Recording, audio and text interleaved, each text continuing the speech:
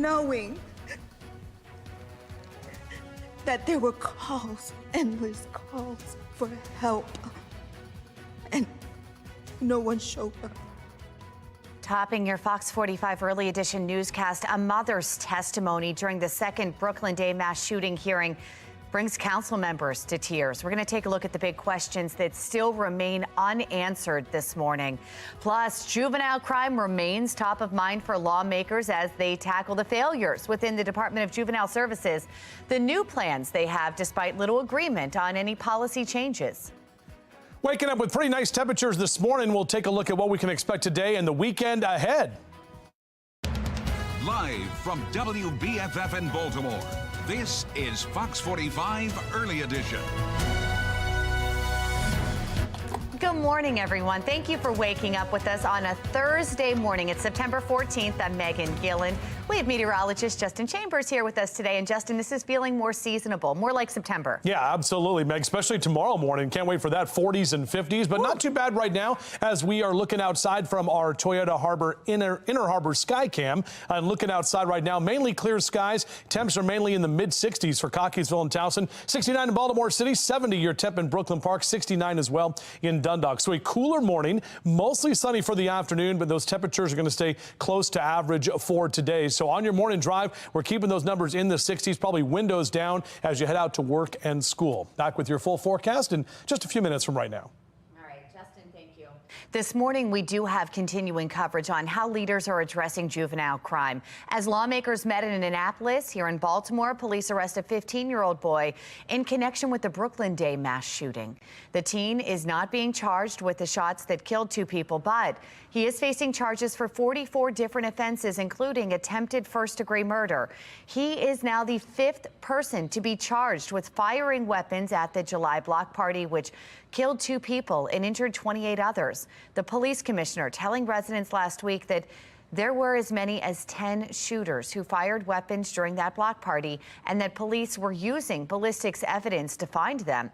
While the commissioner maintains that detectives have no eyewitnesses, one resident tells Fox 45 News she thinks she knows why.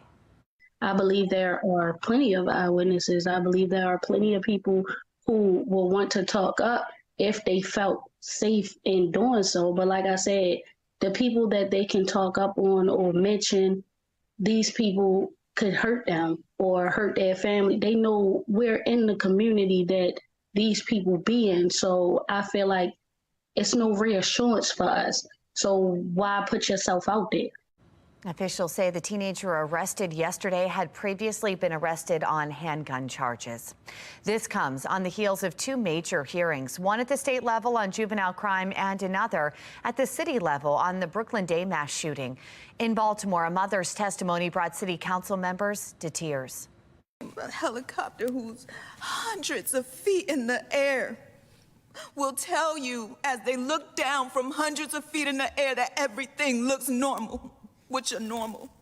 I challenge you, what is your normal? Let them take each other out. Is that your normal? From shootings to car thefts, we have seen an alarming number of young suspects and victims over the past few months. Fox 45 News has documented it all, holding elected leaders accountable at the state and city levels. This morning, we have live team coverage as the demand for answers continues. In our 7 o'clock hour, Mackenzie Frost is pressing lawmakers in Annapolis after an hours-long hearing on juvenile justice. At 5 o'clock, Shannon Lilly will join us live with a closer look at the emotional Baltimore City Council hearing on the Brooklyn Day mass shooting. And Olivia Dance will be breaking down the extremity of recent juvenile crime. Lawmakers in Annapolis will be holding another hearing on juvenile crime in November following that hours-long hearing that came to an end without an agreement on any policy changes. Law enforcement, the Public Defender's Office, state's attorneys from across Maryland, and the Department of Juvenile Services Secretary, they were all questioned for 5 hours about the state's juvenile justice laws. Secretary Vincent Schiraldi touting his agency's report showing juvenile crime is decreasing for the most part. Some pushing back on that data. I'm not sure it's because there has been a drop in juvenile crime. I think the numbers have simply dropped because in many cases, police officers have not brought charges in many cases. Well, state's attorneys are also bringing up their frustration about probation and home monitoring. Two of the Brooklyn home's mass shooting suspects were wearing ankle monitors from DJS. Delegate Luke Clippinger that you heard from there asking about those monitors.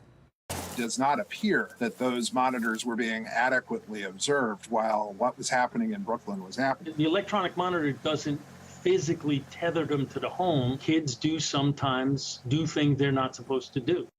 It is important to note that yesterday's hearing was not a special session. Lawmakers could not have changed any laws. The governor has said there will not be a special session to deal with juvenile crime. The regular legislative session begins in January. And that does bring us to our question of the day. Do you trust lawmakers to do what is necessary to address juvenile crime? So far, 93% of those who have voted say no. You can make your voice heard right now at foxbaltimore.com/vote. Turning now to Harford County. Over 6 weeks after Rachel Morin's body was found along the Ma and Pa Trail, attorneys for the family are getting creative with their efforts to reach the Spanish-speaking community. The suspect is allegedly of Hispanic descent. Attorneys are launching a digital ad campaign on at least 30 websites trying to engage Hispanic communities in both Harford County and Los Angeles, where the suspect was allegedly spotted back in March. Harford County police say this surveillance video shows him leaving a home after an invasion and assault. The hope is that somebody that speaks Spanish, that maybe has not seen other newscasts or other information that's in English, will recognize this individual, will come forward and notify the Harford County Sheriff's Department. The Harford County Sheriff's Office sharing this video update on social media late last week, which has both English and Spanish subtitles. Police are still offering a $10,000 reward for anyone with information on the suspect. The United Auto Workers Union inching closer to a strike. What they are saying needs to happen before midnight tonight to ensure their future at the big three auto plants. And this morning we are tracking temperatures in the 60s. Coming up, meteorologist Justin Chambers is tracking some warmer temperatures and when they could be on the way. It's 4:37 and you're watching Fox 45 Early Edition, all local, all morning.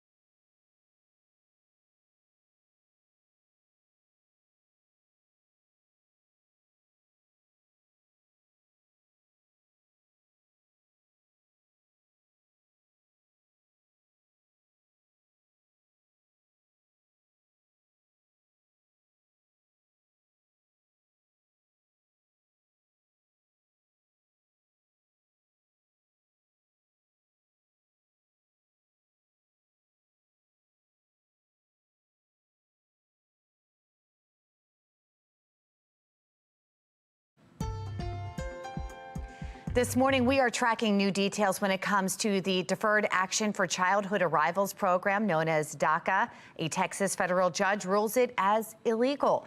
The Obama-era policy offers deportation relief to immigrants brought to the U.S. as children. The ruling does not impact any current beneficiaries, but it will restrict new applications. The Biden administration last year sought to codify the program into federal law, but yesterday the judge said that the White House overstepped its authority by doing so. The Biden administration is expected to appeal, which will likely bring the case before the Supreme Court. Turning now to the potential massive labor strike that could be brewing. If a deal on a new contract is not reached today, the United Auto Workers Union could begin striking. UAW President Shawn Fain says if a strike were to happen, union members would initially strike at specific General Motors, Ford, and Stellantis plants, and then strikes at more plants would follow. The demands include a 40% pay increase over 4 years, a return to traditional pensions, and 32-hour work week with wages for 40. The current contract expires just before midnight tonight. Caesars Entertainment and MGM Resorts International are reportedly targeted by the same group of hackers, and now one of them may have paid out millions in ransom. The two companies were hacked by a group called Scattered Spider. Caesars Entertainment reportedly paid tens of millions of dollars to the hackers after a cyber attack late last month. And now ransom is being demanded from MGM. MGM Resorts says it was forced to shut down some casino and hotel computer systems after a cybersecurity issue was discovered this week. The FBI is investigating the MGM attack. Howard County schools are making big adjustments to their schedules to help combat their ongoing bus shortage issues. Still to come, the impacts going into effect around the county starting next week. Beating the odds when it comes to surviving ovarian cancer, and that beat is significant. I'm Liz Bonus. We'll tell you why just ahead. But first, here's what's ahead this morning on the National Desk. I'm Jan Jeffcoat. This morning on the National Desk, a leading economist joins us to bring reality to the latest inflation numbers. And is there any relief in sight for the last quarter of 2023 and the holidays? This morning on the National Desk, America's News Now, weekday mornings. You can watch the National Desk on our sister station, the CW Baltimore, weekdays from 6 to 9 a.m. It's 4:42. You're watching Fox 45 Early Edition, all local, all morning.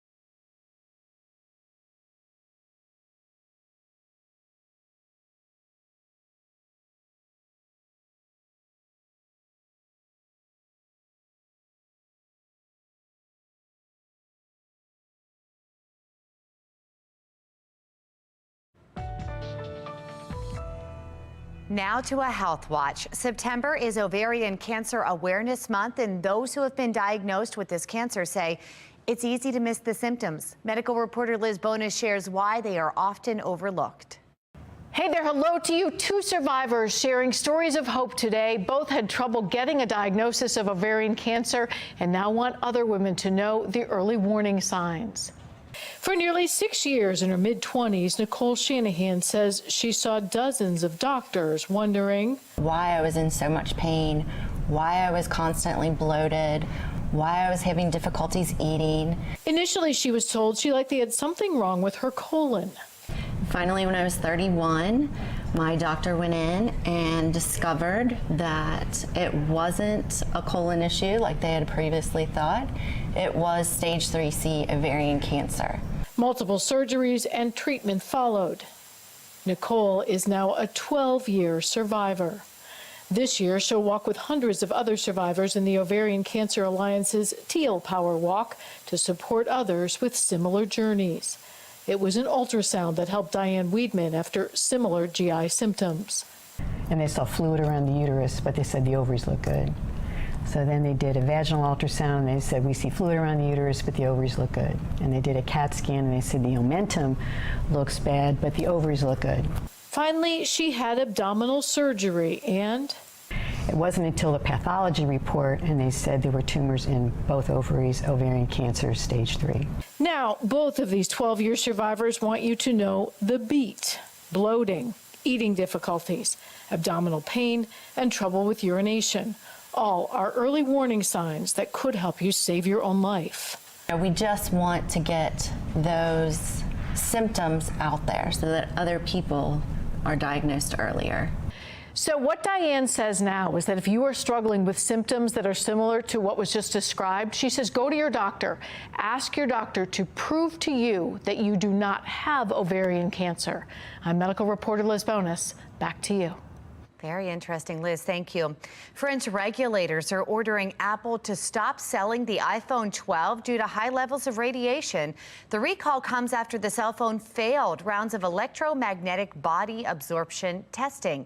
Its levels are higher than EU standards by 4 watts. France's digital minister admits the tests do not reflect typical phone use.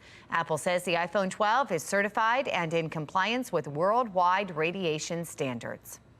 Time now 4:48. We want to check back in with meteorologist Justin Chambers. We're over the hump, heading towards the weekend, Justin. Yeah, absolutely, Megan. Looking pretty good today. In fact, we're going to have drier air that is going to be in place as we head into the weekend starting today. So that humidity starting to abate a little bit, and our temperatures that are not going to be too bad. Pretty close to average for this time of year. As we look outside right now, you can see our temperature 69 degrees. That's the number officially at BWI Thurgood Marshall. Notice that humidity at 59%. With dew point temperatures hanging in the 50s. And those dew points are going to be off the chart in a good way. On the bottom, we're talking about pleasant conditions for dew points all the way through the next couple of days into the weekend. Maybe a little bit more humidity into Sunday and Monday. But overall, that nice drier air will be noticeable as you're spending time outside. As you rise and shine with us next couple of hours, you can see those numbers mainly in the mid to upper 60s. Sun comes up at 6:47. Notice the sunset at 7:17. We're closer to that first day of autumn where we have 12 hours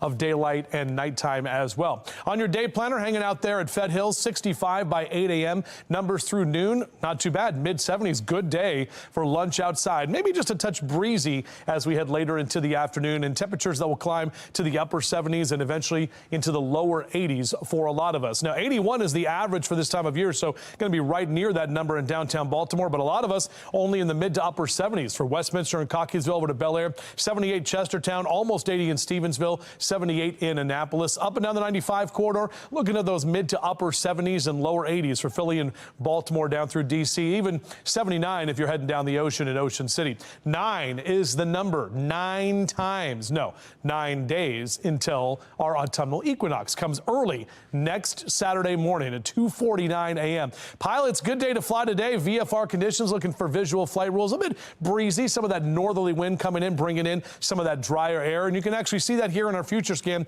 We're going to stay rain-free for quite some time, even after we had those strong storms early on Wednesday morning. This is a look at our future scan through Friday. Nice ridge of high pressure building in. You can actually see what will be Hurricane Lee by the time it makes its way to the weekend up toward the northeast and parts of Maine and Nova Scotia. That's where it's expecting to make landfall, possibly as a tropical storm. But either way, what that'll do here is kick up our surf, especially along all the beaches for the eastern shore. So you got to be aware of that if you're heading down that way. All right, your 7-day forecast. O's didn't get the win last night, but they're back at it tonight. The Rays in town, a 4-game set. This is going to determine a lot of what happens as we get into the postseason. So 81 today, upper 70s tomorrow. We're going to wake up in the 50s, and we actually will have the next couple of mornings will be mainly in the 50s, but notice those temps stay in the 80s through the weekend and all the way toward the middle of next week. Hey.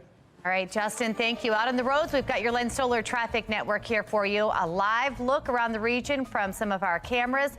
Looking pretty good, guys. Light volume, no issues to report. Let's get a check on mass transit. We have Austin Todd with the MTA joining us again today. Good morning, Austin. Hey, good morning, Megan. A quiet start to our Thursday. Things look great out there so far. We still have to watch the light rail right now. Still closed between North Avenue and Falls Road. That's because of storm damage from last week. They're still making repairs. We have a bus bridge in place to accommodate riders. Right, once again, that's between Falls Road and North Avenue. Riders should expect delays of about 15 minutes if they have to take that shuttle. Metro Subway's operating on schedule. No major issues so far. Things on the MARC train system look pretty good right now as well. No delays on the MARC train. For the MTA Transit team, I'm Austin Todd. All right, Austin, thank you. Former President Donald Trump staying on the primary ballot in New Hampshire. Coming up, why the Secretary of State says the 14th Amendment will not hold up at this point. The latest debate over book banning leads to some shocking moments on Capitol Hill. I'm Kayla Gaskins with that story straight ahead. Time now, 4:52. You're watching Fox 45 Early Edition, all local, all morning.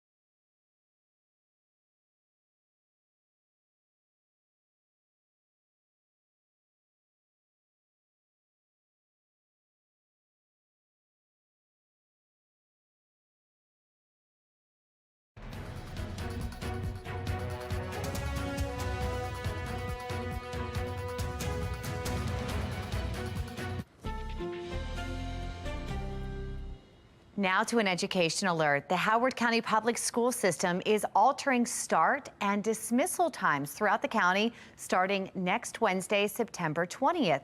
This comes in response to complaints about late buses and canceled routes. Middle and high schools will start and end 10 minutes earlier, while elementary schools will start and end 10 minutes later.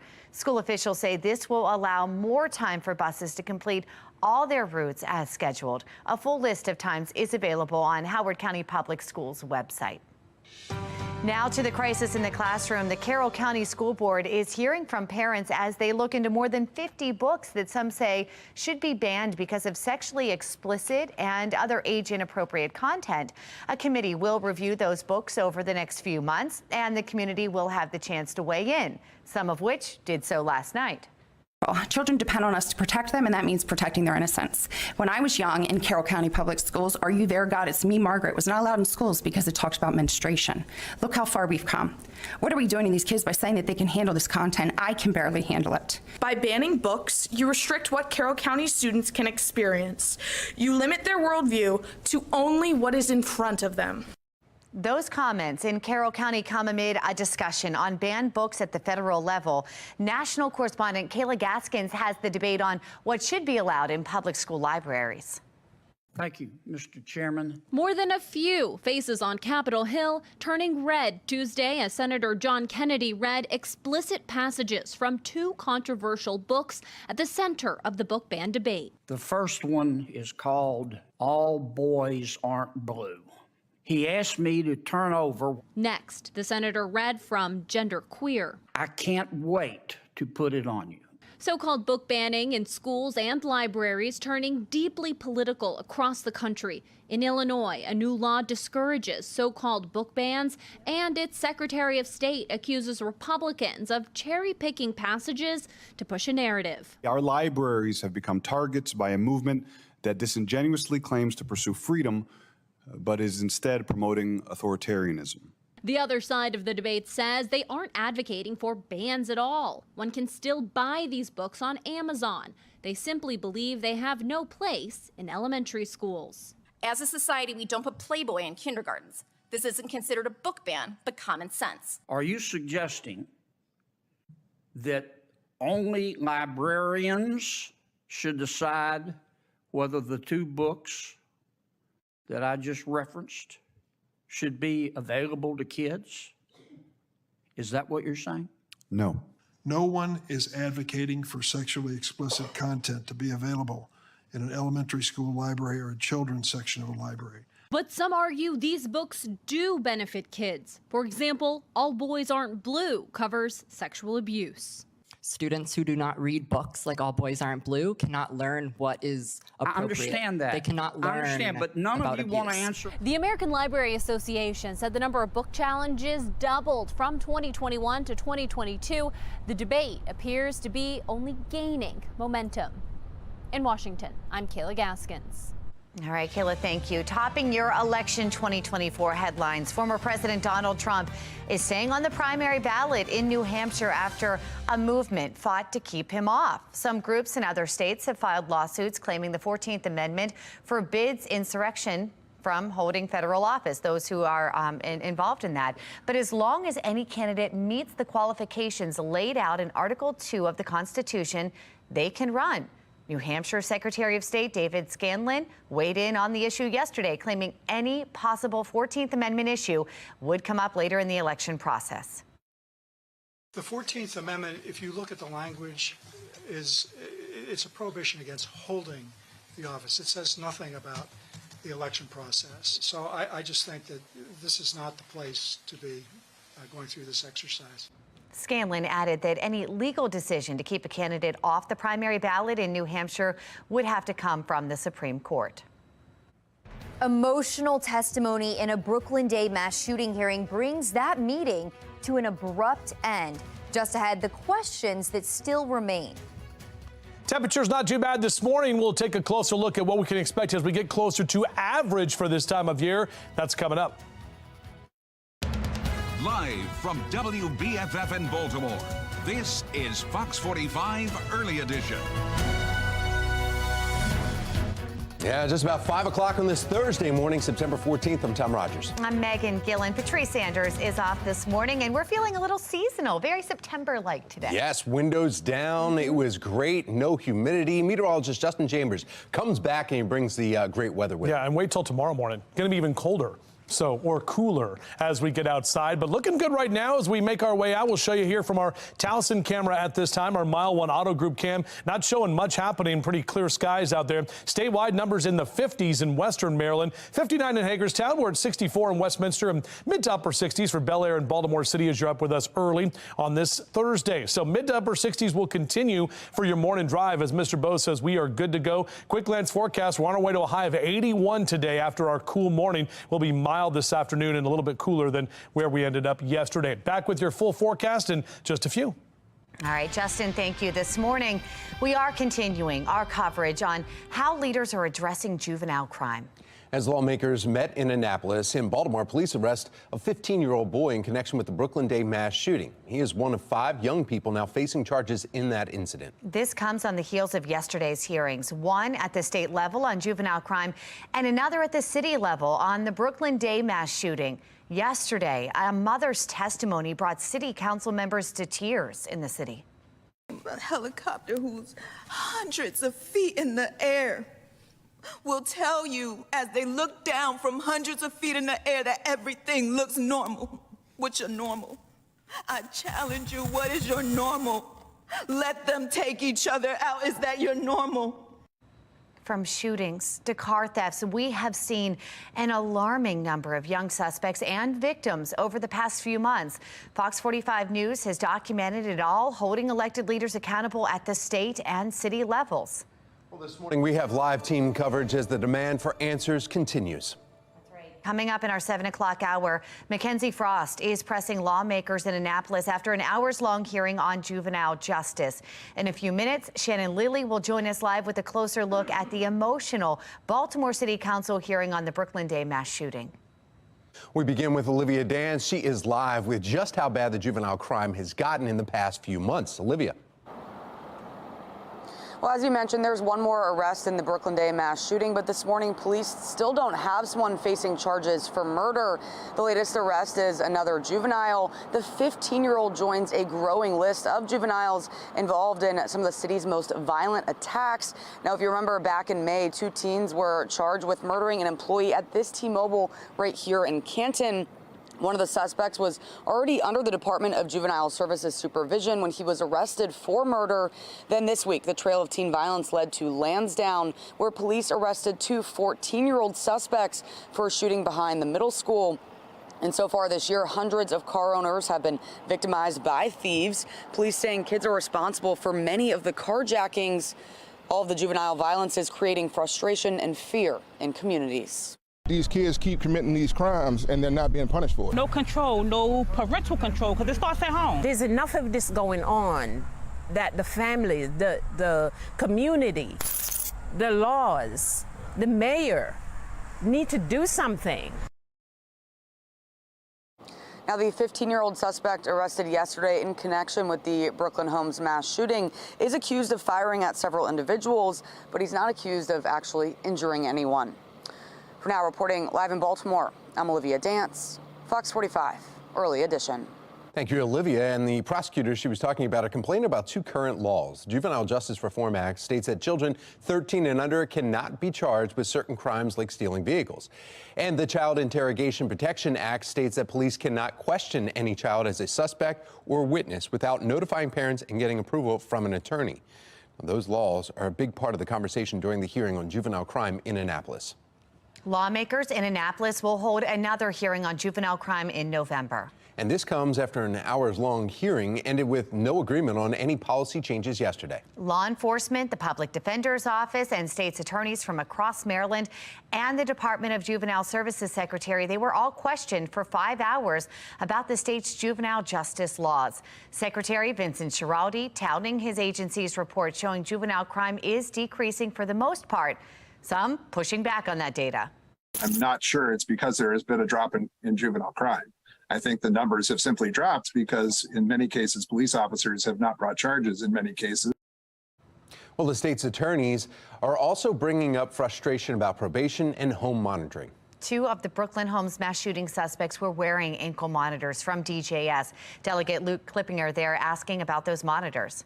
It does not appear that those monitors were being adequately observed while what was happening in Brooklyn was happening. The electronic monitor doesn't physically tether them to the home. Kids do sometimes do things they're not supposed to do. It's important to note yesterday's hearing was not a special session. Lawmakers could not have changed any of the laws. The governor has said there will not be a special session to deal with juvenile crime. The regular legislative session begins in January. And this brings us to our question of the day. Do you trust lawmakers to do what's necessary to address the juvenile crime? So far, 93% of those who have responded voted no. You can make your voice heard right now by going to foxbaltimore.com/vote. Turning now to the city as we continue our team coverage. The city council is now looking to set up another date and time to wrap up its second hearing on the Brooklyn Day mass shooting. This was the first time police leadership answered questions following the after action report release. We have Shannon Lilly joining us live with why the meeting ended early. Shannon.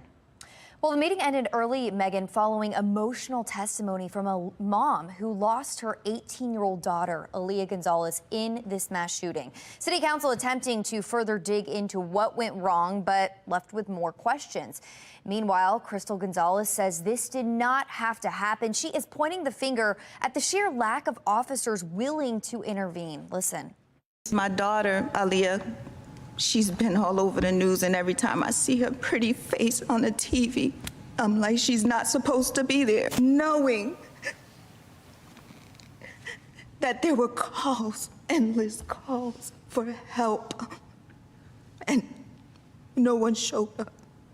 Knowing that Foxtrot will tell you as they look down from hundreds of feet in the air that everything looks normal. What's your normal? I challenge you, what is your normal? Let them take each other out. Is that your normal? Just so heartbreaking to hear. And after that testimony, Baltimore City Councilman Mark Conway called for a 5-minute recess. The hearing never resumed. Before that, though, City Council members asked tough questions as this marked the first hearing into Brooklyn Day following the release of that after-action report, which cited critical failures and officer indifference. For instance, the day of the shooting, several 911 calls were made, including one warning that hundreds of people were armed with guns and knives. Later, Foxtrot flew over a crowd of about 700 people, reporting, quote, everything appears to be normal. On top of that, BPD also revealing days before the block party information officers found on flyers and a social media post detailing the event, but that information was never passed along as promised. Councilwoman Odette Ramos is demanding to know why. You're very specific in the rest of the report except for right here. I'm not sure how I can answer that, Councilmember. I mean, this is crazy. The meeting ended early, and we're told the rest of it will be rescheduled, but a new date has yet to be announced. Reporting live in the studio, I'm Shannon Lilly. Tom? Thank you, Shannon. We did not hear from the Mayor's Office of Neighborhood Safety and Engagement, or MONSE, or the Housing Authority, and there are some lingering questions for both agencies. MONSE confirms Safe Streets workers were at the Brooklyn Day block party before the shooting and mediated 5 incidents believed to be involved with handguns on the night of the shooting. But they stopped short of addressing where those incidents took place or what those mediations entailed. MONSE also says Safe Streets workers knew about the Brooklyn Day party nearly a month in advance, but did not notify police. Well, the Housing Authority has also faced criticism for allowing the unauthorized party to happen. Agency leaders say they were not aware Brooklyn Day was taking place despite the crowds at the Brooklyn homes. The agency is now working to provide overnight security and educating residents about emergency protocols. Again, we're expected to hear from both MONSE and the Housing Authority at a later date. In Mexico, we are seeing alleged evidence of 2 alien bodies. Still to come, the experts who study extraterrestrials speaks to their history and how they were found. Our temperatures are in the 60s right now. We'll talk about drier conditions and some wind that we could deal with today. It's all coming up in a few.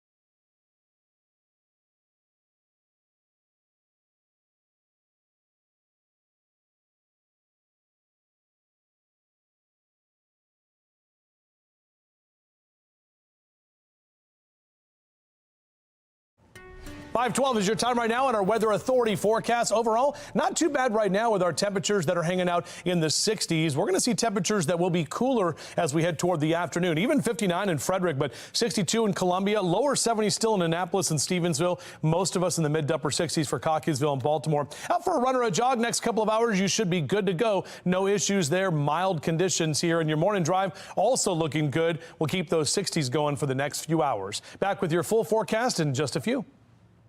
Well, still to come this morning on Fox 45's Early Edition, the escaped prisoner from Pennsylvania prison once again in police custody. After the break, how a Belgian Malinois ultimately landed that killer in handcuffs.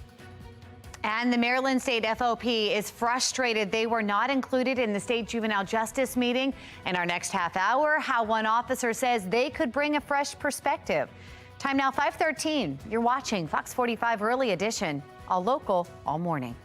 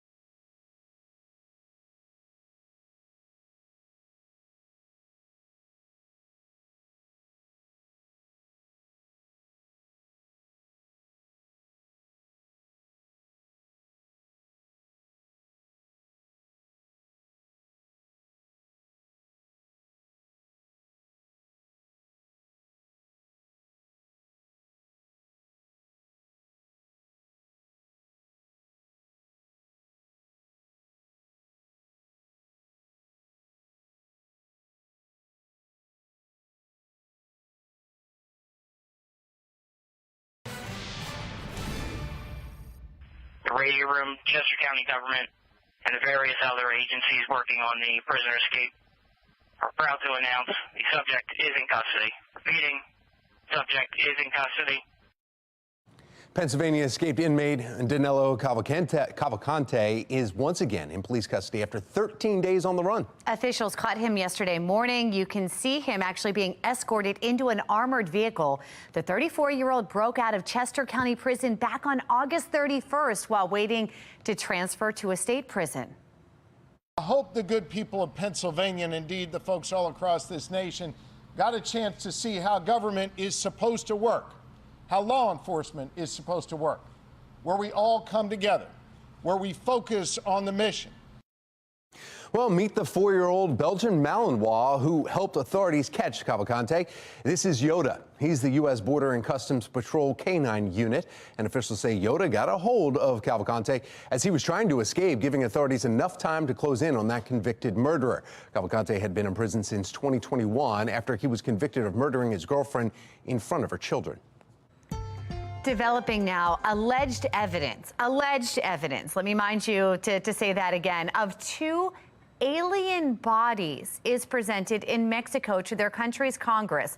Experts who study extraterrestrials did testify during the proceedings. The the white-looking corpses were said to be found in Peru in 2017 and are estimated to be 1,000 years old. Look how little. The expert who unveiled them said under oath that the bodies were not human. Alleged scans of the bodies claim that they have big brains and big eyes, and they lack teeth.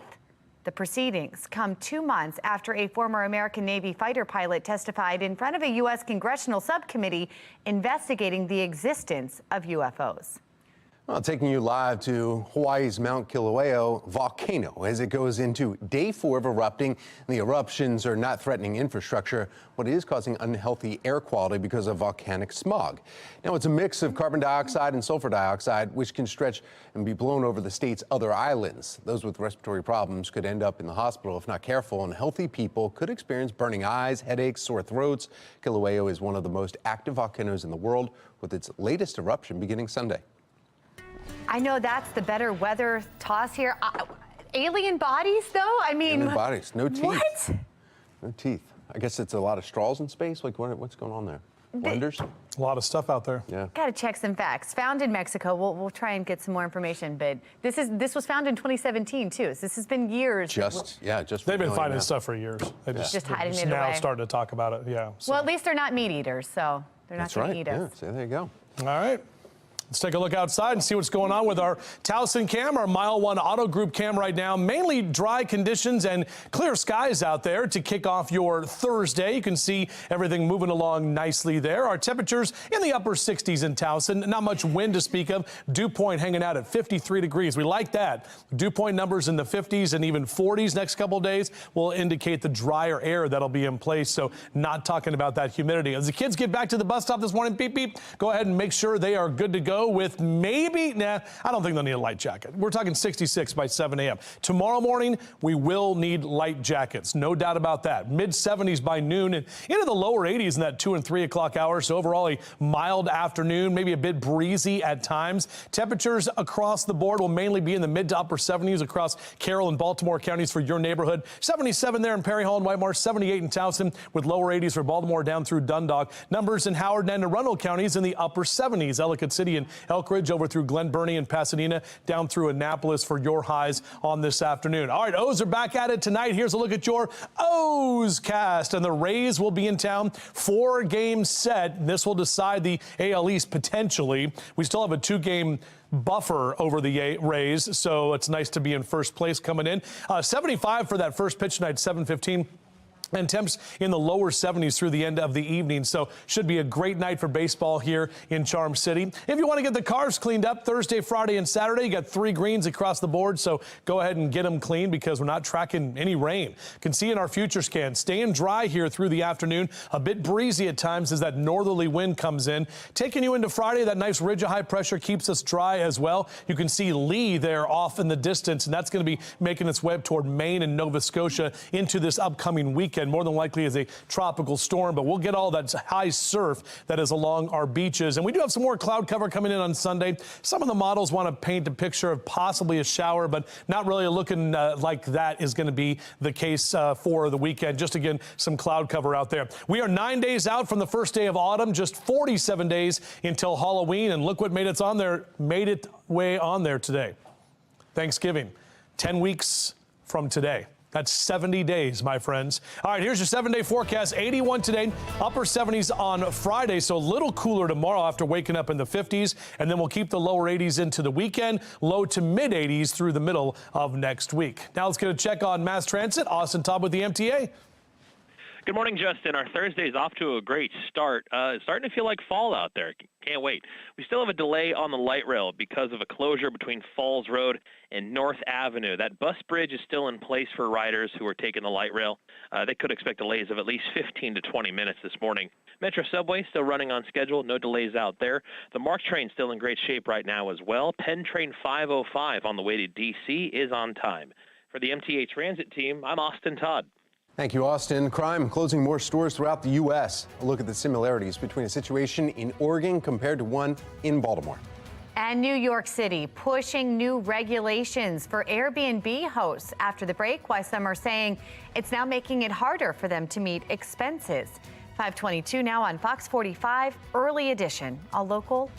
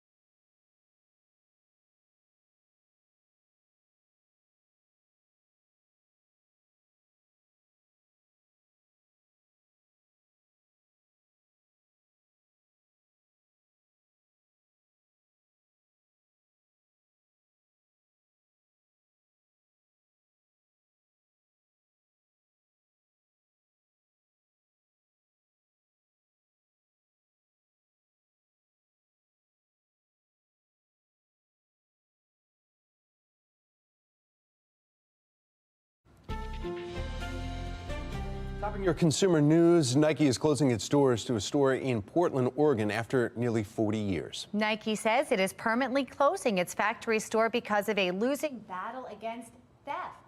The store first closed in October of last year with no official statement except for a message on the store's website stating closed for the next 7 days. The store has remained closed and will now be permanently closed. Nike's Portland store had the second highest rate of reported shoplifting behind Target and other stores such as Walmart, REI, and they've also announced store closings because of the crime.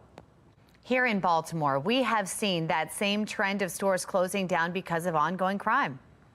It hurts my heart to leave Mount Vernon like this. Our blood, sweat, and tears, along with our employees, is in this building.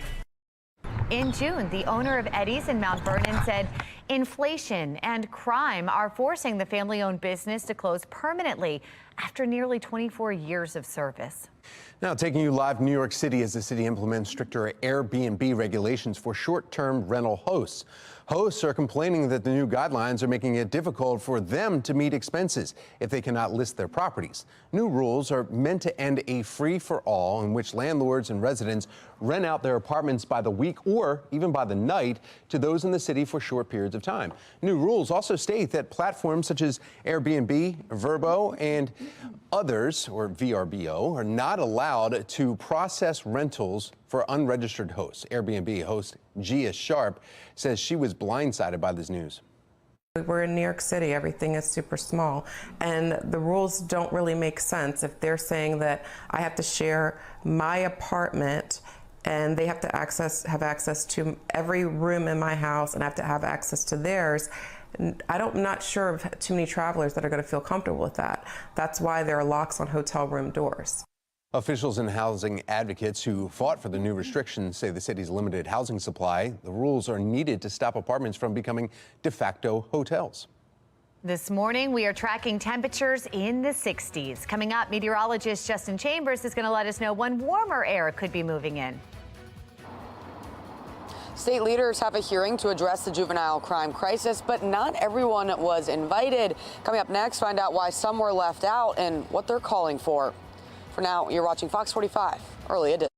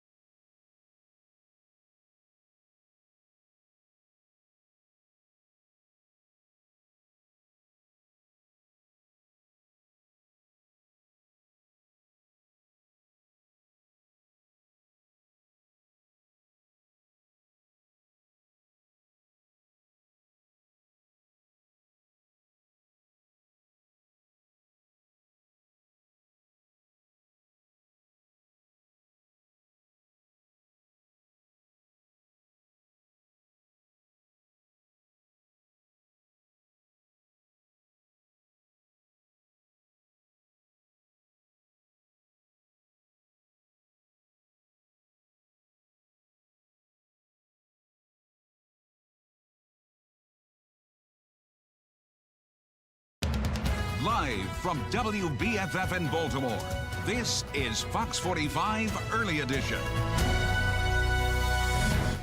Welcome back to Fox 45 Early Edition. It's Thursday, September 14th. I'm Megan Gillen. I'm Tom Rogers. We want to get right over to meteorologist Justin Chambers looking at this great forecast for you. Yeah, temperatures looking good, drier conditions, and maybe even a little bit breezy later this afternoon. Looking outside right now, we're looking good over the Inner Harbor. Obviously still more than an hour away from that sun coming up, but mainly clear skies and temps that have mainly stayed in the mid to upper 60s here. Essex and Middle River at 67. Elkridge, you're at 65, 61 in Ellicott City. So morning drive looking good. Windows down next couple of hours as you're out and about. Numbers staying mainly in the 60s through your morning commute. And we'll top out at 81 today. A little bit cooler tomorrow, but right back to the lower 80s on Saturday with really no rain in sight. Back with your full forecast in just a few minutes from right now. Thank you, Justin. Now to the Lens Solar Traffic Network here. As you see a couple different cameras throughout the area as traffic is moving along fine. No issues in dry roadways. This morning, we are continuing our coverage on two big stories as juvenile crime is at the top of mind for city and state leaders. Fox 45 News keeping you up to date on the juvenile crime hearing at a state level and at a local level. A city council hearing on the Brooklyn Day mass shooting in Baltimore. We know a 15-year-old has been arrested in connection to the shooting. He is the fifth young person to face charges, but no one has been charged with the two murders. During yesterday's Baltimore City Council hearing, the mother of one of the victims shared a tearful testimony, frustrated with police response to the shooting. This did not have to happen. This didn't have to happen if there were 1 or 2 or 3 patrol cars out there. I'm sorry, guys. As I said, this is my life. Baltimore police acknowledge failures in their actions before and after the shooting. They say they have already made some staffing changes and the investigation is ongoing. City Council President Nick Mosby criticized Baltimore's police department. He says they are not addressing the root cause of the tragedy. I just don't understand the real point of these recommendations, because this does not change what occurred in Brooklyn Day. It wasn't because we didn't have enough people. It wasn't because we didn't have the right command. It wasn't because we didn't have the protocols or operational procedures in place to address this. It's because we decided to do nothing. And we allowed it to occur in Brooklyn, and we would not allow it to occur in Fells Point or in Canton or in other parts of our city. Again, this is not a race thing, but it's definitely partially a socioeconomic thing, and frankly, a mixture of the two. We did not hear from the Mayor's Office of Neighborhood Safety and Engagement, or MONSE, or the Housing Authority of Baltimore. Hearing came to an end early, and it will be rescheduled for a later date. Meanwhile, state lawmakers prepare to meet once again to address juvenile crime laws in our state. During a hearing yesterday, some lawmakers say they stand with the current laws, while others are looking for ways to hold young people accountable. The Department of Juvenile Services argues crime is trending down, but some state prosecutors are pushing back on that. That's not what we've seen here in Montgomery County. If you actually compare the numbers between 21 and 22, we have nearly doubled the number of arrests in 22 than we had in 21. The arbitrary setting up of limitations on how long someone can be placed on probation doesn't really focus on rehabilitating the individual. There is no consequence, as the law now exists, if you blow off probation. The next hearing is in November. The 2024 legislative session begins in January. Leaders of one local group, they're voicing their frustration at being excluded from the juvenile justice hearing. Baltimore City School Police say they should have had a seat at the table since they have experience dealing with children. Olivia Dance joining us live this morning with why Baltimore City School Police say they could have added some valuable perspective. Olivia? Well, Megan and Tom, after yesterday's hearing, many are hoping that changes will be made to the current juvenile justice laws. But right now, there's frustration after police weren't invited to that hearing with lawmakers. Who better to give good insight on what we're actually seeing on the streets but our police officers? I'm looking at members of the legislature who have made comments over and over that it's us, the police, that are getting it wrong. However, we're not being allowed to sit at the table and be a part of the solution. That was Clyde Boatwright, president of the Maryland State Fraternal Order of Police and a sergeant with Baltimore City School Police, who has decades of dealing with juveniles. He says he and his members weren't invited to the table. Boatwright says the Maryland FOP has 17,000 members defending the state daily who just want to be a part of the solution when it comes to juvenile crime, especially after he says there have been so many violent incidents. Boatwright says he asked the legislator why they weren't included yesterday, and he was just told that they would reach out next time. Tom, back to you. Olivia, what does Boatwright say is one of the major problems, though, they see when it comes to juvenile crime? Yeah, so Tom, a new report from the Department of Juvenile Services shows that Baltimore is seeing an increase in gun violence among juveniles, and Boatwright agrees that kids with guns is a major problem. Take a listen to what he said. It's the availability of firearms. Right now, we're now seeing our young people throughout the state carry firearms on a regular basis. It's almost the equivalent of how people used to carry pocket knives. Now, people just arm themselves and decide that they want to, in some cases use it for, robberies. They're using it for carjackings. They're using it for shooting. And Boatwright says he's just hopeful that yesterday's hearing will be a precursor to change ahead of lawmakers' 90-day session. For now, reporting live in Baltimore, I'm Olivia Dance, Fox 45, Early Edition. All right, Olivia, thank you. And that brings us to our question of the day. Do you trust lawmakers to do what's necessary to address juvenile crime? So far, looking at the responses coming in, 93% of those who have weighed in say no. You can make your voice heard right now at foxbaltimore.com/vote. Severe storms hit parts of New England. In fact, look at this video just coming in there. You can see what looks to be a funnel cloud or tornado there, and more of this type of weather could be on the way. Just ahead from the Live Center, we're tracking Hurricane Lee and the problems it could bring to the Northeast. And today we are going to be drier with temperatures in the 70s. Coming up, meteorologist Justin Chambers is tracking how those temperatures will hold up for your weekend. It is 5:37. You're watching Fox 45 Early Edition, all local.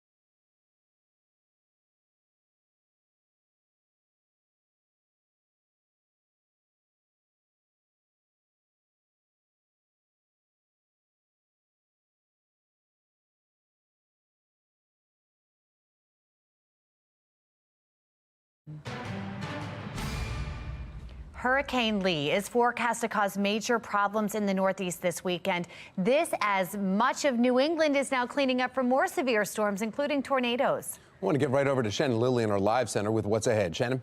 Yeah, we're starting with a live look over Boston this morning, guys, where there are tropical storm watches posted now from Rhode Island to the central Maine coast, including Boston and Portland. A hurricane watch is issued for northern Maine, and it comes as much of that severe weather. We're seeing some of the images come through. I want to show you just on social media here. This is part of Rhode Island here, where this video is coming in. You can see what looks to be a tornado just 10 miles north of downtown Providence. Pretty scary stuff there. We also have more video from our sister station in Providence that shows the aftermath of these winds, strong enough to knock over the press box at a local high school. As cleanup is underway, the region is also bracing for another storm in Maine. Marinas are taking boats out of the water ahead of Hurricane Lee. The storm is a little weaker this morning. Winds are down to 100 miles an hour, a Category 2 storm, but it's still very large and growing, now more than 500 miles wide. Here's this morning's new forecast cone from the National Hurricane Center right there. The track has shifted a little bit. You can see it's shifted east again, putting landfall likely as a strong tropical storm near the tip of Nova Scotia, but we cannot rule out northern Maine just yet. Power outages, flooding, and storm surge are all possible along parts of the New England coast starting on Saturday. Of course, we'll continue to track this. Any updates we'll bring you right here from the Live Center. Now let's get to meteorologist Justin Chambers with what the weather will look like here. Any impacts locally, Justin? High surf advisory is continuing for all of our ocean beaches along Maryland and Delaware. So that's going to continue, especially into the weekend as Lee gets a little bit closer. But again, yeah, that track is keeping it well to the east of us. But those are going to be the impacts that we'll have here semi-locally, at least in the state of Maryland. Right now, our Towson cam looking nice at this time. Still dark out there and mainly clear skies. You will not need a jacket this morning, but you will need the sunglasses here as you head out toward the afternoon. Possibly jacket weather tomorrow morning. Out for a run or a jog next couple of hours. Numbers mainly in the 60s, so overall mild conditions on your jogging cast. Back with your full forecast. We'll do that in a few minutes from right now. Well, a potential auto worker strike is looming in the U.S., why the White House is currently keeping their comments quiet. And today is a huge day for the Orioles in their push to playoffs. The series that kicks off here in Baltimore that you can catch right here on Fox 45. It's 5:42. You're watching Fox 45 Early Edition. All local, all morning.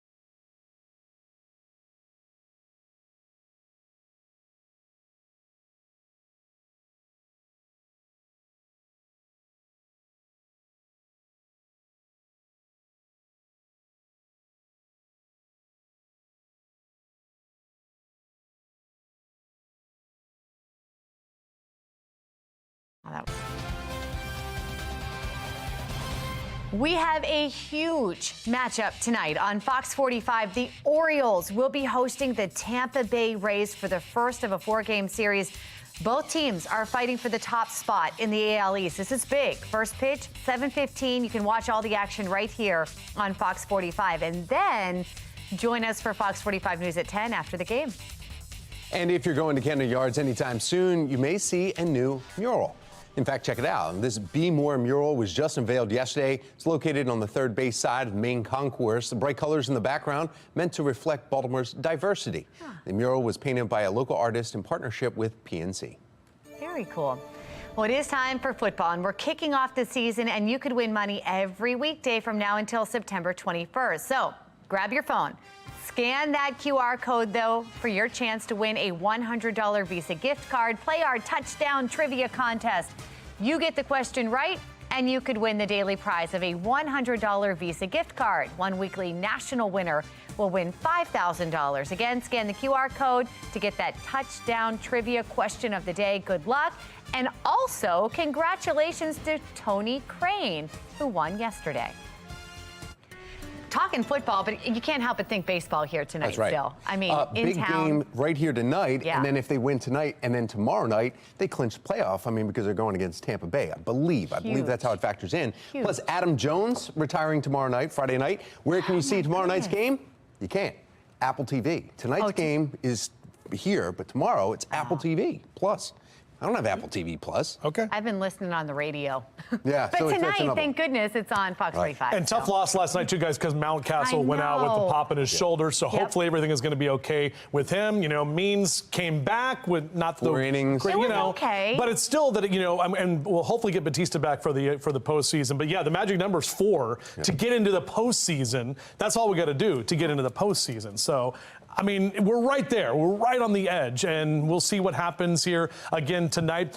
Be a big test, obviously, in the AL East. We still have a 2-game lead over the Rays, so we're still in first place. And by the way, we haven't given up first place in months, so it seems like we've just been kind of hanging out right on top, and we love that. So overall, if you are heading to the game tonight on your O's cast, 75 for that first pitch at 7:15 p.m. Lower 70s here through the 5th inning and into the 9th inning as well. And overall, a very nice night to enjoy some baseball here in Charm City, and next couple of nights are going to be pretty good as well. Golfers hitting the links today on your forecast. 69 by 9 a.m. We'll be in the mid-70s through noon and into the lower 80s in that 2 and 3 o'clock hour. Great day to be outside. Maybe a bit breezy, possibly about a 1-club wind later this afternoon. Notice those temperatures, a lot of us only in the 70s today, with mid-70s for Westminster and Cockeysville to Bel Air, 78 in Chestertown, lower 80s in Baltimore. Not the fall chill, but definitely those cooler temperatures and less humidity. And if you're traveling around the country, lower 80s for St. Louis and Nashville down through Atlanta, 89 in New Orleans. The heat still on in Phoenix at 99 there, 73 though in Denver today, and lower 80s in Minnesota, in Minneapolis there for the Twin Cities. If you want to get the grass cut today, Thursday, Friday, and Saturday, in fact, next couple of days on your MoCast, we are dry with really no rain in sight. So you'll have to do that watering yourself. We're not getting any help from Mother Nature. And you can see that here on our future scan, that northerly flow bringing in that drier air, the ridge of high pressure keeping Lee well away from us here as we get into the weekend. But notice it is going to be getting closer to the northeast in Nova Scotia as we head into Saturday and Sunday. Now, Sunday afternoon, we could get a little bit more cloud cover, may see a stray shower, but overall, we're not tracking much in the way of rain. Mentioned this earlier, but we are just 47 days away from Halloween now, with 52 days until that time change where we fall back. And Veterans Day this year comes on a Saturday, so 58 days from that, with Thanksgiving just 10 weeks from today. All right, I'm excited about that because this year it's my birthday. All right, 79 tomorrow. Back to the lower 80s into Saturday and Sunday. We're going to wake up in the 50s for the next couple of mornings. And then as we see next week, our temps back to the low and mid 80s, so a bit warmer. Tom? All right, thank you, Justin. Let's take a look at your Len Stoller traffic network and some of the cameras around the Baltimore region here as vehicles are moving along just fine in these camera shots. No real issues to report at all throughout the Baltimore region. Some good news there. Here's a live look now from our traffic photojournalist. He's cruising around the area of Towson along 83. So not bad at either there. You see wide open roadways. Now we want to get a check for your mass transit. We have Austin Todd with the MTA. Good morning, Austin. Hey, good morning, Tom. So far, so good out there. Kind of the same story on all of our transit systems. No major delays at this time. We do have a bit of a delay this morning on the light rail. That's because of a closure we've been following for the last week or so between Falls Road and North Avenue. There's a bus bridge in place for riders, so if they plan on taking that shuttle between Falls Road and North Avenue, they should expect a delay of about 15 minutes or so. Metro Subway operating on schedule. No major delays on the MARC train system. Looking at Camden Train 843 on the way to D.C. That's on time. Penn Train 511 is in great shape right now as well. For the MTA Transit team, I'm Austin Todd. Thank you, Austin.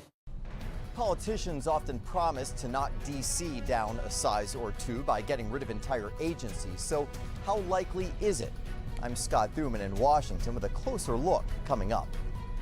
White House blasting House Republicans as Congress works to try and prevent a government shutdown, coming up where the compromise currently stands as the deadline is inching closer. 5:51, you're watching Fox 45's Early Edition, all local.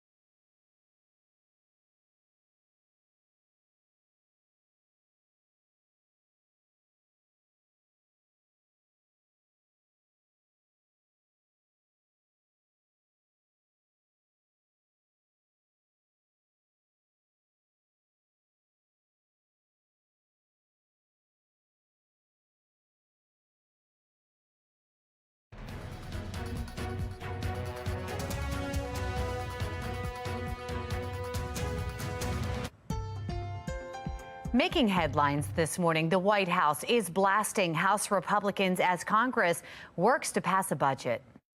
A deal is a deal. Hard-right Republicans want House Speaker Kevin McCarthy to slash federal spending below the levels he agreed to with the president when negotiating to avoid default. The White House says McCarthy is ignoring the agreement that got bipartisan approval. That protected critical priorities for the American people. California Congressman David Vallado, a Republican, believes compromise is possible. I'm pretty confident. I do believe, especially from conference this morning, listening to leadership give their talk and some of the private meetings that I've been in, I do feel like there is enough folks there that want to see this get done. I know we're going to have some that are going to oppose it, going to be very vocal, but ultimately I think there's enough that want to see it get done. Well, the fiscal year is up at the end of the month, putting the government at risk of shutting down if spending bills are not passed. Inflation is going up again. Now it's up to the Federal Reserve to decide on the next steps. Prices have now increased for the second straight month, this time due largely to higher prices at the pump. And as the Fed weighs another possible rate hike, at least one of the Fed's biggest critics says another increase simply won't do. The idea that the Fed can raise interest rates and somehow magically that's going to produce more oil, it just doesn't work that way. The potential auto workers strike could test President Joe Biden's claim of being the most pro-union president in U.S. history. General Motors, Ford, and Stellantis have until midnight to reach a deal with the United Auto Workers Union. Otherwise, union leaders say they will go on strike, with as many as 150,000 workers potentially walking off their jobs. The White House's chief economist says the president is keeping tabs on the negotiations, but declined to say if Biden would support a strike. Called President Fain on Labor Day and called all big three executives before he left for Asia to encourage them to provide more forward-leaning offers and stay at the table. So that's what the president has done, and he will continue to press on that, as will the team that's monitoring that closely. Meanwhile, former President Donald Trump now vying for the union vote. In a statement, he decried Biden's electric vehicle policies while promising better wages and pensions for workers if reelected. Taking you live from Capitol Hill here, where political candidates say the federal government is simply too big. The latest to propose massive cuts in Republican presidential contender Vivek Ramaswamy. Now, who has suggested eliminating hundreds of thousands of jobs, including getting rid of the FBI, the Department of Education, and other agencies. Sinclair's chief political correspondent Scott Thuman explains how these big ideas can be even bigger challenges. There's no arguing the federal government is a behemoth, the country's largest employer with about 2 million civilian personnel. But some presidential candidates want to dramatically change that. Mass layoffs are absolutely what I am bringing to the D.C. bureaucracy. Among them, Vivek Ramaswamy, who recently told us while on the campaign trail his designs for dismantling the IRS, Department of Education, and in this case, the FBI. 35,000 or so employees. 20,000 of them are in back office functions.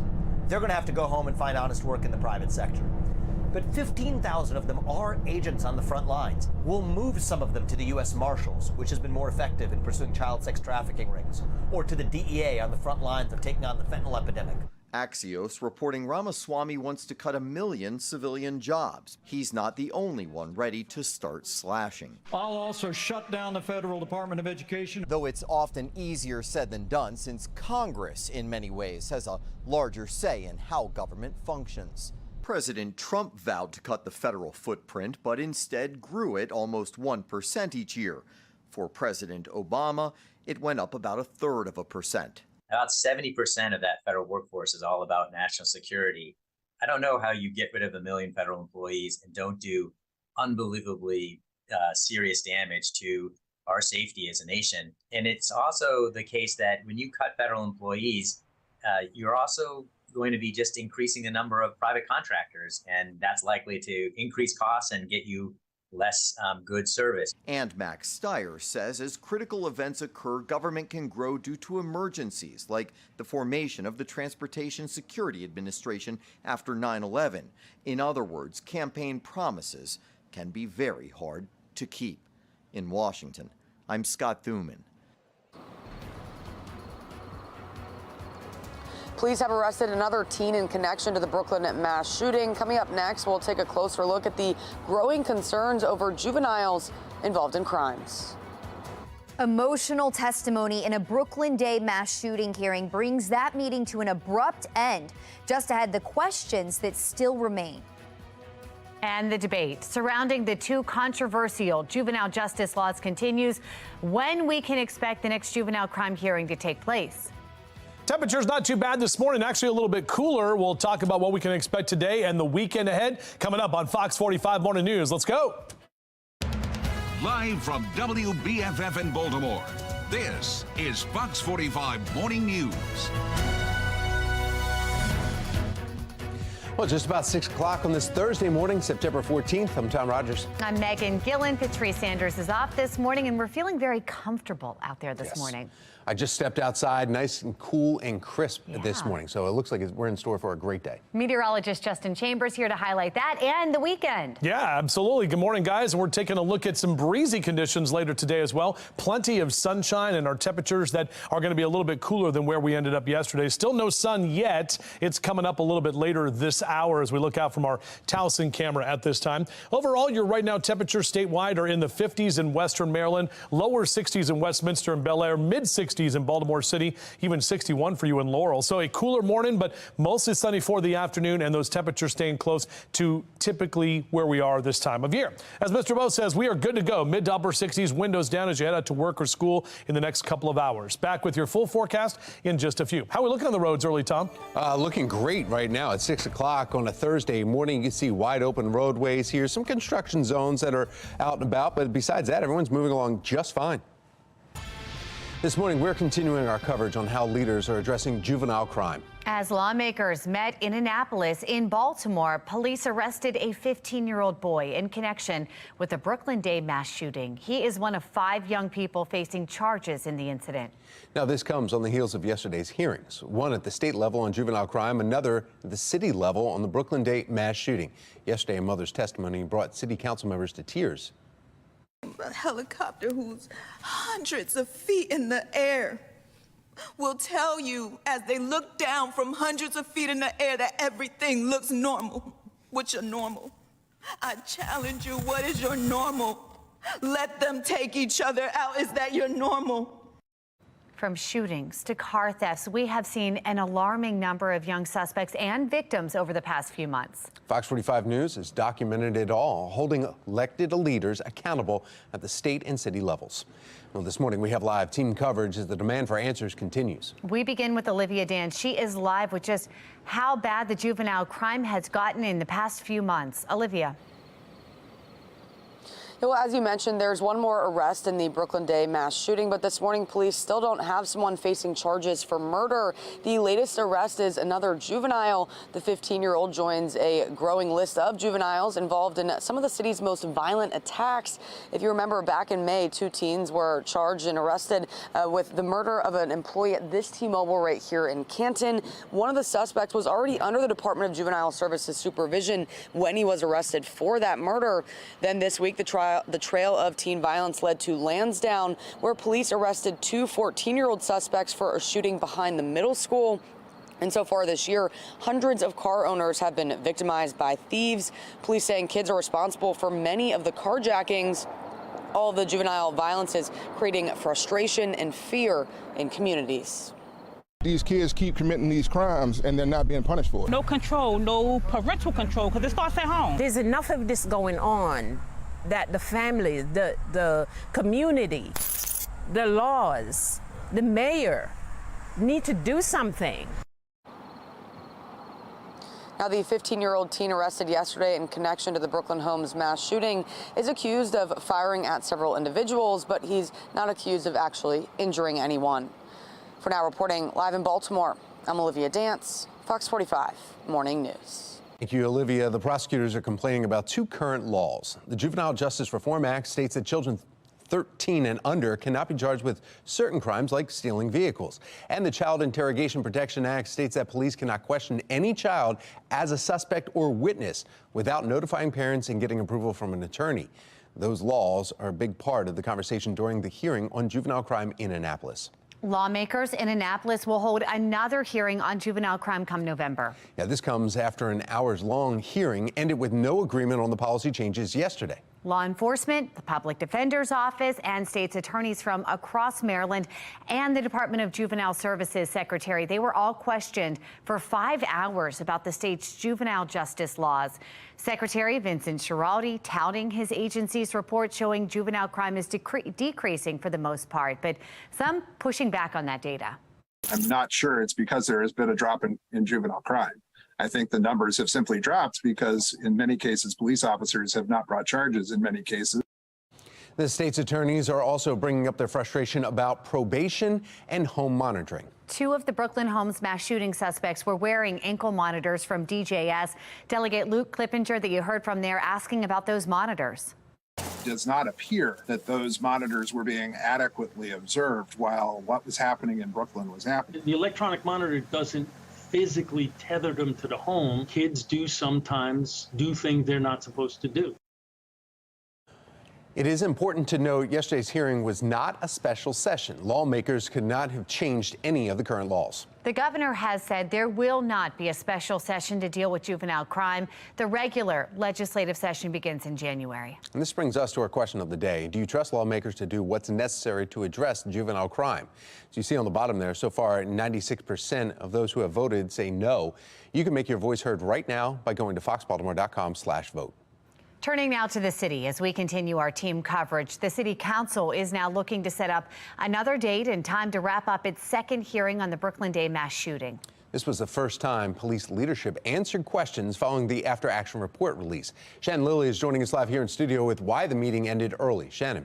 Well, it ended early, Tom and Megan, because it followed emotional testimony from a mom who lost her 18-year-old daughter here, Aaliyah Gonzalez, in this mass shooting. City Council attempting to further dig into what went wrong, but they left with more questions. Meanwhile, Crystal Gonzalez says this did not have to happen. She is pointing the finger at the sheer lack of officers willing to intervene. Take a listen. My daughter, Aaliyah, she's been all over the news, and every time I see her pretty face on the TV, I'm like, she's not supposed to be there. Knowing that there were calls, endless calls for help, and no one showed up. Knowing that Foxtrot will tell you as they look down from hundreds of feet in the air that everything looks normal. What's your normal? I challenge you, what is your normal? Let them take each other out. Is that your normal? After that testimony, Baltimore City Councilman Mark Conway called for a 5-minute recess. The hearing never resumed. Before that, though, City Council members asked tough questions as this marked the first hearing into Brooklyn Day following the release of that after-action report, which cited critical failures and officer indifference. For instance, the day of the shooting, several 911 calls were made, including one warning that hundreds of people were armed with guns and knives. Later, Foxtrot flew over a crowd of about 700 people reporting, quote, everything appears to be normal. Well, on top of that, BPD also is revealing the days before the block party information officers found on flyers and a social media post detailing the event was never passed along as promised. Councilman Odette Ramos is demanding to know why. You're very specific in the rest of the report except for right here. I'm not sure how I can answer that, Councilmember. I mean, this is crazy. That meeting ended early, and we're told the rest of it will be rescheduled, but a new date has yet to be announced. Reporting live in the studio, I'm Shannon Lilly. Tom? Thank you, Shannon. We did not hear from the Mayor's Office of Neighborhood Safety and Engagement, or MONSE, or the Housing Authority, and there are some lingering questions for both agencies. MONSE confirming Safe Streets workers were at the Brooklyn Day block party before the shooting and mediated 5 incidents they say involved guns on the night of that shooting. But they stopped short of addressing where those incidents took place or what those mediations entailed. MONSE also says Safe Streets workers knew about the Brooklyn Day party nearly a month in advance, but did not notify police. Housing Authority has also faced criticism for allowing the unauthorized party to happen. Agency leaders say they were not aware Brooklyn Day was taking place despite the crowds at Brooklyn Homes.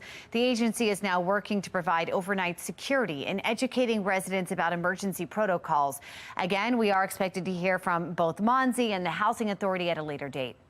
Remember, you can find more on both the Brooklyn Day hearing in Baltimore and the juvenile justice hearing in Annapolis on our website, foxbaltimore.com. Leaders of one local group voicing their frustration at being excluded from the juvenile justice hearing, why they believe they should have had a seat at the table. There are new developments in the Rachel Moore murder investigation. Topping our next half hour, the new idea to track down her killer. And our push to the playoffs continues tonight at Camden Yards right here on Fox 45. Your Baltimore Orioles and the Tampa Bay Devil Rays in town. Back with your full forecast. We'll talk about it coming up.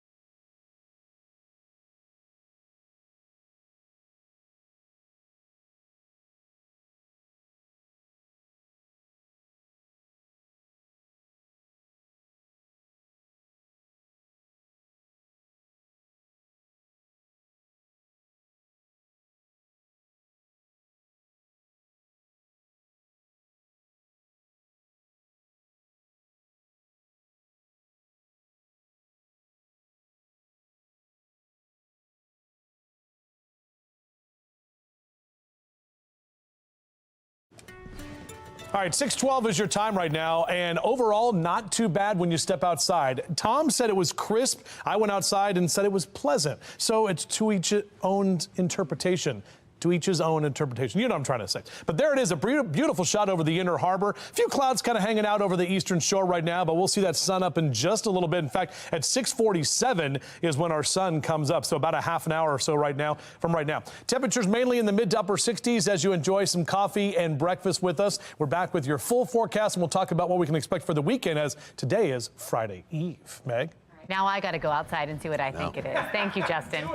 Still no end in sight for the Hollywood strike. Still ahead, when we could expect the next round of talks for the Writers Guild of America.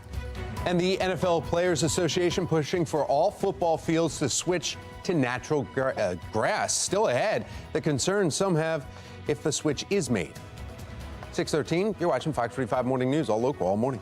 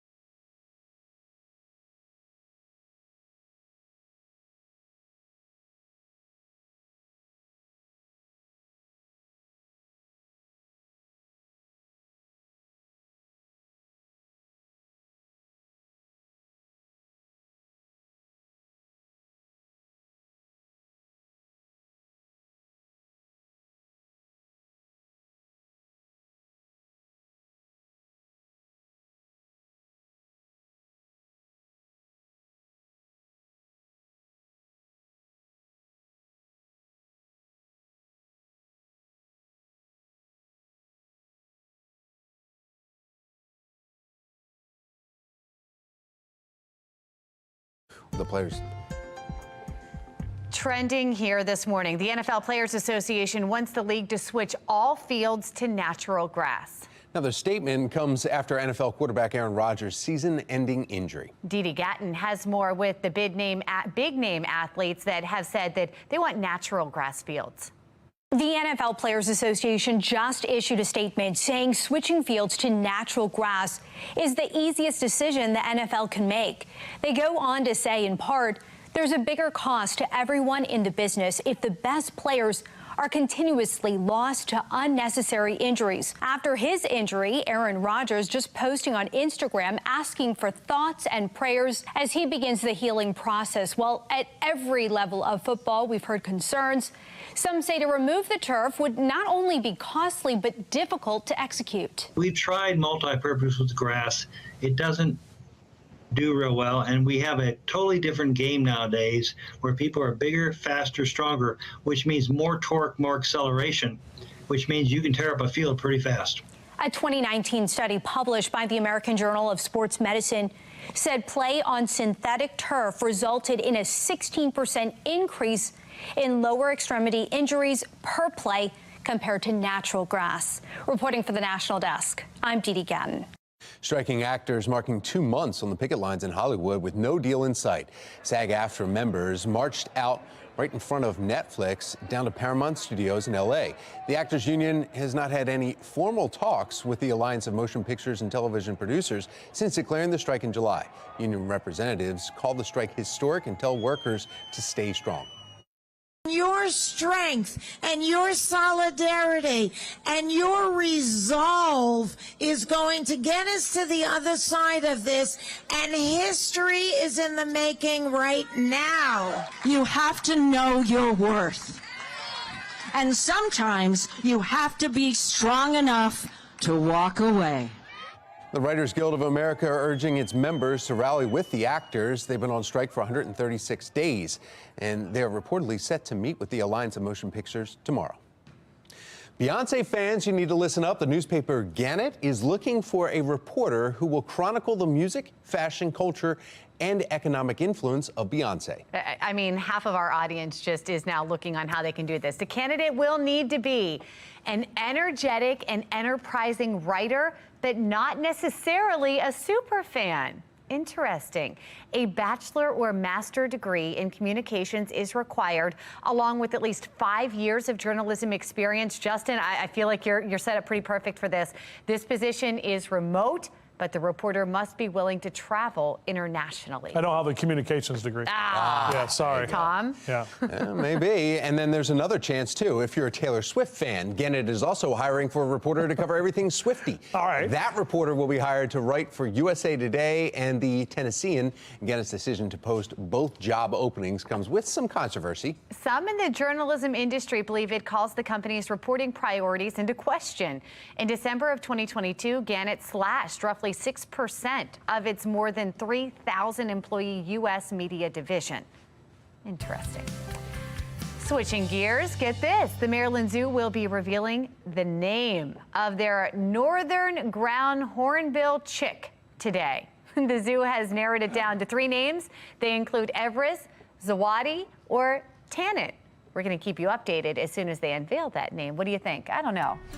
Tannen kind of sounds cute. Difficult to even see what the bird was doing. It was a kind of a small shot there. Maybe his wings were going out. So, you went outside? It's weird. I agree with you. I thought it was a little crisp, but then there's still a mugginess, which you said, meteorologically speaking, does not make any sense. Cannot be crisp and muggy. There's not a thing. That's how I felt. All right. That's good. And again, everybody enjoys it their own separate way. So it's good. Like Journey, separate ways. All right, our Mile 1 Auto Group cam, overall, it is, no matter what, it's pleasant outside. We can all agree on that with our temperatures that are in the 60s, dry conditions, even drier and cooler tomorrow. And that is when we will have what some can describe as a crisp morning. Some of us tomorrow morning will be in the 40s. Yep. 66 your temperature right now in Towson. Notice the dew point at 54 degrees. That's what Meg was talking about. So still a little bit of moisture kind of hanging around. But the good news, my friends, is those dew point temperatures continue to go down. So that's that drier air. And yeah, right in that pleasant category all the way into the weekend. Even next week, it creeps up just a little bit. But the further we get away from summer and the farther we get into, September, October, November, into fall, the better chance we'll have of those crisper type days and mornings. And overall, the next 12 hours, our temperatures kind of right near average. We'll rise to the 70s through about noon. We'll be into the lower 80s in that 2 and 3 o'clock hour. So as the kids get out to the bus stop this morning, beep, beep, our temperatures mainly staying in the 60s for the morning time. Noontime and recess will be in the 70s, and some of us will sneak into the lower 80s, while a lot of us stay in the 70s for the afternoon. Overall, kind of mild conditions. So check those numbers here. 81 is the average for this time of year, right near that number in Baltimore and Dundalk, but still mid to upper 70s for Perry Hall and White Marsh over through Towson. Catonsville in the mid to upper 70s, up into Reisterstown about 75. Up and down the 95 corridor, upper 70s and lower 80s for Philly and Baltimore, down through D.C. 79 if you're heading down the ocean. And remember that the next couple of days we have high surf advisories from Hurricane Lee on our ocean beaches, and that includes Delaware and Maryland, basically all up and down the East Coast. So 79 today, mid 70s tomorrow, upper 70s Saturday. Great weather to head down the ocean. Just remember, we're talking 4 to 6 and even 8-foot waves that will be possible. Meanwhile, our future scan dry, not really tracking much. You can see that northerly flow with that breezy conditions that we'll see today. Tomorrow, less wind, but plenty of sunshine. You can see Lee there over my right shoulder. That is going to be moving toward Nova Scotia and Maine by the time we head into the weekend, but all of that high surf is going to be with us. And then on Sunday, we do get a little bit more cloud cover, potentially seeing a stray shower or two. Hey, cats love me. This is from Erica B, who sent this picture. And look at that cat, just zoned in on my forecast and dialed in, seeing exactly so the cat knows what to wear for the day. So thank you, Erica, for sending that picture in. JC Chambers at foxbaltimore.com. All right, let's roll that beautiful bean footage. O's game tonight at 7:15. Lower 80s this afternoon, upper 70s tomorrow, lower 80s into the weekend. Great weather all weekend for some baseball in Charm City, and we're back to the mid 80s early next week.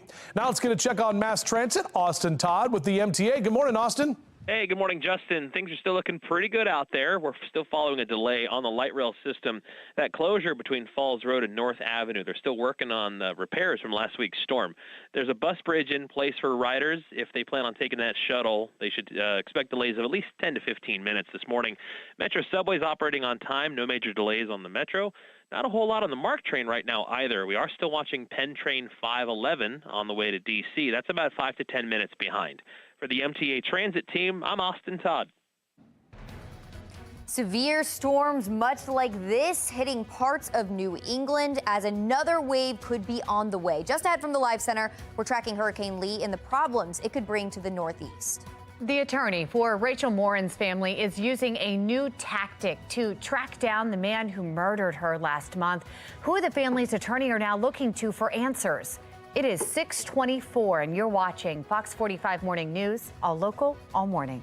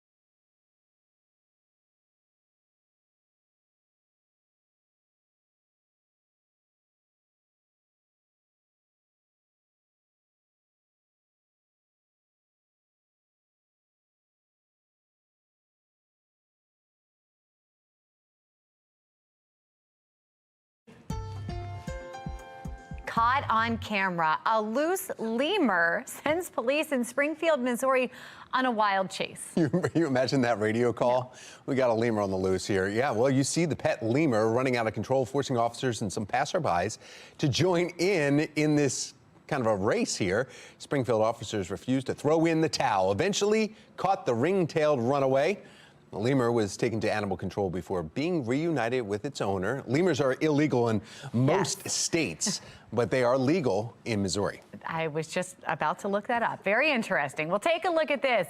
Oh, Don't want to see that. This critter doing the cha-cha at the Seguro National Park in Arizona. A spotted skunk sprung upside down for a promenade on two paws. Don't be fooled, though. The skunk is not looking for a tango partner. The National Park Service warns, calmly turn around and walk away. This is not a fun stance. Or stay and risk being sprayed. If you want to see the show, there's a chance. It looks like, is he making eye contact too? Oh, yeah. You see the eyes down there on the bottom of the screen there. Yeah, they're ready to shoot. Watch out. Man. Well, we're starting off in the 60s this morning. Meteorologist Justin Chambers letting us know when we can expect a warm-up. State leaders held a hearing to address the juvenile crime crisis, but not everyone was invited. Coming up next, find out why some were left out and the changes they're calling for. You're watching Fox 45 Morning News, all local.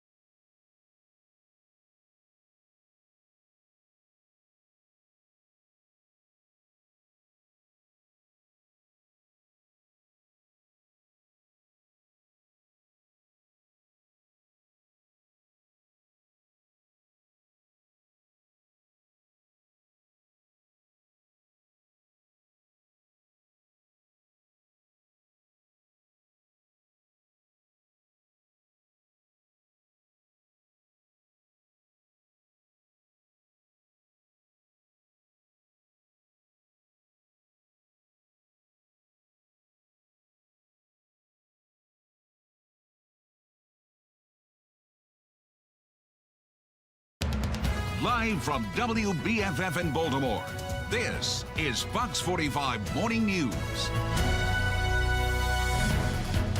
Welcome back to Fox 45 Morning News on this Thursday, September 14th. I'm Megan Gilland. I'm Tom Rogers. We want to get right over to meteorologist Justin Chambers looking at the forecast for us. Yeah, good morning, Tom. Megan, good morning to all of you as well. Happy to be here on your Friday Eve, and our temperatures are not too bad right now. Really pretty start. If you have a moment to take a look at your TV screen real quick, we know you're getting the kids ready and getting yourself ready for work and school, but our Toyota Inner Harbor Skycam just beautiful here, and our temperatures are also not too bad. A lot of us in the the 60s, even some upper 50s right there. Frederick, Gaithersburg, over to Columbia, right about 67 as you wake up with us in Annapolis. So yard and gardening cast, you want to get out there and get some yard work done or get the watering done, definitely get that done in the morning time. Upper 70s, lower 80s, not bad throughout the afternoon. We'll top out at 81 today. Actually, will be a little cooler tomorrow and then right back in the lower 80s as we head into the weekend. We're back with your full forecast. We'll talk about if there's any rain in sight and also the very latest update on Hurricane Lee. Back to you. All right, Justin, thank you. This morning, we are continuing our coverage on two big stories as juvenile crime is at the top of mind for many state leaders. Fox 45 News keeping you up to date on juvenile crime hearing at the state level and also at a local level. City Council hearing on Brooklyn Day mass shooting was held in Baltimore. We know a 15-year-old has now been arrested in connection to the shooting, and he is the fifth young person to face charges, but no one has been charged with the two murders. During yesterday's Baltimore City Council hearing, the mother of one of the victims shared a tearful testimony, frustrated with police response to the shooting. This did not have to happen. This didn't have to happen if there were 1 or 2 or 3 patrol cars out there. I'm sorry, guys. As I said, this is my life. Baltimore police acknowledging failures within their actions before and after that shooting. They say they have already made some staffing changes and the investigation is ongoing. But City Council President Nick Mosby criticizing Baltimore's police department. He says they are not addressing the root cause of the tragedy. I just don't understand the real point of these recommendations because this does not change what occurred in Brooklyn Day. It wasn't because we didn't have enough people. It wasn't because we didn't have the right command. It wasn't because we didn't have the protocols or operational procedures in place to address this. It's because we decided to do nothing. And we allowed it to occur in Brooklyn, and we would not allow it to occur in Fells Point or in Canton or in other parts of our city. Again, this is not a race thing, but it's definitely partially a socioeconomic thing, and frankly, a mixture of the two. We did not hear from the Mayor's Office of Neighborhood Safety and Engagement, or MONSE, or the Housing Authority of Baltimore. The hearing came to an early end, and it will be rescheduled for a later date. Meanwhile, state lawmakers prepare to meet once again to address juvenile crime laws in our state. During a hearing yesterday, some lawmakers say that they stand with the current laws, while others are looking for ways to hold young people accountable. The Department of Juvenile Services argues crime is trending down, but some state prosecutors are pushing back. That's not what we've seen here in Montgomery County. If you actually compare the numbers between 21 and 22, we have nearly double the number of arrests in 22 than we had in 21. The arbitrary setting up of limitations on how long someone can be placed on probation doesn't really focus on rehabilitating the individual. There is no consequence, as the law now exists, if you blow off probation. The next hearing is in November. The 2024 legislative session begins in January. Leaders of one local group voicing their frustration at being excluded from that juvenile justice hearing. Baltimore City school police say they should have had a seat at the table since they have experience dealing with children. Olivia Danz joining us live this morning with why Baltimore City school police say they could have added a valuable perspective. Olivia? Yeah, well, Megan and Tom, after yesterday's hearing, many are hoping that changes will be made to the current juvenile justice laws. But right now there's frustration, as you mentioned, after police weren't invited to that hearing with lawmakers. Who better to give good insight on what we're actually seeing on the streets but our police officers? I'm looking at members of the legislature who have made comments over and over that it's us, the police, that are getting it wrong. However, we're not being allowed to sit at the table and be a part of the solution. That was Clyde Boatwright, president of the Maryland State Fraternal Order of Police and a sergeant with Baltimore City School Police, who has decades of dealing with juveniles. He says he and his members weren't invited to the table. And Boatwright says the Maryland FOP has 17,000 members defending the state daily who just want to be a part of the solution when it comes to juvenile crime, especially after he says there have been so many violent incidents. Boatwright says he asked the legislator why they weren't included yesterday, and he was just told they'd reach out next time. For now, reporting live in Baltimore, I'm Olivia Danz, Fox 45 Morning News. Thank you, Olivia. The Department of Juvenile Services in the hot seat at yesterday's hearing about juvenile crime. Still ahead, the concerns that were brought up about probation and home monitoring. Several Maryland lawmakers calling on the state superintendent to resign immediately. Still ahead in our 7 o'clock hour, Project Baltimore explains why Mohammed Chaudhry isn't the only school leader under fire. And we will have slightly warmer temperatures for the weekend. Still ahead, how the beaches will be impacted by Hurricane Lee. It is 6:36, and you're watching Fox 45 Morning News, all local, all morning. Weather Window, presented by the National Weather Desk. Severe weather swept through southern New England Wednesday, dumping showers on areas already soaked from rain and floods this week.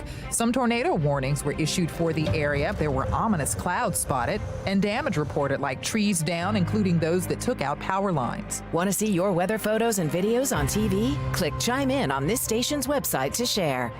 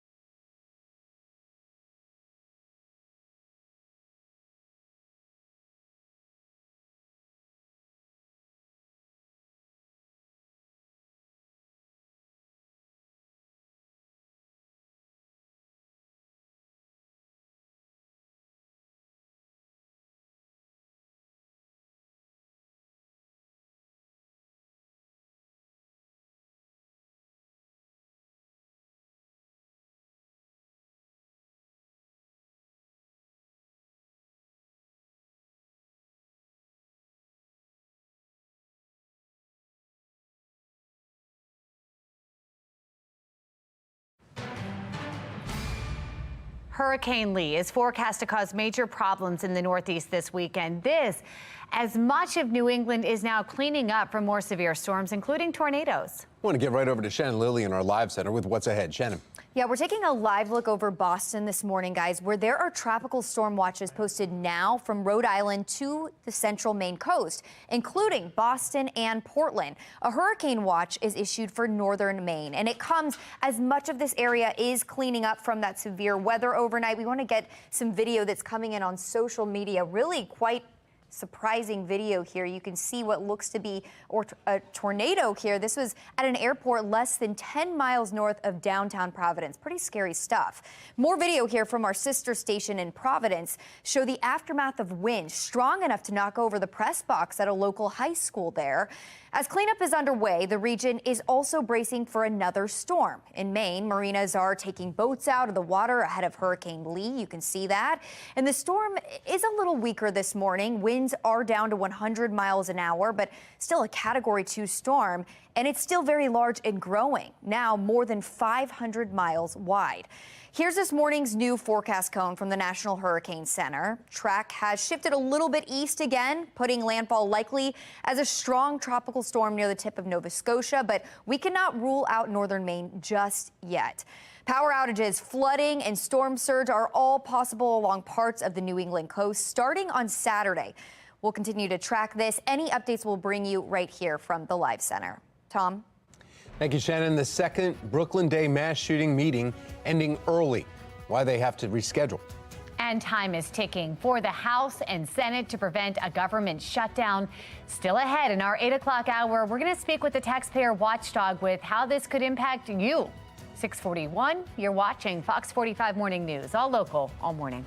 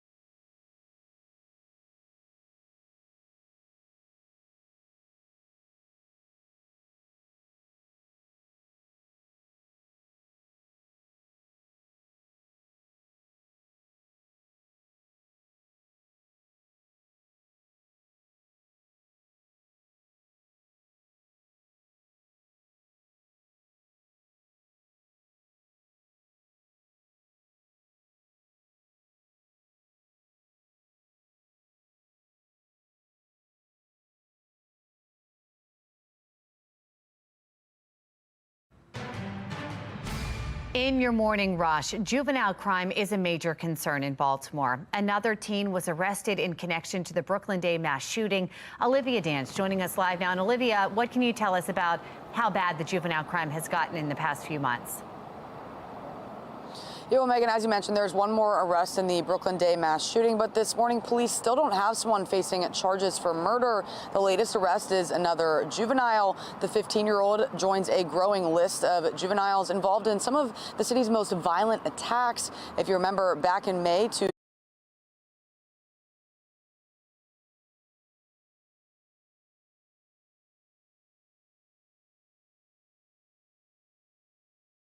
teens were charged with murdering an employee at this T-Mobile right here in Canton. One of the suspects was already under the Department of Juvenile Services supervision when he was arrested for the murder. Then this week, the trail of teen violence led to Lansdowne, where police arrested two 14-year-old suspects for a shooting behind the middle school. And so far this year, hundreds of car owners have been victimized by thieves. Police saying kids are responsible for many of the carjackings. Of course, all the juvenile violence is creating frustration and fear in communities. And coming up in just about 15 minutes, hear from residents who are calling for young people to be held accountable. Back to you. Thank you, Olivia. The City Council is now looking to set up another date and time to wrap up its second hearing on the Brooklyn Day mass shooting. This after last night's meeting ended early. Shan Lilly joining us live here in studio explaining what's next and the questions that remain. Yeah, lots of questions, Tom. We are still waiting on the rest of that hearing to be rescheduled. But like I said, there are still plenty of questions. For instance, council members want to know why BPD never communicated the information they did know about the block party days before. On top of that, several 911 calls were made, including one warning that hundreds of people were armed with guns and knives. But when Foxtrot flew over the crowd of about 700 people later, they reported that everything appeared to be normal. And that's a statement the mother of now murdered Aaliyah Gonzalez cannot wrap her head around. She is pointing the blame at police for not doing enough to stop these killings beforehand. Her emotional testimony just ahead in 15 minutes. Megan?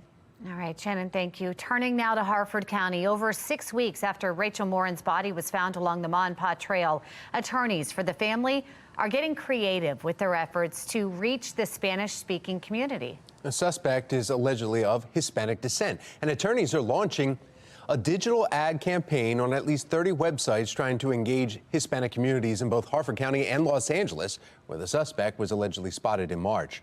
Harford County police say the surveillance video shows him leaving a home after an invasion and assault. Harford County Sheriff's Office shared the video update on social media late last week, which is both English and Spanish subtitles. Police are still offering a $10,000 reward for anyone who provides information on a suspect. Taking a look at what's happening today, the Randallstown NAACP will be having a news conference to call attention to the violent crime crisis in the state. It's No Senior Eats Alone Day. To celebrate, Baltimore County Executive Johnny Olszewski will dine with some local seniors and help prepare and deliver meals to homebound residents. You know, today is also National Eat a Hoagie Day. Right. Former Wawa employee Tom Rogers here. Yeah, so what's your favorite hoagie at Wawa? My favorite is the turkey and cheese. Definitely. What's it called? The turkey and cheese. Turkey and cheese. 7-Eleven was the code way back when I was an employee there. What did that mean? And my wife used to work there as my girlfriend years and years ago. She's a lot younger than me. So. What was the 7-Eleven code? I want to hear it's about 7-Eleven. It's turkey cheese. Oh, that was the code for a turkey sub. All right. Turkey hoagie. Eat a hoagie today. Back in the West Coast, we call them subs. So I moved out here. I was like, hoagies, what's that? Okay, got it. So, all right, good morning, everybody. And there it is. Now, look at the bottom right corner of your screen. And yeah, there's the sun coming up over the eastern shore. Toyota Inner Harbor Skycam, excuse me, looking good right now. We're at 66 officially at BWI Thurgood Marshall. That dew point hanging at 54 degrees. We're going to have dew points over the next couple of days that stay mainly into the 50s and staying dry. So that dry air is going to be in place as those kids head out to the bus stop. Honk, honk. Overall, there's the bus looking good. 60s here next hour, mid 70s through the noon hour. So noontime and recess should be good to go. And upper 70s and lower 80s for some later this afternoon. A lot of us are going to stay in the 70s. Hey, Hank the Bird, he's back with us this morning. Woo, yeah, he's excited for the Orioles. I mean, come on.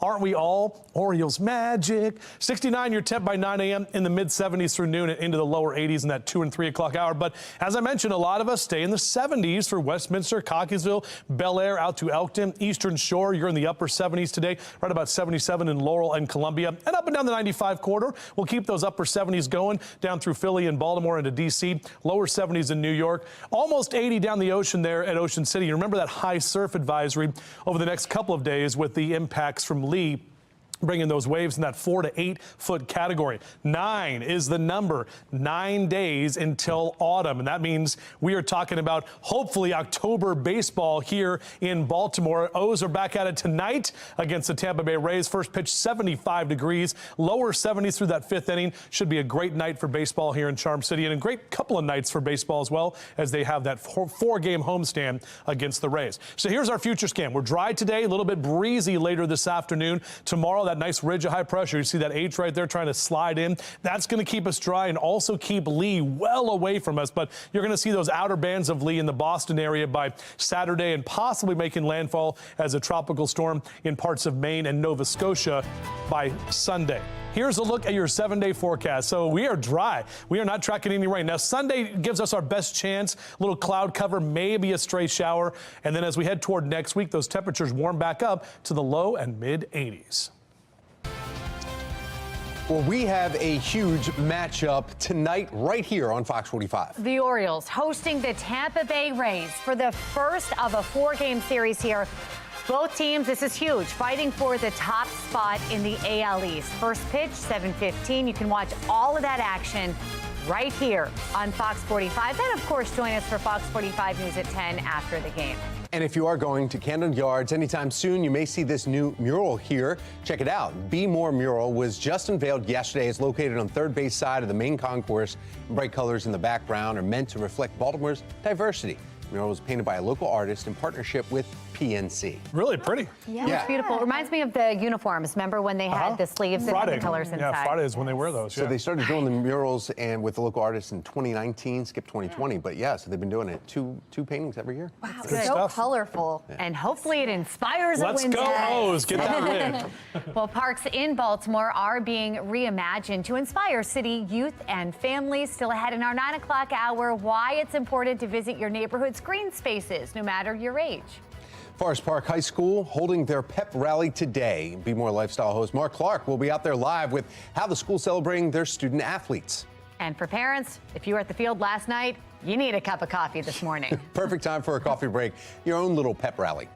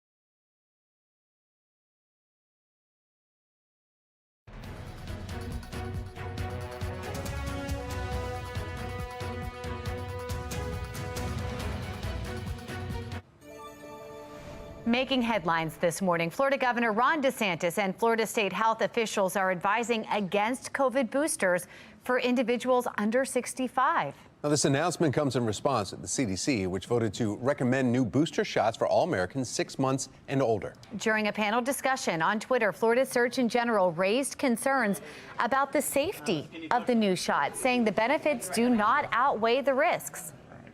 My judgment is that it represents a safety signal, and we at least need to better understand it before charging forward like our esteemed leaders at the CDC and the FDA.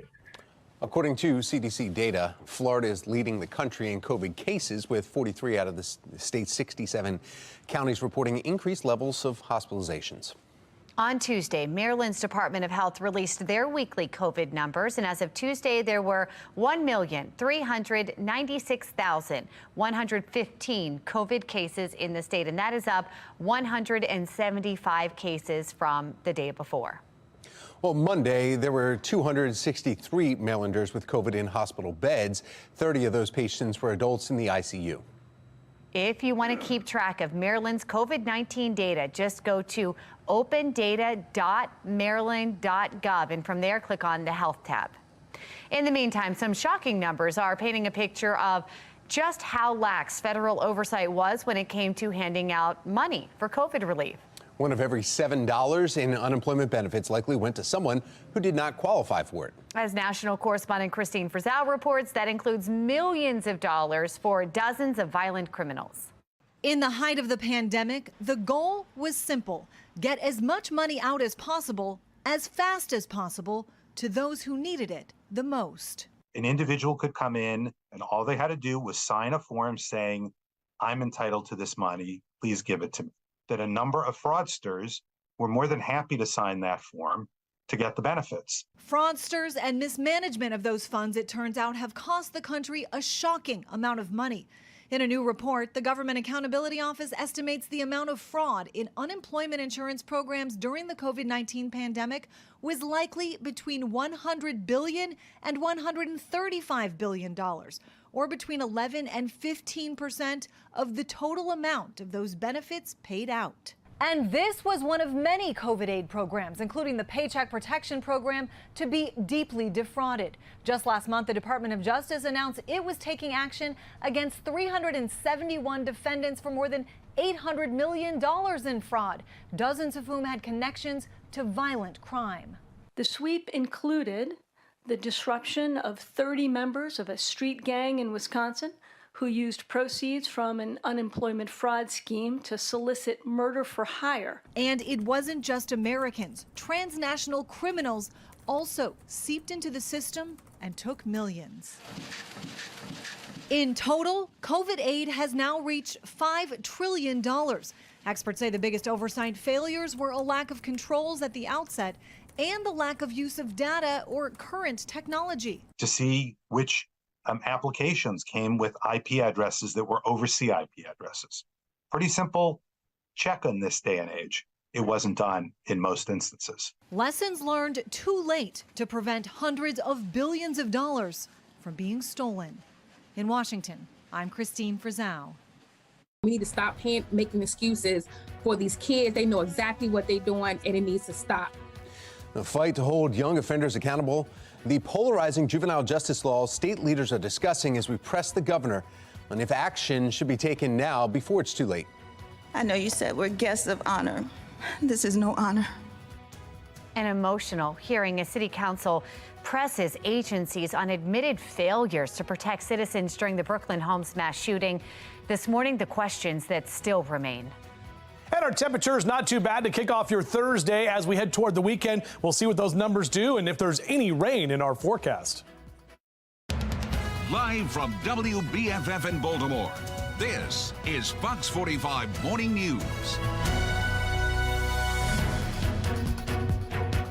Coming up on 7 o'clock on this Thursday morning, September 14th. Thanks for waking up with us. I'm Tom Rogers. I'm Megan Gillen. Patrice Sanders is off this morning, and the sun's starting to come up behind Justin there. Beautiful shot. Yeah, it looks great. Meteorologist Justin Chambers talking about the sun and the feels. Yeah, and exactly the drier air. That's the biggest thing that we're going to be feeling. We'll be a little cooler for this afternoon than where we ended up yesterday. And yeah, there it is, the sun that is shining brightly there in your shot. You can peek over at your TV real quick and look at that beautiful sunrise that we have for you. I always love serving up those sunrises every morning. Upper 50s here at Frederick, Gaithersburg, and Columbia. Right at 60 in Laurel. Still in the upper 60s in Annapolis. We're down to 64 officially in Baltimore, but 61 in Cockeysville and Hunt Valley. So it's really not a bad start. Definitely the windows open for your morning drive, as Mr. Bo says we are good to go. We'll get to close to 70 by about 9 a.m. And on our way to highs today, that'll mainly be in the 70s with a few lower 80s mixed in as well. Back with your full forecast. We'll talk about what we can expect for the weekend ahead and if there's any rain in sight. Tom? All right, now let's take a look at your Len Stoller traffic network here. And the only issue to report, you see it in the red right here. This is right in Hanover, BW Parkway 295, right between 195 and Nursery Road. There was multiple vehicles involved with that. They are now removed that, so that's good news. There's southbound lanes there. Then there's also another one that's current northbound. There's a collision there in Anne Arundel County where there's two vehicles involved. So both directions on 295 this morning. It looks like the southbound three-vehicle accident that happened that was closer to Jessup is now hopefully clearing up, but it still has some backup delays. Fox 45 News is following the fallout from two big hearings, one in Annapolis where lawmakers questioned the Department of Juvenile Services and other agencies about the juvenile crime crisis. The other happening in Baltimore. City Council held its second hearing on Brooklyn Day mass shooting. Emotional testimony from the mother of one of the victims, cutting the meeting short.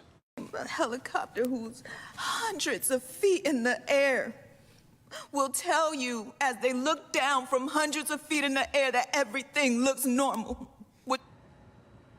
Well, the hearing comes as a 15-year-old is arrested in connection with the mass shooting.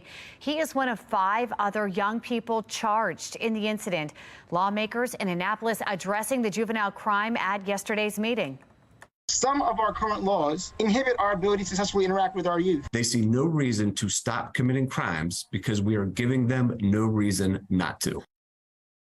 Shootings to car thefts. We have seen an alarming number of young suspects and victims over the past few months. This morning, we have live team coverage as the demand for answers continues. In just a few minutes, Shannon Lilly will have a closer look at the emotional City Council hearing on the Brooklyn Day mass shooting. Olivia Dance will be joining us with just how bad juvenile crime has gotten in the past few months. But right now, we know pressure is building as questions remain about how to hold kids accountable when they commit crimes. Our team coverage begins with Mackenzie Frost. She's joining us live now after lawmakers questioned the Department of Juvenile Services and other agencies about what's going on. Mackenzie, what came from this?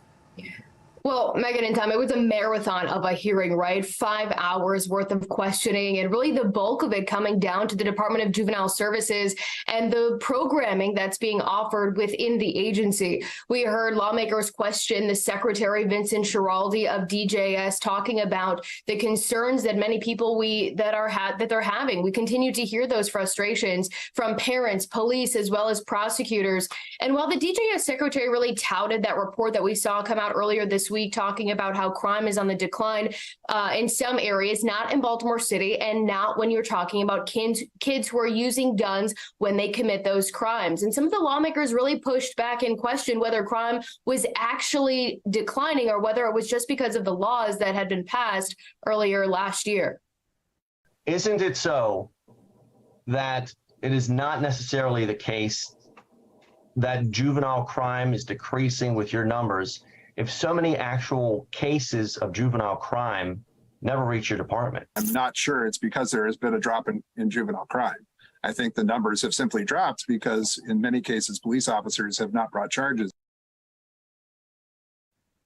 And Mackenzie, I know that there was also some other concerns about probation and home monitoring, as some of the kids that were involved in the Brooklyn Day mass shooting, they had ankle monitors on. Was that brought up at all? Yeah, Tom, that was specifically brought up. Delegate Lou Clippinger, the chair of this House Judiciary Committee, really raised that point and questioned the DJS secretary about the home monitoring programming and what services are being offered. He really raised some questions about how the monitoring system works and whether it's actually working when we see instances of kids like in Brooklyn where they're getting arrested and facing charges or even becoming victims of crimes, all while under the supervision of DJS. It does not appear that those monitors were being adequately observed while what was happening in Brooklyn was happening. How many of the juveniles who were there were in violation? I mean, and I get it about probation, but they were under supervision from DJS. Mm-hmm. How many people were there who had those obligations and they may have been violating them? Right. So I'll get you that data too. But again, if a kid is out at midnight and they have the electronic monitor on, it doesn't mean that nothing was done about that. Right? The electronic monitor doesn't physically tether them to the home. Kids do sometimes do things they're not supposed to do. And despite this back and forth that we continue to see for, again, 5 hours, we heard from the Office of Public Defender, who supports most of these laws in question. We heard from the State's Attorneys Association as well as law enforcement. There was no commitment from lawmakers to really make some changes right now. However, we do expect the discussion to continue. Another hearing has been scheduled for November. Megan? We'll see what happens then. Mackenzie, thanks for joining us. Now, Fox 45 News has been covering the juvenile crime problem for months. We've been sharing the very real concerns that we've been getting from law enforcement, prosecutors, and families from all around the state. In fact, we've heard from parents afraid for their children's lives, and that includes the mother of a 14-year-old girl who says her daughter has been arrested several times and has even been shot, but the juvenile justice system has failed her. Law enforcement has also come forward. In January, the Anne Arundel County Sheriff's Office shared more than 7 pages of crimes they say children committed but were too young to be prosecuted. Fox 45 News has also heard from prosecutors across the state saying the laws leave their hands tied when it comes to holding juvenile offenders accountable. If we don't do something to hold these young people accountable, they will continue to run and almost have lawlessness in our cities. And we can't have that. Some of our laws that have been passed recently do make it a little more challenging for us to hold them accountable. And that's sort of playing a role in some of the issues we're seeing at the moment. Well, this brings us to our question of the day. Do you trust lawmakers to do what's necessary to address juvenile crime? So far, 93% of people who voted have said no. You can make your voice heard right now by going to foxbaltimore.com/vote. Our team coverage continues with Olivia Dance this morning. She has more on the 5th teenager arrested in connection with the Brooklyn Day mass shooting. The latest turn of events as police struggle to stop a trail of teen violence. Olivia. Well, Megan and Tom, as you mentioned, there's one more arrest in the Brooklyn Day mass shooting, but this morning police still don't have someone facing charges for murder. The latest arrest is another juvenile. The 15-year-old joins a growing list of juveniles involved in some of our city's most violent attacks. If you remember, back in May, 2 teens were charged with murdering an employee at this T-Mobile here in Canton. One of the suspects was already under the Department of Juvenile Services supervision when he was arrested for the murder. Then this week, the trail of teen violence led to Lansdowne, where police arrested 2 14-year-old suspects for a shooting behind the middle school. And so far this year, hundreds of car owners have been victimized by thieves. Police saying kids are responsible for many of the carjackings. Of course, all of the juvenile violence is creating frustration and fear in communities. These kids keep committing these crimes and they're not being punished for it. No control, no parental control, because it starts at home. There's enough of this going on that the family, the community, the laws, the mayor need to do something. Now, the 15-year-old teen arrested yesterday in connection to the Brooklyn Homes mass shooting is accused of firing at several individuals, but he's not accused of actually injuring anyone. For now, reporting live in Baltimore, I'm Olivia Dance, Fox 45 Morning News. Thank you, Olivia. 7:09 now is the time. Turning to the city as we continue our team coverage. City Council now looking to set up another date and time to wrap up a second hearing on the Brooklyn Day mass shooting. This was the first time police leadership answered questions following the after-action report release. Shannon Lilly joining us live here in studio with why the meeting ended early. Shannon. Well, it ended early, Tom and Megan, because it followed emotional testimony from a mom who lost her 18-year-old daughter, Aaliyah Gonzalez, in this mass shooting. City Council attempting to further dig into what went wrong, but they left with more questions. Meanwhile, Crystal Gonzalez says this did not have to happen. She is pointing the finger at the sheer lack of officers willing to intervene. Take a listen. My daughter, Aaliyah, she's been all over the news, and every time I see her pretty face on the TV, I'm like, she's not supposed to be there. Knowing that there were calls, endless calls for help, and no one showed up. Knowing that Foxtrot will tell you as they look down from hundreds of feet in the air that everything looks normal. What's your normal? I challenge you, what is your normal? Let them take each other out. Is that your normal? Just so difficult to hear. We know after that testimony, Baltimore City Councilman Mark Conway called for a 5-minute recess. The hearing never resumed. Before that, though, city council members asked tough questions as this marked the first hearing into Brooklyn Day following the release of that after-action report, which cited critical failures and officer indifference. For instance, the day of the shooting, several 911 calls were made, including one warning that hundreds of people were armed with guns and knives. Later, Foxtrot flew over a crowd of about 700 people, but reported that, quote, everything appears to be normal. Well, on top of that, BPD also revealing days before the block party information officers found on flyers and a social media post that detailed the event. That information was never passed along as promised. Councilwoman Odette Ramos is demanding to know why. You're very specific in the rest of the report except for right here. I'm not sure how I can answer that, Councilmember. I mean, this is crazy. The meeting ended early, and we are told the rest of it will be rescheduled, but a new date has yet to be announced. Reporting live in the studio, I'm Shannon Lilly. Tom? Thank you, Shannon. We did not hear from the Mayor's Office of Neighborhood Safety and Engagement, or MONSE, or the Housing Authority, and there are some lingering questions for both agencies.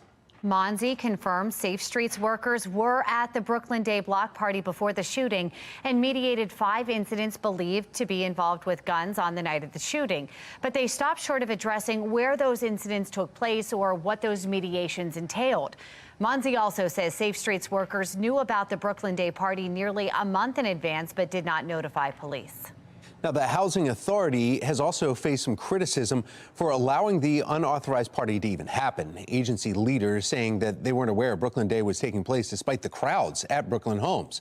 Agency now working to provide overnight security and educating the residents about emergency protocols. Again, we're expected to hear from both MONSE and the Housing Authority at a later date. You can find more on both the Brooklyn Day hearing in Baltimore and the juvenile justice hearing in Annapolis on our website, foxbaltimore.com. Now, here's a look at the stories making your headlines this hour. He needs to go. There is no way he can repair that trust without coming clean. Calls for your state school superintendent to resign immediately. Fox 45 News Project Baltimore looking back at the findings from our investigations that started it all. And that youth are less culpable than adults. Not that they're not culpable at all, they're just less culpable, so their punishment should be mitigated. Lawmakers in Annapolis spending hours discussing juvenile crime concerns, why this meeting could be a catalyst for policy changes in the next legislative session. 7:13, you're watching Fox 45 Morning News, all local, all morning.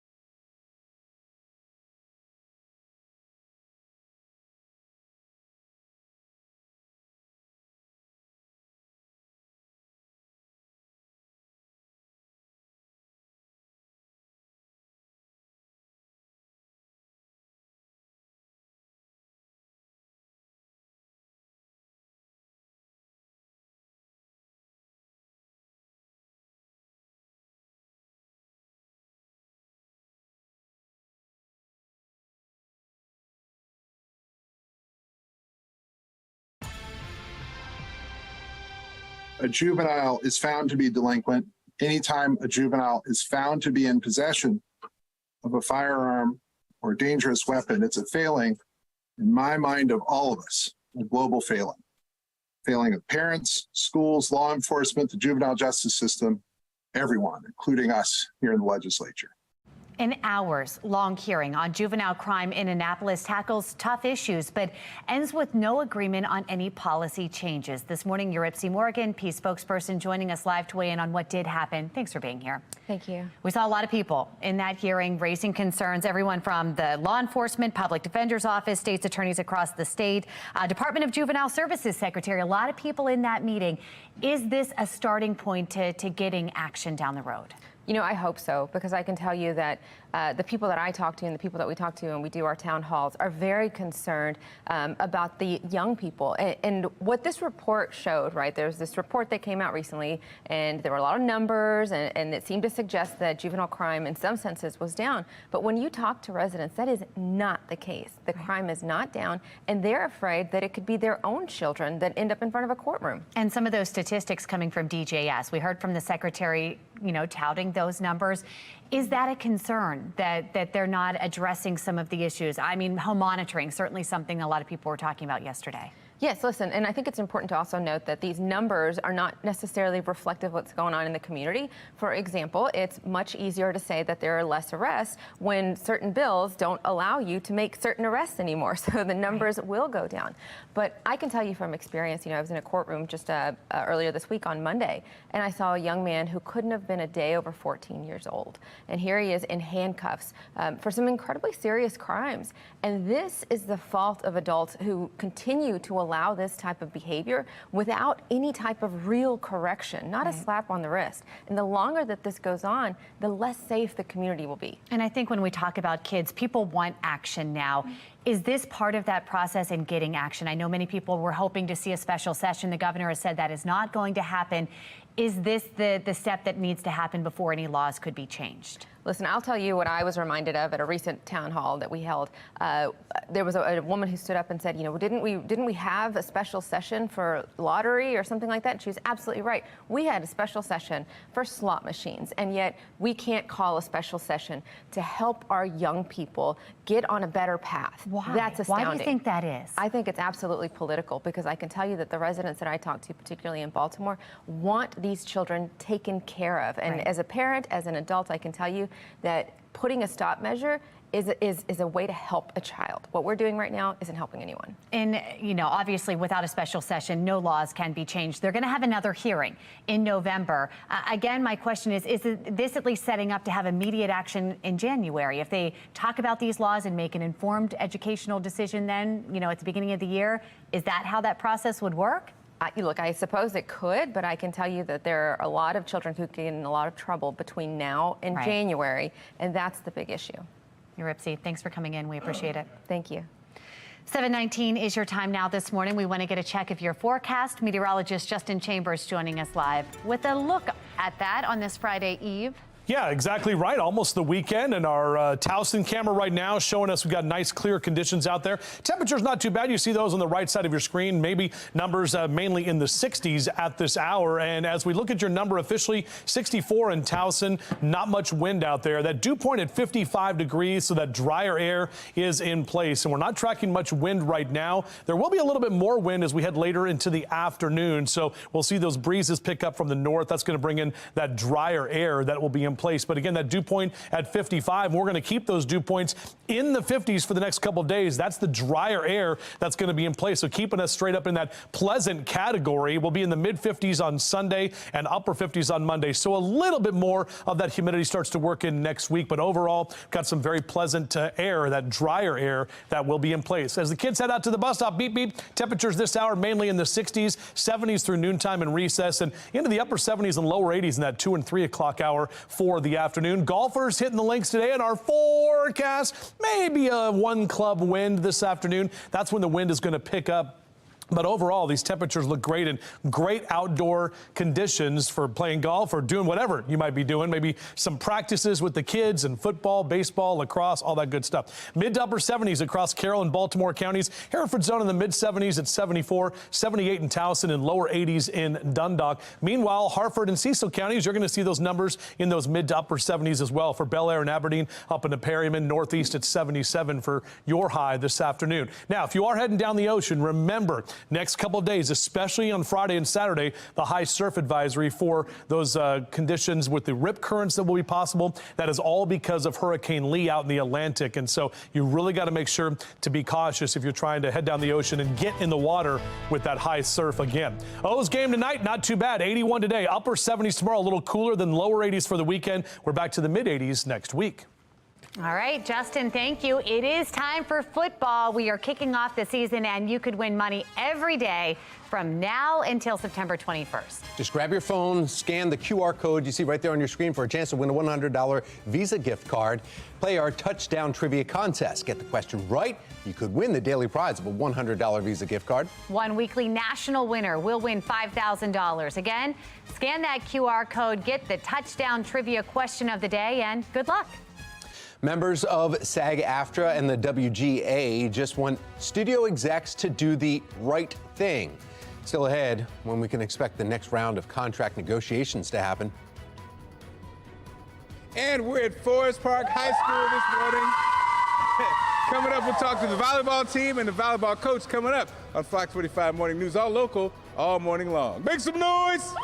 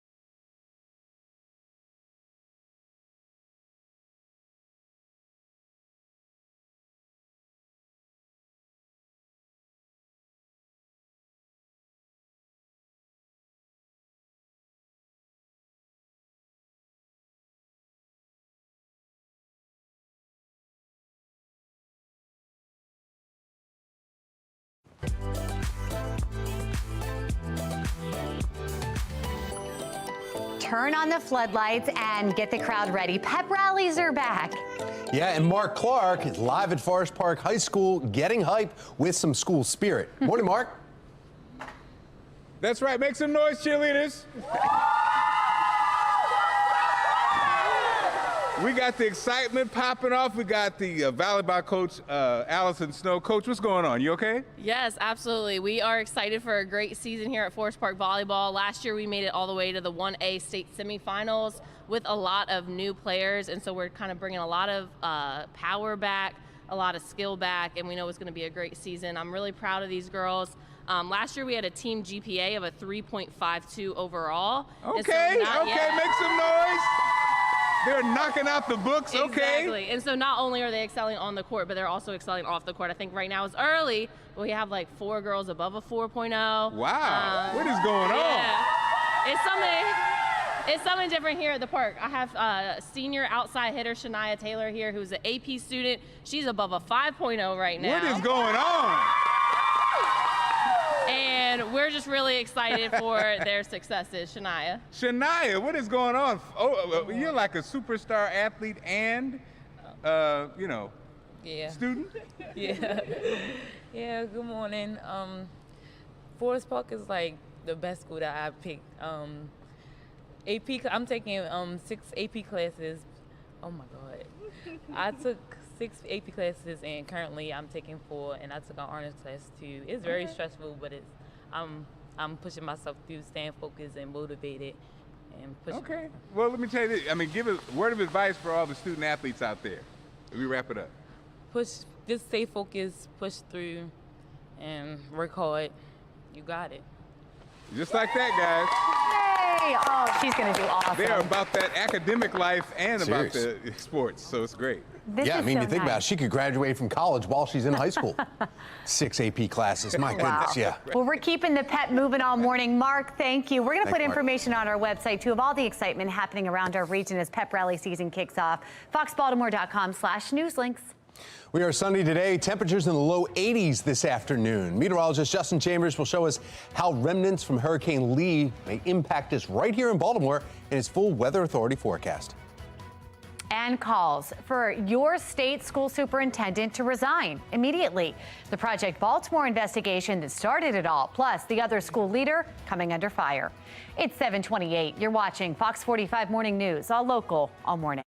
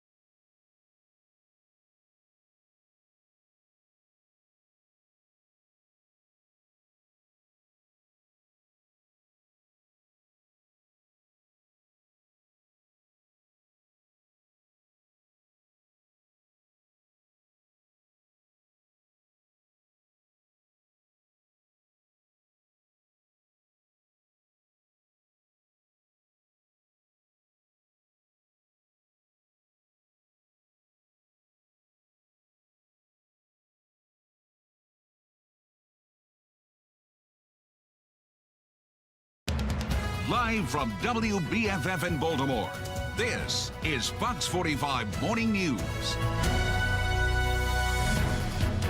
Welcome back to Fox 45 Morning News on this Thursday, September 14th. I'm Megan Gilland. I'm Tom Rogers, and we need to find out exactly how beautiful it's going to be today. The man who knows the answer, meteorologist Justin Chambers. What happened? I was trying to go for a fist pump, and I hit the desk.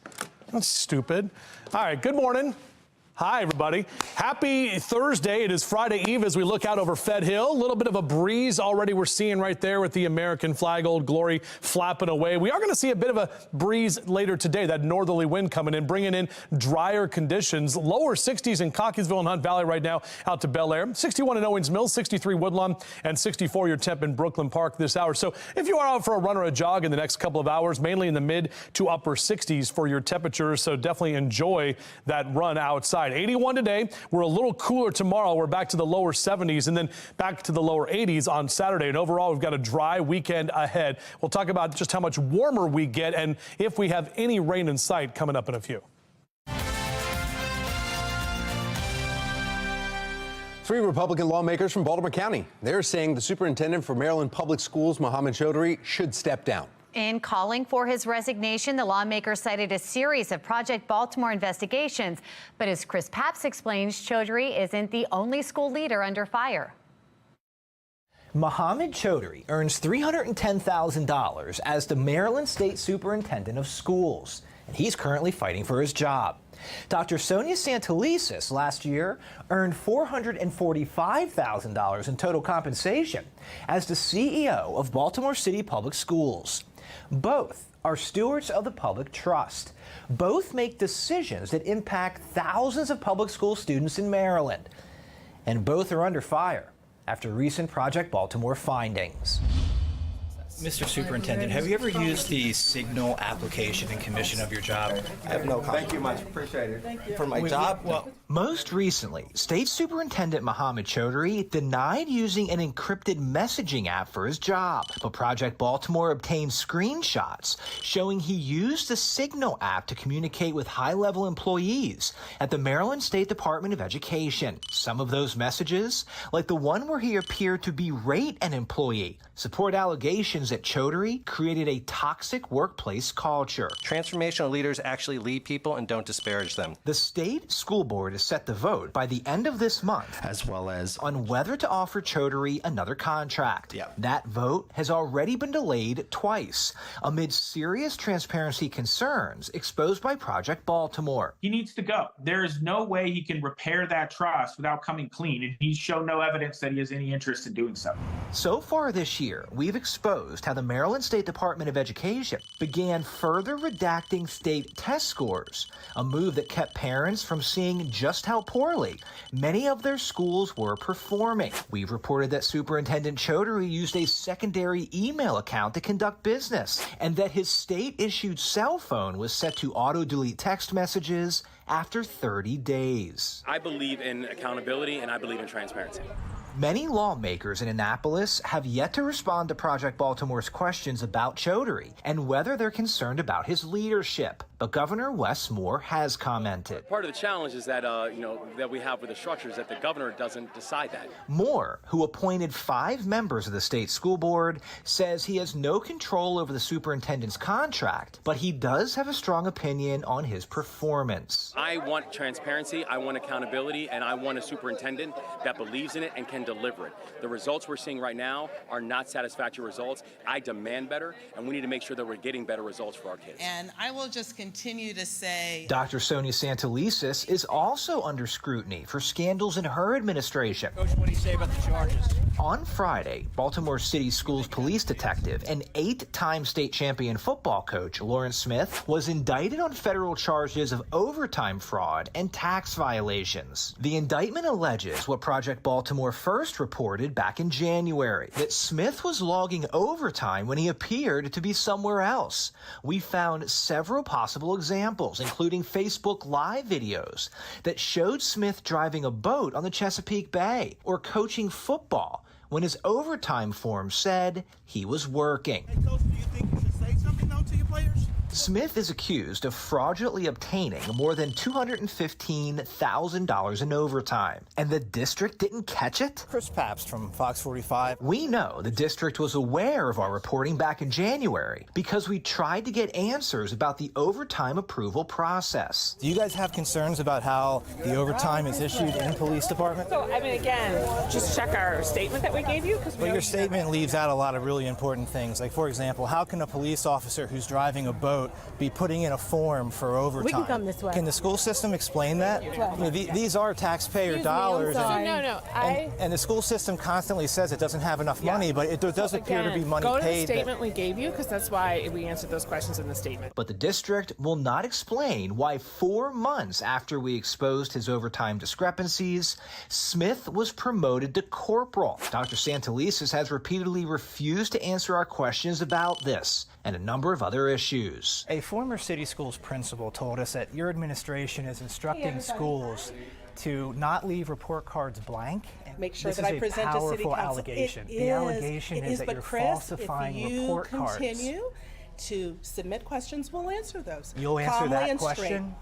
Absolutely, Chris. Make sure you submit it. So good to see you. Baltimore City is facing a devastating reality. From schools where 0 students tested proficient in math, to grade changing and inflated enrollment schemes, the issues Project Baltimore has exposed Enough is enough. have prompted protests from community members calling on Santelises to resign.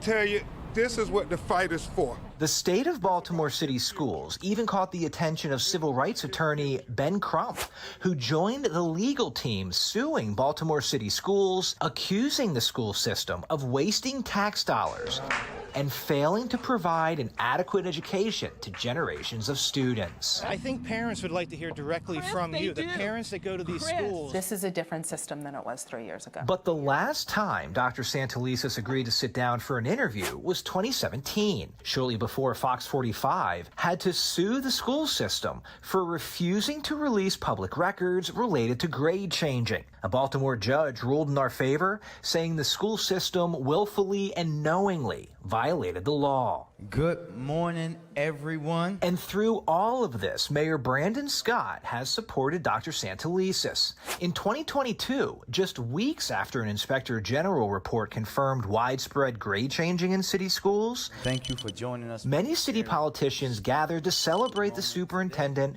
for 6 years on the job, the whole time ignoring the IG's report, which found more than 12,000 failing grades were improperly changed to passing between 2016 and 2020.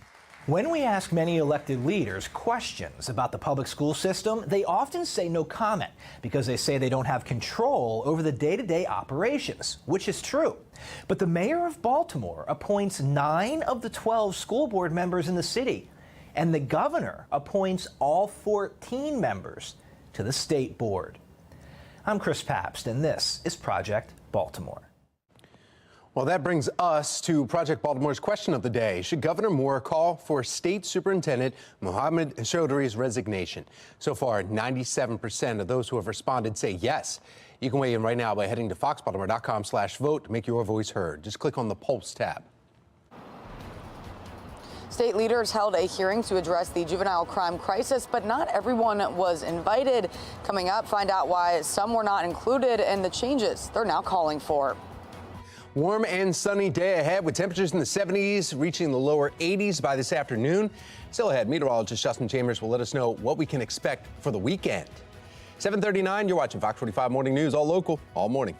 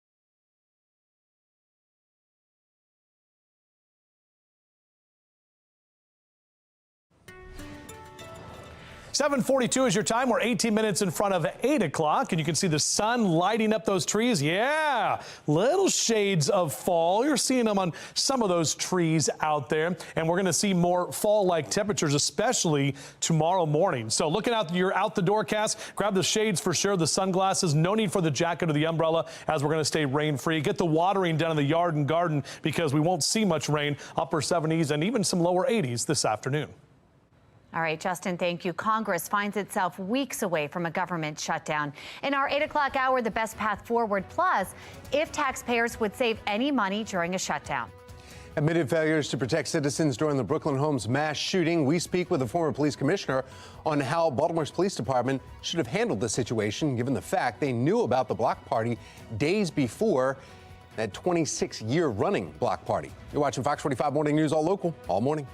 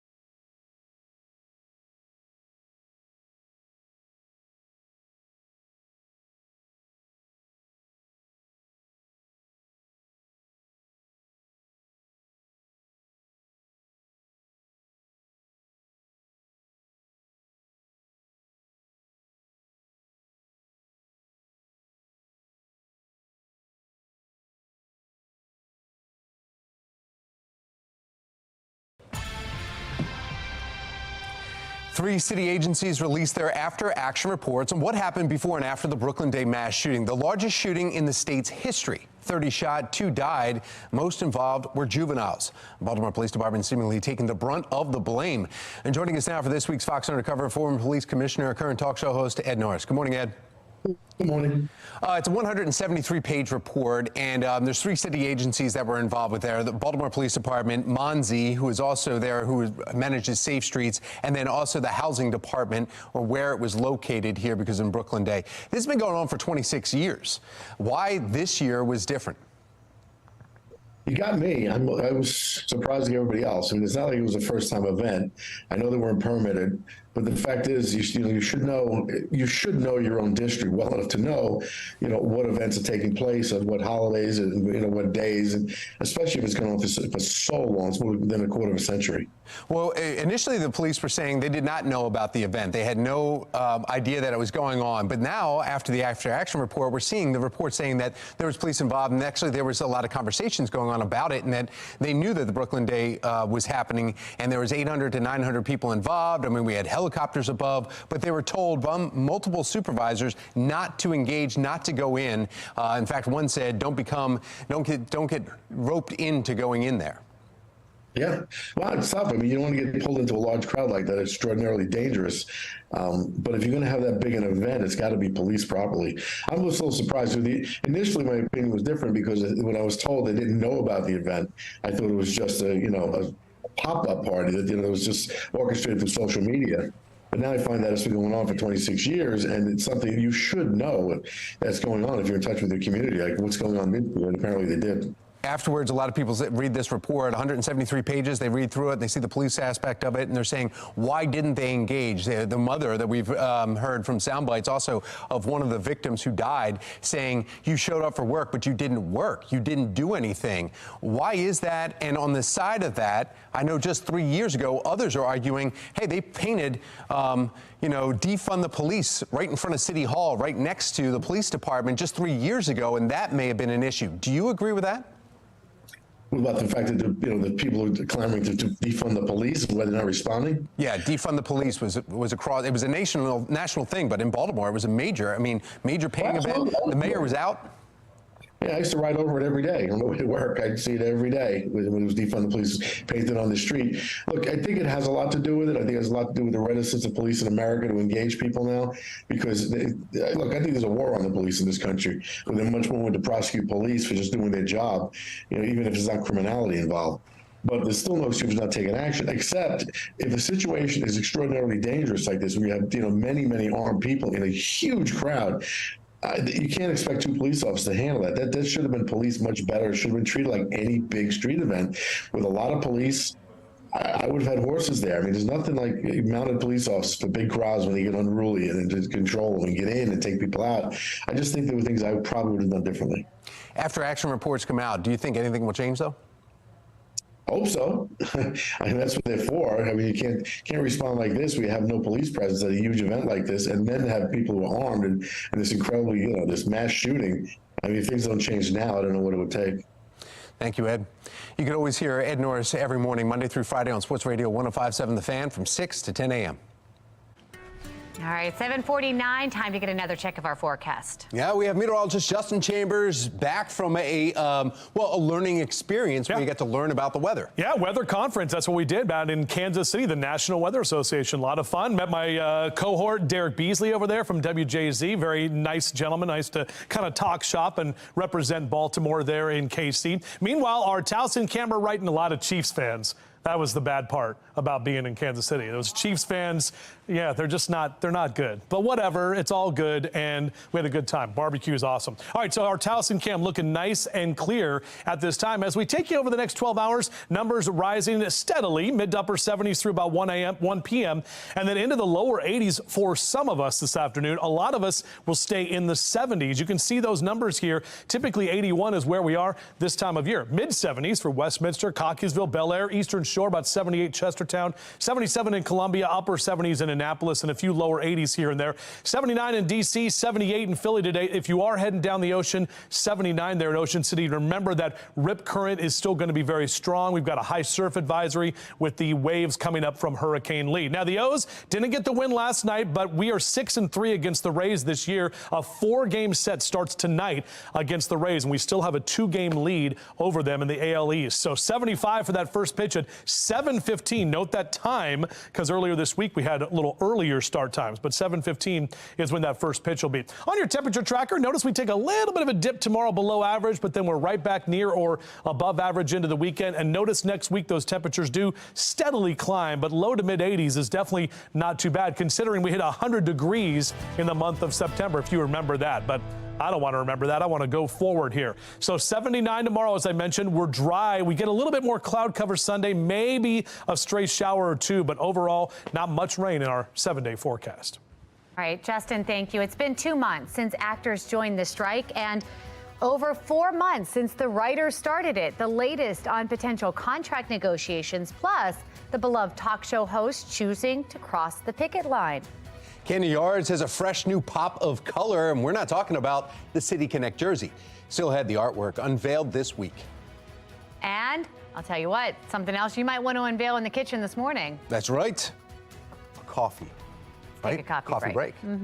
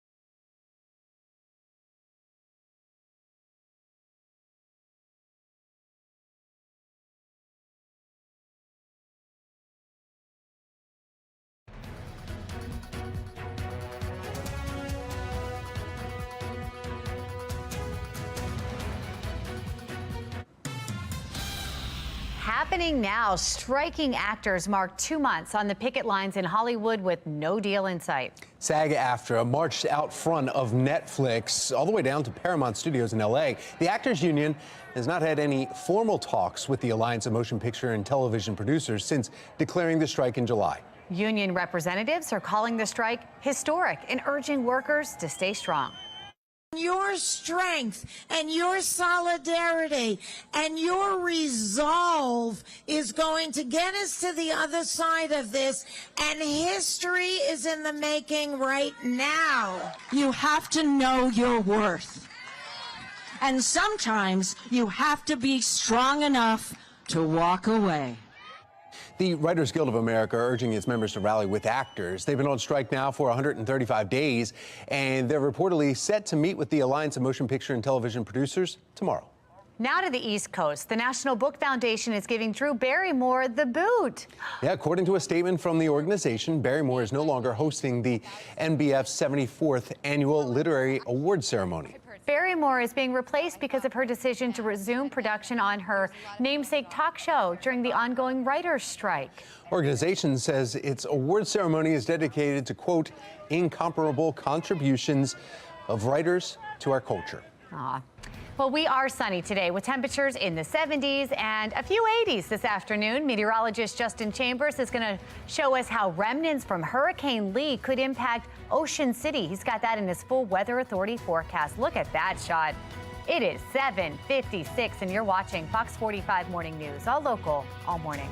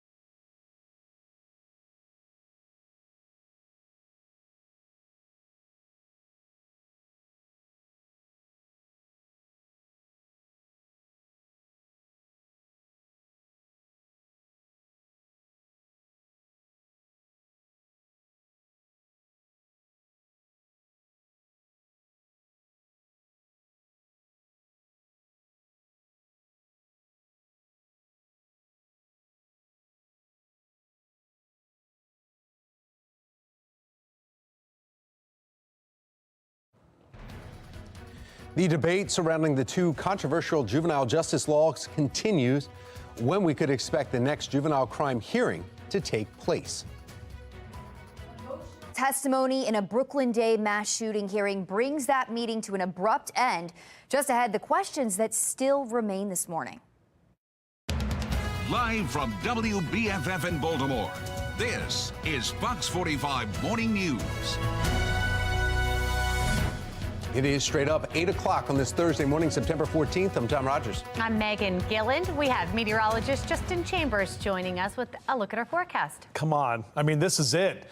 The playoffs, they're right around the corner, right? Can you believe that? I mean, I know we got the loss last night. We didn't win the series against the Cards, but it's all good because we got 4 games against those Rays that are coming to town, and we still have a 2-game lead over them. Let's take you to Camden Yards. Beautiful shot with the sun that is up right now.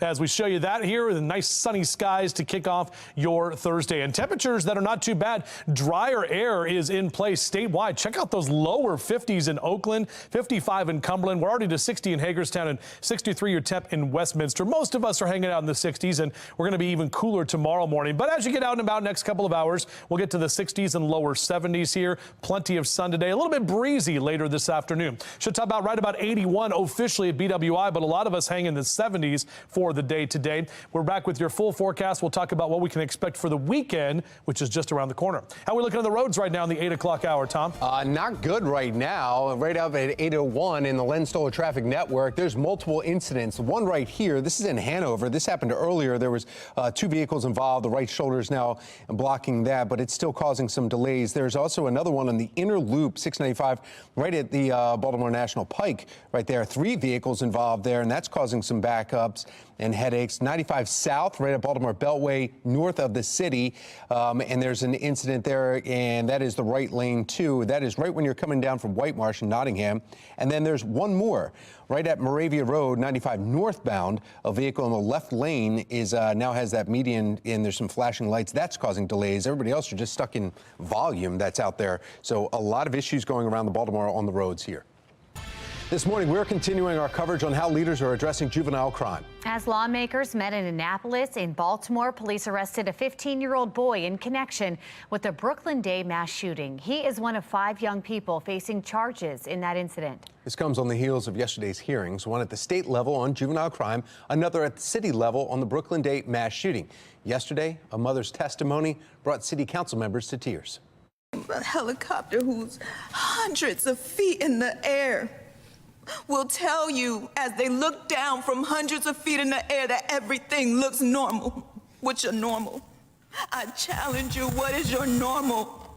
Let them take each other out. Is that your normal? From shootings to car thefts, we have seen an alarming number of young suspects and victims over the past few months. Fox 45 News has documented it all, holding elected leaders accountable at state and city levels. Well, this morning we have live team coverage as the demand for answers continues. Pressure is building as questions remain about how to hold kids accountable when they commit crimes. Fox 45's Mackenzie Frost joins us live after lawmakers questioned the Department of Juvenile Services and other agencies. Yeah, Megan, we know that this hearing was very lengthy. It was nearly 5 hours of questions, and we heard from the concerns from all the different stakeholders, very mirroring what we've been hearing from parents, prosecutors, and police. And during this conversation, there was really little details about potential commitments for changes when it comes to legislation. Really, it was a conversation listening to these stakeholders. And we know that there are some supporters of the current juvenile justice laws, but really when we got to the State's Attorneys Association and law enforcement, they're saying the same thing. They are essentially begging lawmakers to make some changes. Some of our current laws inhibit our ability to successfully interact with our youth. If a crime clearly has occurred, we should allow our officers to take action, and it's frustrating to the community that we cannot. They see no reason to stop committing crimes because we are giving them no reason not to. And some of the frustration and problems that we have been reporting on Fox 45 News are really actually brought up during the hearing. Questions were raised about that 11-year-old that we did some reporting on just a few weeks ago, who was arrested 13 times in Baltimore County for allegedly stealing cars, never facing any charges, and released to parents. And that really got to the crux of the issue of the level of services that are available within the Department of Juvenile Services. Why do we have these examples of youth that commit a crime, sometimes serious, and they just kind of cycle through the system? The car theft issue is a big issue in Maryland. It's one of the areas where crime has increased substantially, and nobody should trivialize that. I've had my own car stolen several times. in my life, and it's never a trivial matter. It never was for me. But the council decided that the impact of formalizing cases on kids for nonviolent offenses was actually worse than just providing them with services. And I think that by and large, that's true, even though there are outliers. You know, I know that that's hard for people to swallow if they're one of the people whose cars that were stolen, but I don't think that's typical of what's happened with kids under 13. And I think the data shows that the kids under 13 are actually doing better now than they were before the law changed. Very interesting. Mackenzie, if this committee isn't specifically talking about changes to the laws, is anyone in leadership right now? Well, we know that Governor Wes Moore has talked about this. He was asked about it a few weeks ago, and I questioned him about it yesterday. And he admits that there does need to be some changes to ensure there's accountability. But what that looks like specifically really remains unclear. They need to be adjusted so we can have greater measurements of accountability, where we know that you're not just going to continue having repeat violent offenders who will find themselves back on the streets. What specifically are you looking to change, and which laws do you want to see changed? Well, we're going to work in partnership with the legislature because this is a law that they passed before I was the governor. So we have to work in partnership with them to be able to make adjustments. But there needs to be greater measurements of accountability. And so we asked some leadership. We asked the House Speaker, Adrienne Jones, yesterday, and she tells me that she does believe that it is a concern, the level of kids using guns to commit their crimes. But when I asked her if she will support or push even herself any legislation specifically addressing this, she says that's a conversation she'll have to have with some of her committee chairs. We do know that there will be another House Judiciary Committee continuing this conversation that'll take place in November. Megan and Tom.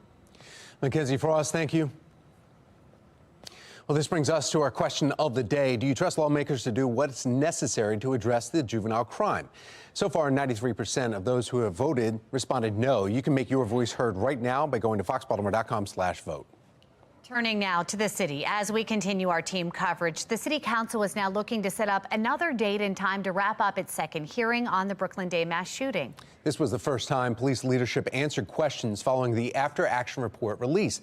Shannon Lilly joining us live here in studio with why the meeting ended early. Shannon. Yeah, that meeting ended early, Tom, following emotional testimony from a mom who lost her 18-year-old daughter, Aaliyah Gonzalez, here in this mass shooting. City Council attempting to further dig into what went wrong, but left with more questions. Meanwhile, Crystal Gonzalez says this did not have to happen. She is pointing the finger at the sheer lack of officers willing to intervene. Listen. My daughter, Aaliyah, she's been all over the news, and every time I see her pretty face on the TV, I'm like, she's not supposed to be there. Knowing that there were calls, endless calls for help, and no one showed up. Knowing that Foxtrot will tell you as they look down from hundreds of feet in the air that everything looks normal. What's your normal? I challenge you, what is your normal? Let them take each other out. Is that your normal? Well, after that testimony, Baltimore City Councilman Mark Conway called for a 5-minute recess. The hearing, though, never resumed. Before that, City Council members asked tough questions as this marked the first hearing into Brooklyn Day following the release of that after-action report, which cited critical failures and officer indifference. For instance, the day of the shooting, several 911 calls were made, including one warning that hundreds of people were armed with guns and knives. Later, Foxtrot flew over a crowd of about 700 people, reporting that, quote, everything appears to be normal. On top of that, BPD also is revealing days before the block party, there was information officers found on flyers and a social media post detailing the event. That information was never passed along as promised. Councilwoman Odette Ramos is demanding to know why. You're very specific in the rest of the report except for right here. I'm not sure how I can answer that, Councilmember. I mean, this is crazy. Meeting ended early, and we're told the rest of it will be rescheduled, but a new date has yet to be announced. Reporting live in the studio, I'm Shannon Lilly. Tom?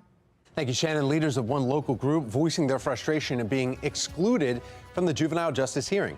Why they say they should have had a seat at the table. There are new developments in the Rachel Morin murder investigation still ahead. The new idea to track down the killer.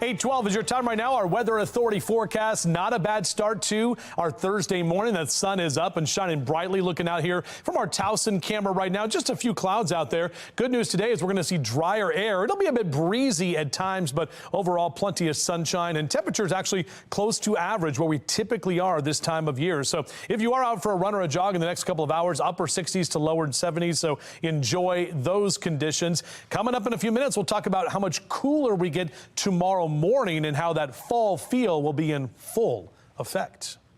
All right, Justin, thank you. Several Maryland lawmakers calling on the state superintendent to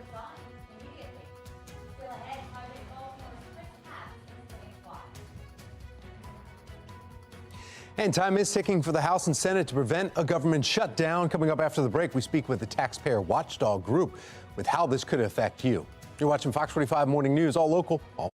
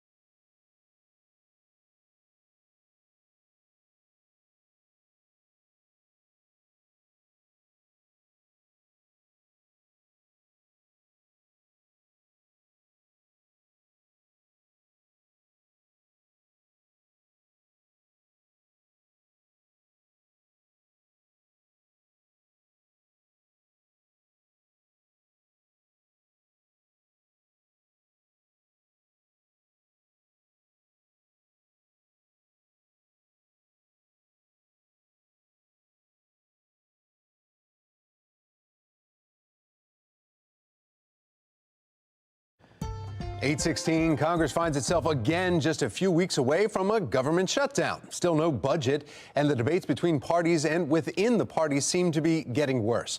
Joining us now with the Taxpayer Protection Alliance, David Williams. David, good morning. Good morning, Tom. And deja vu all over again, right? Because we seem to talk about this every year, every September, because it happens every year, every September.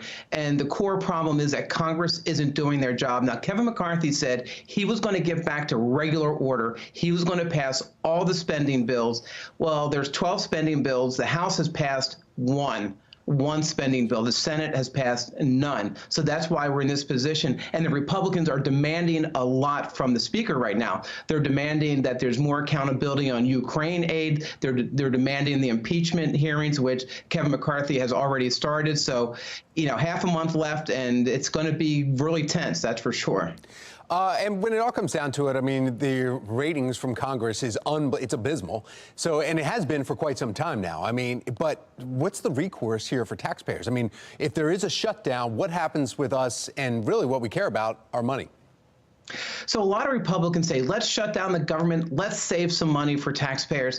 It doesn't work out that way. It's actually just the opposite, is that taxpayers are on the hook for this. And they've studied this, and they've shown that it cost about $4 billion to taxpayers the last 3 shutdowns.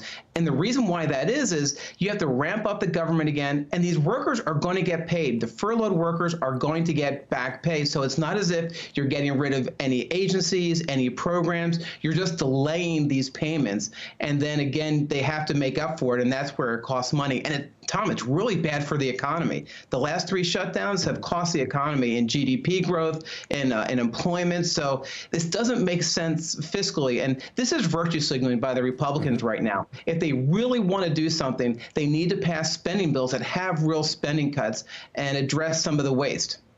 Well, David, it seems like they're just pointing fingers back and forth each time. One party points to the other one. It doesn't seem like anything's going to move forward here. Is there a path that you see?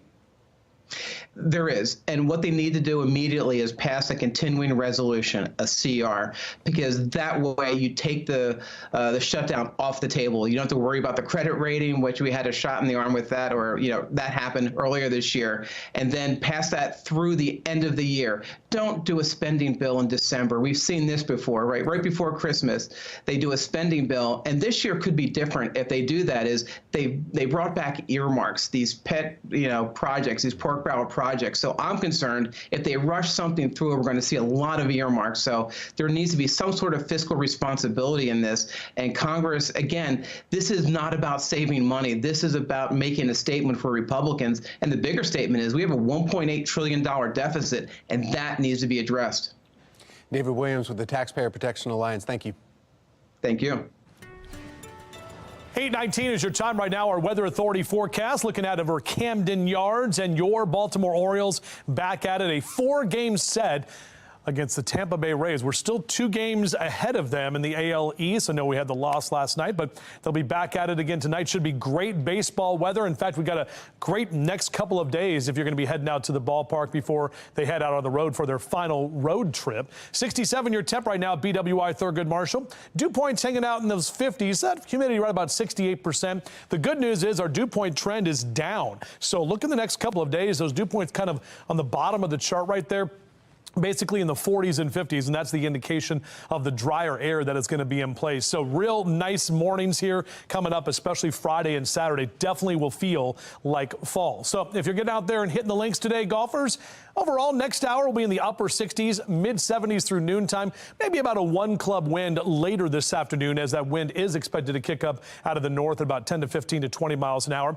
Mid 70s here for Westminster and Bel Air, across into Elkton, 77 in Columbia and Laurel, even upper 70s in Annapolis, and some of us in the lower 80s. Talbot County there in Easton at 80 degrees, 81 in Baltimore this afternoon. If you are heading down the ocean, we talked about how those rip currents and the high surf is going to be an issue over the next couple of days, especially from Hurricane Hurricane Lee, even though it's not going to make an impact here on the East Coast, at least for us here at home.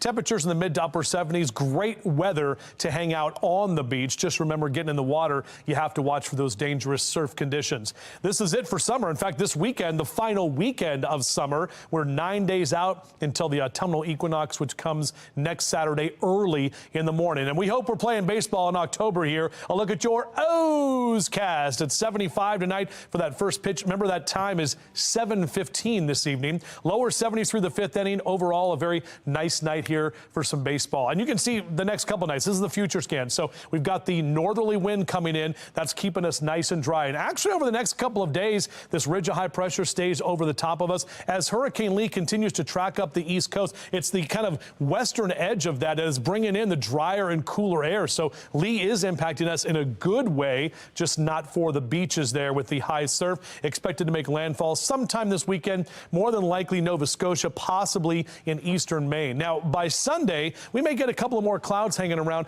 Not really tracking actual rain here, but again, a little bit more cloud cover for your Sunday afternoon. As I mentioned, just 9 days till fall, Halloween in 47 days from right now. And now Thanksgiving on your holiday countdown, 70 days. So today's a Thursday, and we know Thanksgiving's on a Thursday. We got 10 Thursdays left until we're all eating turkey and watching football and celebrate my birthday. Lower 80s into the weekend, and then a little bit warmer as we head toward the middle of next week. Severe storms and a likely tornado here hits parts of New England as another wave could be on the way. Just ahead from the Live Center, we are tracking Hurricane Lee and the problems it could bring to the Northeast. And we're at Forest Park High School this morning, getting ready for the pep rally. It's going down. We'll talk to the coach coming up next. Let's go.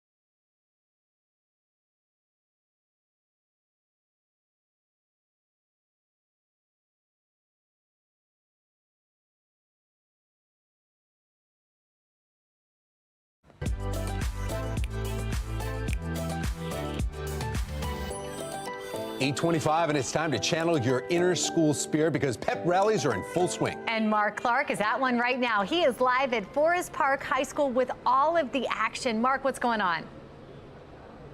That's right, we're at Forest Park High School, and we are fired up. The football team running through, getting ready for their game tonight. Coach Sean Markley joins me.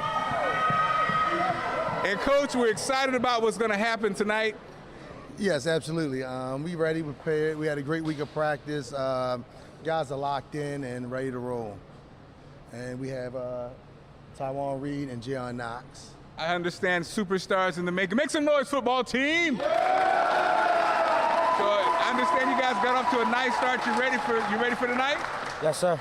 All right, look at that. Yes, sir. And what about you, sir? I understand linebacker, wrestler, and team leader. What's your name? My name is Jayon Knox. All right, man. What you gonna give him tonight? Hey, I'm gonna give him my all.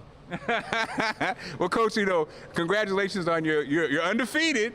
Now, do we have a prediction? Are we going undefeated this whole season? We would love to go undefeated this whole season. We keep working hard. We'll see where it takes us. All right, guys. Guys, what do you think about that? Is that possible, undefeated?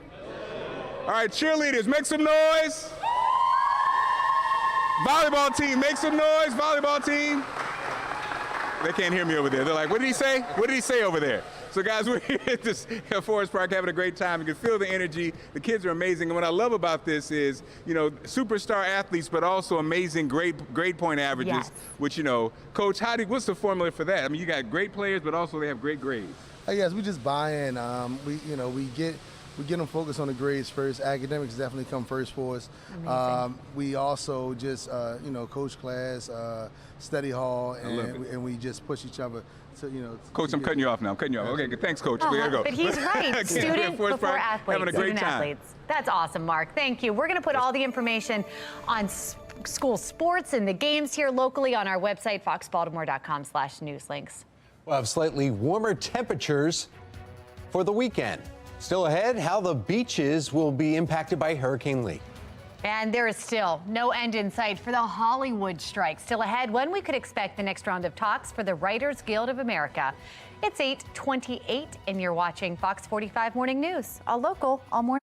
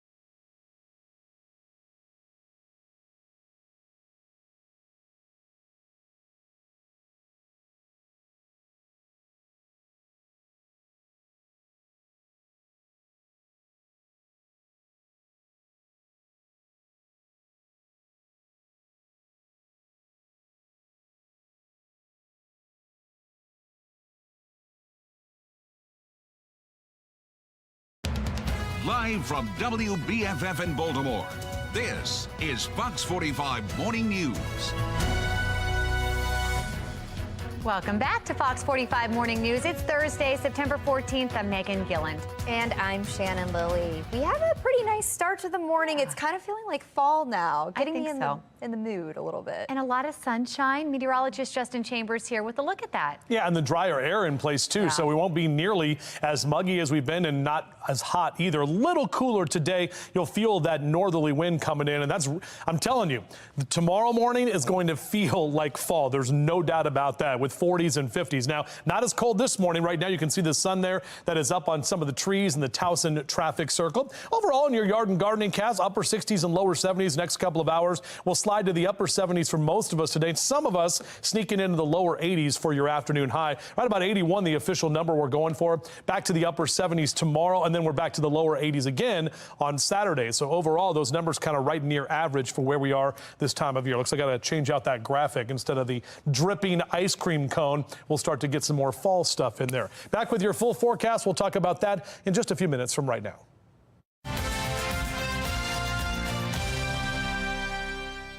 Three Republican lawmakers from Baltimore County are saying Mohammed Chaudhry, the superintendent for Maryland Public Schools, should step down. In calling for his resignation, the lawmakers cited a series of Project Baltimore investigations. Chris Papps is joining us live this morning, and Chris, Chaudhry isn't the only school leader under fire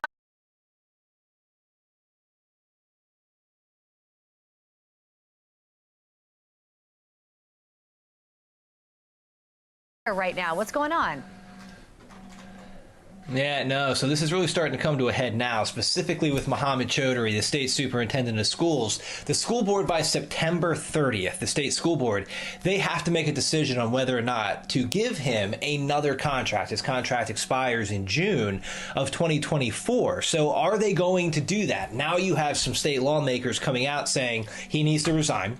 They're calling on the attorney general to launch an investigation into the issues that we have uncovered with the text messages being deleted, secondary email accounts, his use of the encrypted Signal app to conduct work. We also know that the Maryland Public Policy, they have called on the Inspector General for Education to investigate, and we know that the state prosecutor, they have had a referral to investigate this as well. Now, on the other side of this, you have Baltimore City Schools. Last week, we reported that their head football coach at Dunbar, 8-time head football coach and police detective Lawrence Smith, he was arrested for overtime fraud. He collected $215,000 in fraudulent overtime, according to the FBI. Well, how did Baltimore City Schools not catch that? $215,000? That's a massive amount of money. That's 3 teachers. That's 3 teachers in Baltimore City Schools that the FBI says was paid to Coach Lawrence Smith when it shouldn't have been. And keep in mind, the other thing that they're under fire for is that he got a promotion in April. So in February, Project Baltimore reported about these overtime, in January, I should say, we reported about these overtime discrepancies. In April, he gets a promotion, and in September, he's arrested. So there's a lot of questions to be answered here by school leaders. What are they doing? Wow, a lot going on, like you said. I mean, Chris, what is the impact on students and families here?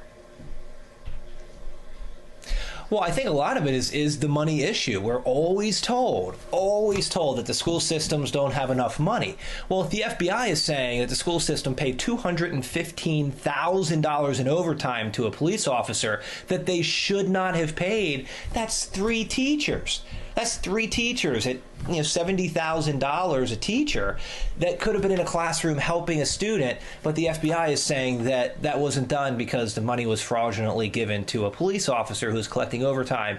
He shouldn't have been working. And as far as the situation at the state level with the state superintendent, these are transparency issues. Parents and taxpayers and the public, they have to be able to see what their government is doing with their money.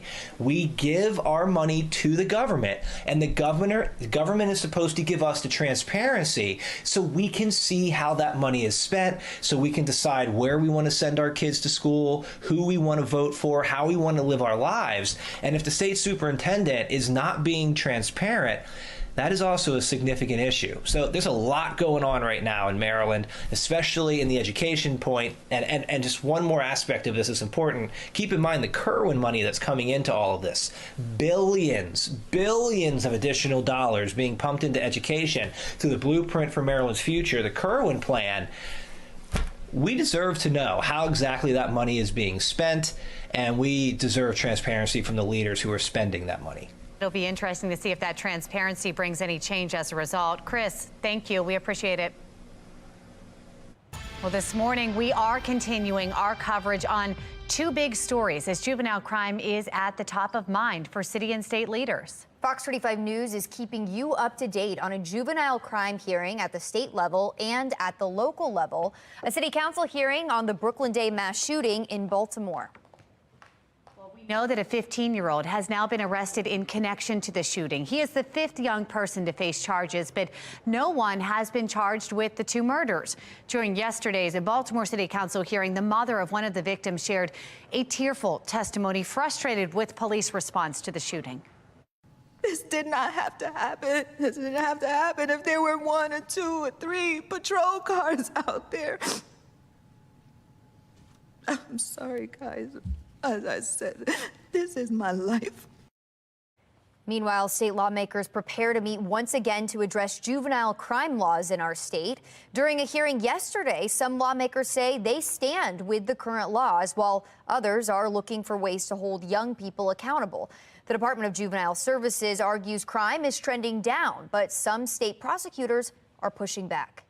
That's not what we've seen here in Montgomery County. If you actually compare the numbers between 21 and 22, we have nearly double the number of arrests in 22 than we had in 21. The arbitrary setting up of limitations on how long someone can be placed on probation doesn't really focus on rehabilitating the individual. There is no consequence, as the law now exists, if you blow off probation. Now, the next hearing is in November. The 2024 legislative session begins in January. And leaders of one local group are voicing their frustration at being excluded from that juvenile justice hearing. Baltimore City School Police say they should have had a seat at the table since they have experience dealing with children. Olivia Dance joins us live with why Baltimore City School Police say they could have added a valuable perspective. Olivia?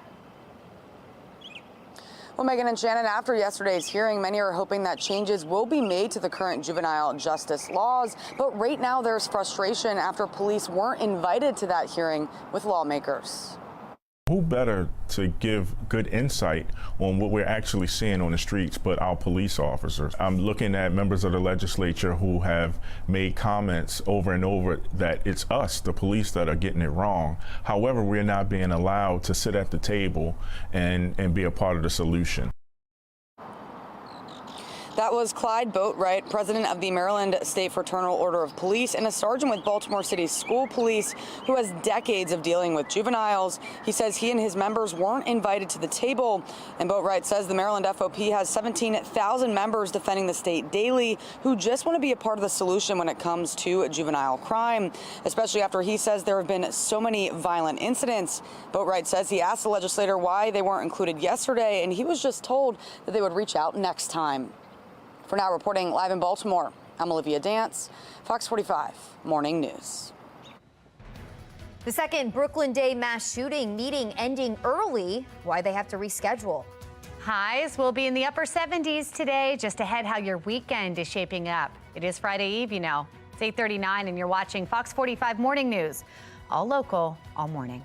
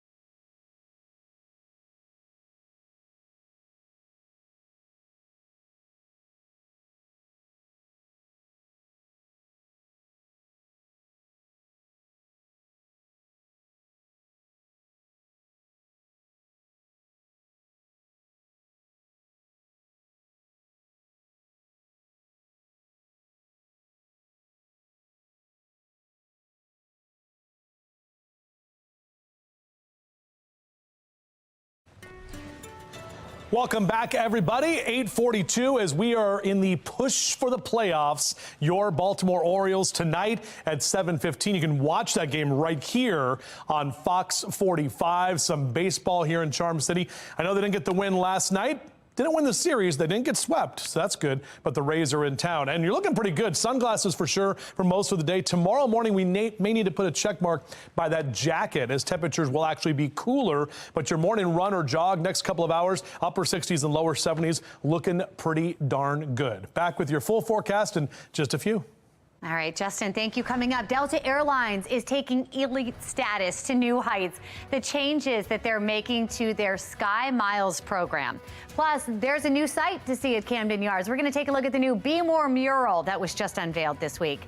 Time now, 8:43. You're watching Fox 45 Morning News, all local, all morning.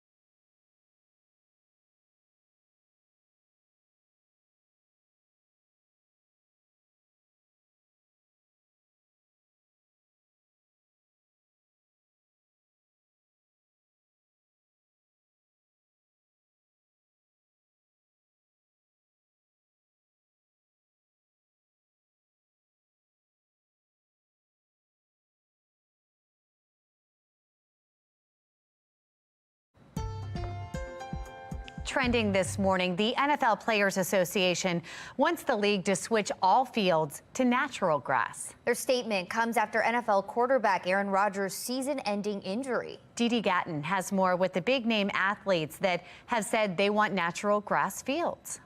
The NFL Players Association just issued a statement saying switching fields to natural grass is the easiest decision the NFL can make.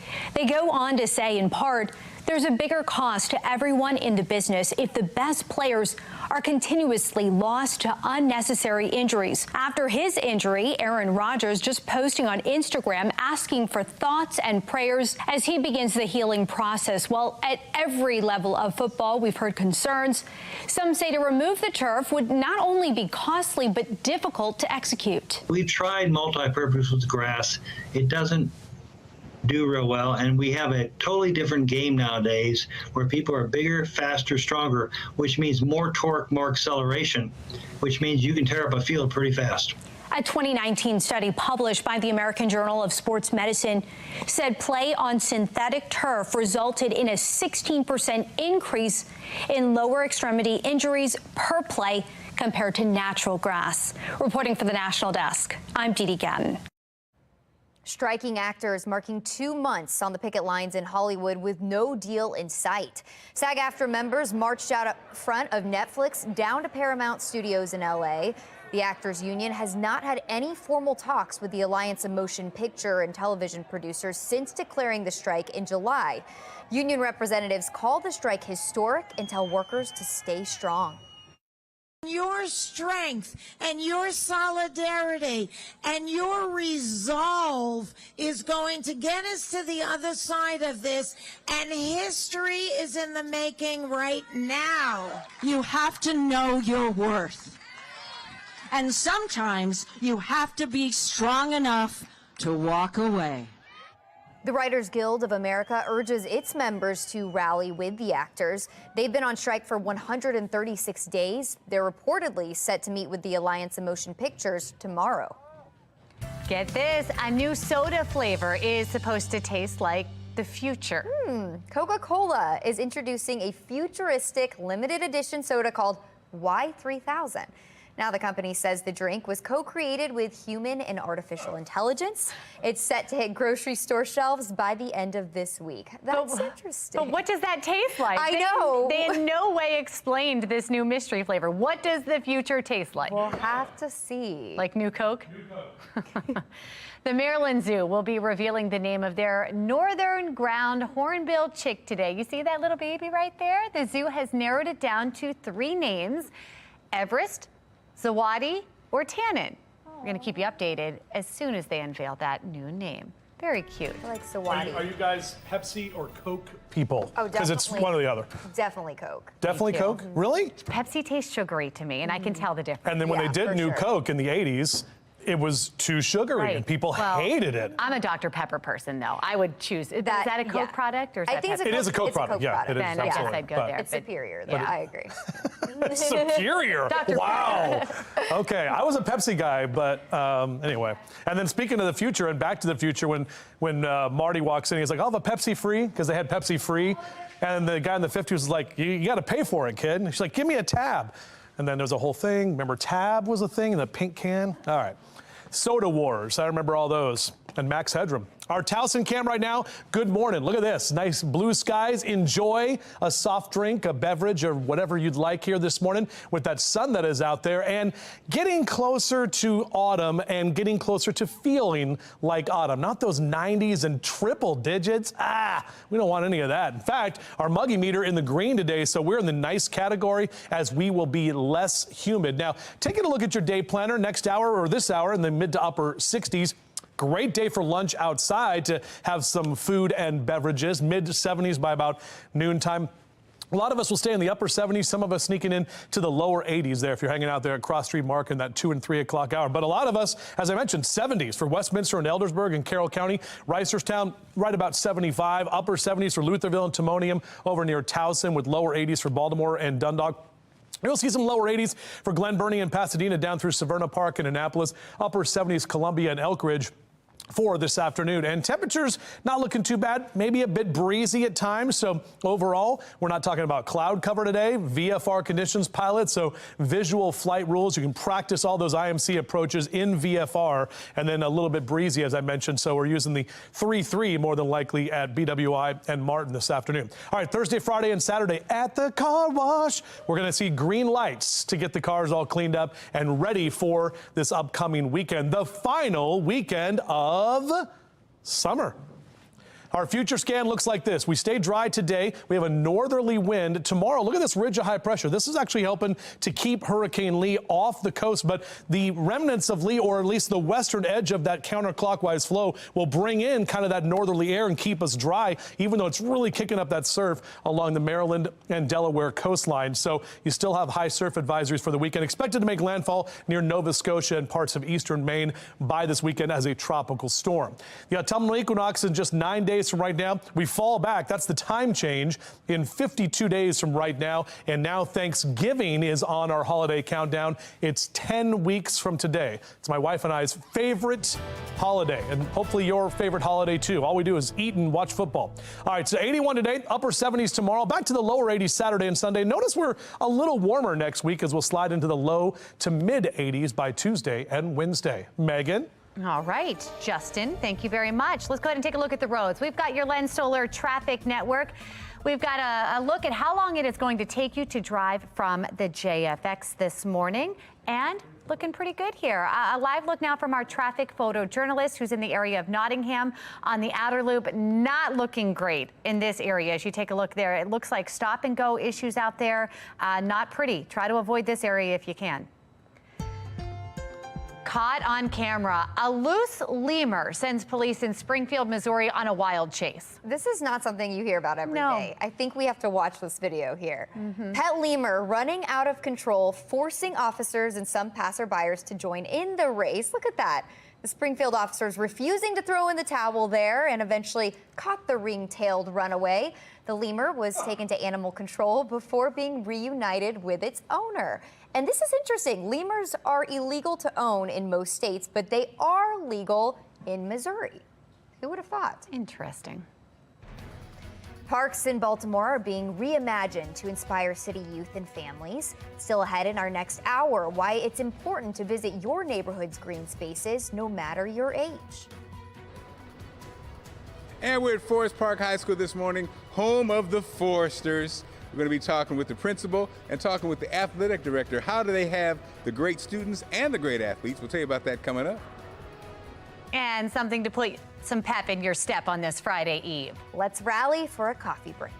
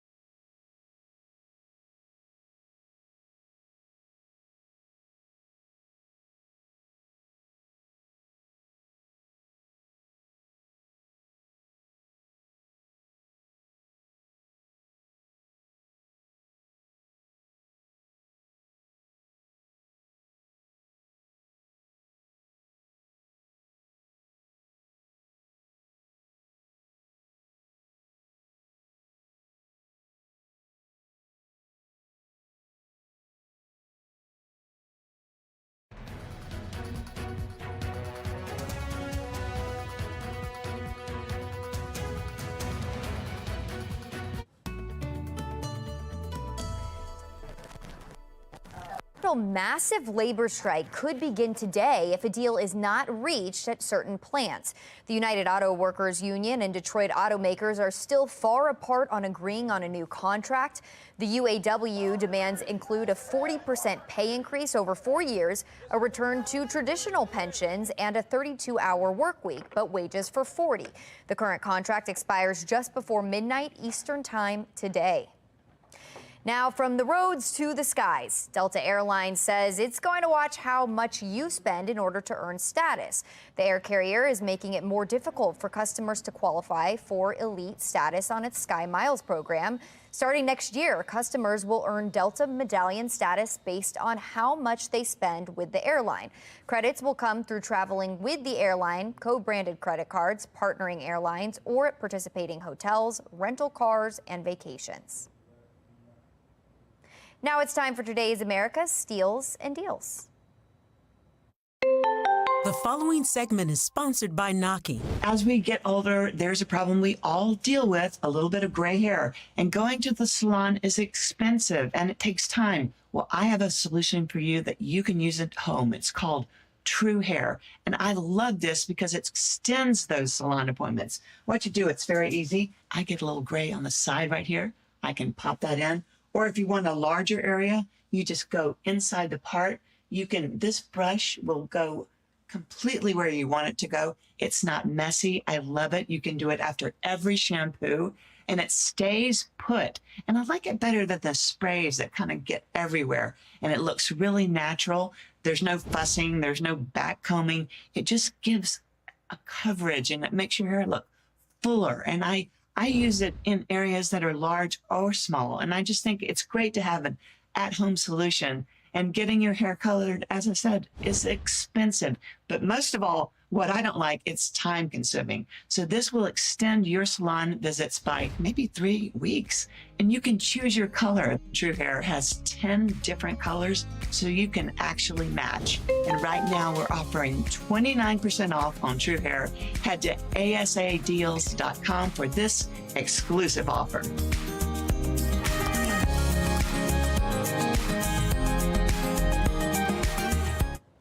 We are taking you into the news right now on Fox 45. Good day, Baltimore. It's 9 a.m. and here are today's top stories. I want to move. I don't feel safe here. I don't want to be here. Police arrest a 5th teen in connection with the Brooklyn mass shooting. Coming up, what we're learning today about that suspect. I know you said we're guests of honor. This is no honor. Emotional testimony in a Brooklyn Day mass shooting hearing brings that meeting to an abrupt end. Just ahead, the questions that still remain. Live from WBFF in Baltimore, this is Fox 45 Good Day Baltimore. Just about 9 o'clock on this Thursday, September 14th. I'm Tom Rogers. I'm Shannon Lilly, and we are starting off feeling great this morning. A little taste of fall almost. Yeah, it really is a good day out there, Baltimore. So we want to bring in meteorologist Justin Chambers, and he's got to look at not only today, but tomorrow and maybe the next day and the next day. That's my job. I have to forecast things. So, yeah, this hour we do the 10-day forecast that takes us into autumn officially because we're 9 days out. Of course, looking right now at Camden Yards. O's did not get the series win last night, but look, we still have a 2-game lead as those Rays are in town tonight. And the push for the playoffs, we got a magic number of 4 just to get into the playoffs, guys. So that's pretty amazing. Oh, we're in the 50s right now in Oakland, 62 in Cumberland, mid-60s for Westminster and Bel Air. We've snuck up to 70 officially in Baltimore and down through Annapolis. So not bad. Sunny and a bit breezy for the afternoon. Definitely that drier air in place and those temperatures that are going to be closer to average. So on your out and about cast, upper 60s this hour, lower 70s as we take you through 11 a.m. on our way to the upper 70s, even a few lower 80s today. We're back with your full forecast. We'll do that in just a few minutes from right now. We'll do this morning. 2 shootings overnight, both in southwest Baltimore, both less than an hour apart and about a mile away. Just after midnight, a 37-year-old woman was shot. Police say the woman was driving her car near Payson and Lexington when she heard gunshots and realized she had been struck. About 45 minutes later, a man walked into a hospital saying that he had been shot on South Catherine Street. And police are asking anyone with information to contact them. Also new this morning, according to the Maryland State Fire Marshal, a garage caught on fire in Jarrettsville last night at around 11 p.m. A mother and her son escaped along with their dog. Look at that. The Office of the State Fire Marshal does believe another dog died in the fire. According to the Office of the State Fire Marshal, the Jarrettsville Volunteer Fire Company was able to contain the fire in the garage in half an hour. There was extensive damage to the garage and remainder of the home, and there were no injuries to report. This morning, we are continuing our coverage on how leaders are addressing juvenile crime. As lawmakers met in Annapolis, in Baltimore, police arrested a 15-year-old boy in connection with the Brooklyn Day mass shooting. He's one of 5 young people now facing charges in that incident. And this comes on the heels of yesterday's hearings, one at a state level on juvenile crime, the other at the city level on the Brooklyn Day mass shooting, as we just talked to you about. Yesterday, a mother's testimony brought city council members to tears. My daughter, Aaliyah, she's been all over the news, and every time I see her pretty face on the TV, I'm like, she's not supposed to be there. From shootings to car thefts, we've seen an alarming number of young suspects and victims over the past few months. Fox 45 News has documented all of it, holding our leaders accountable and at state and city levels. We want to get right over to Olivia Dance. She is live with just how bad the juvenile crime has gotten in the past few months. Olivia? Well, Shannon, as you mentioned, there's one more arrest in the Brooklyn Day mass shooting, but this morning police still don't have someone facing charges for murder. This latest arrest is another juvenile. The 15-year-old joins a growing list of juveniles who are responsible for and involved in several of the violent attacks that have happened in our city. If you remember, back in May, 2 teens were charged with murdering an employee at this T-Mobile here in Canton. One of the suspects was already under the Department of Juvenile Services supervision when he was arrested for the murder. Then this week, the trail of teen violence led to Lansdowne, where police arrested 2 14-year-old suspects for a shooting behind the middle school. And so far this year, hundreds of car owners have been victimized by thieves. Police saying kids are responsible for many of the carjackings. Of course, all of the juvenile violence is creating frustration and fear in communities. These kids keep committing these crimes and they're not being punished for it. No control, no parental control, because it starts at home. There's enough of this going on that the families, the community, the laws, the mayor need to do something. And the 15-year-old teen arrested yesterday in connection with the Brooklyn Homes mass shooting is accused of firing at several individuals, but he's not accused of actually injuring anyone. For now, reporting live in Canton, I'm Olivia Dance, Fox 45. Good day, Baltimore.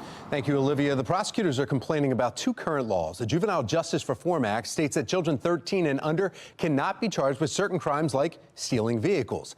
And the Child Interrogation Protection Act states that police cannot question any child as a suspect or witness without notifying their parents and getting approval from an attorney. Those laws are a big part of the conversation during the hearing on juvenile crime in Annapolis. Lawmakers in Annapolis will hold another hearing on juvenile crime come November. This comes just hours after that hours-long hearing ended with no agreement on any policy changes yesterday. Law enforcement, the Public Defender's Office, and state's attorneys from across Maryland and the Department of Juvenile Services secretary were questioned for 5 hours about the state's juvenile justice laws. Secretary Vincent Schiraldi touted his agency's report showing juvenile crime is decreasing for the most part, but some push back on that data.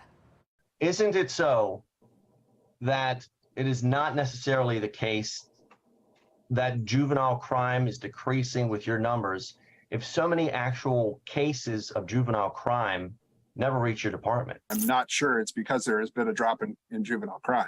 I think the numbers have simply dropped because in many cases, police officers have not brought charges. Well, the state's attorneys are also bringing up their frustration about the probation and home monitoring. 2 of the Brooklyn Homes mass shooting suspects were wearing ankle monitors from DJS. Delegate Luke Clippinger asking about those monitors. It does not appear that those monitors were being adequately observed while what was happening in Brooklyn was happening. How many of the juveniles who were there were in violation? I mean, and I get it about probation, but they were under supervision from DJS. Mm-hmm. How many people were there who had those obligations and they may have been violating them? Right. So I'll get you that data too. But again, if a kid is out at midnight and they have the electronic monitor on, it doesn't mean that nothing was done about that. Right? The electronic monitor doesn't physically tether them to the home. Kids do sometimes do things they're not supposed to do.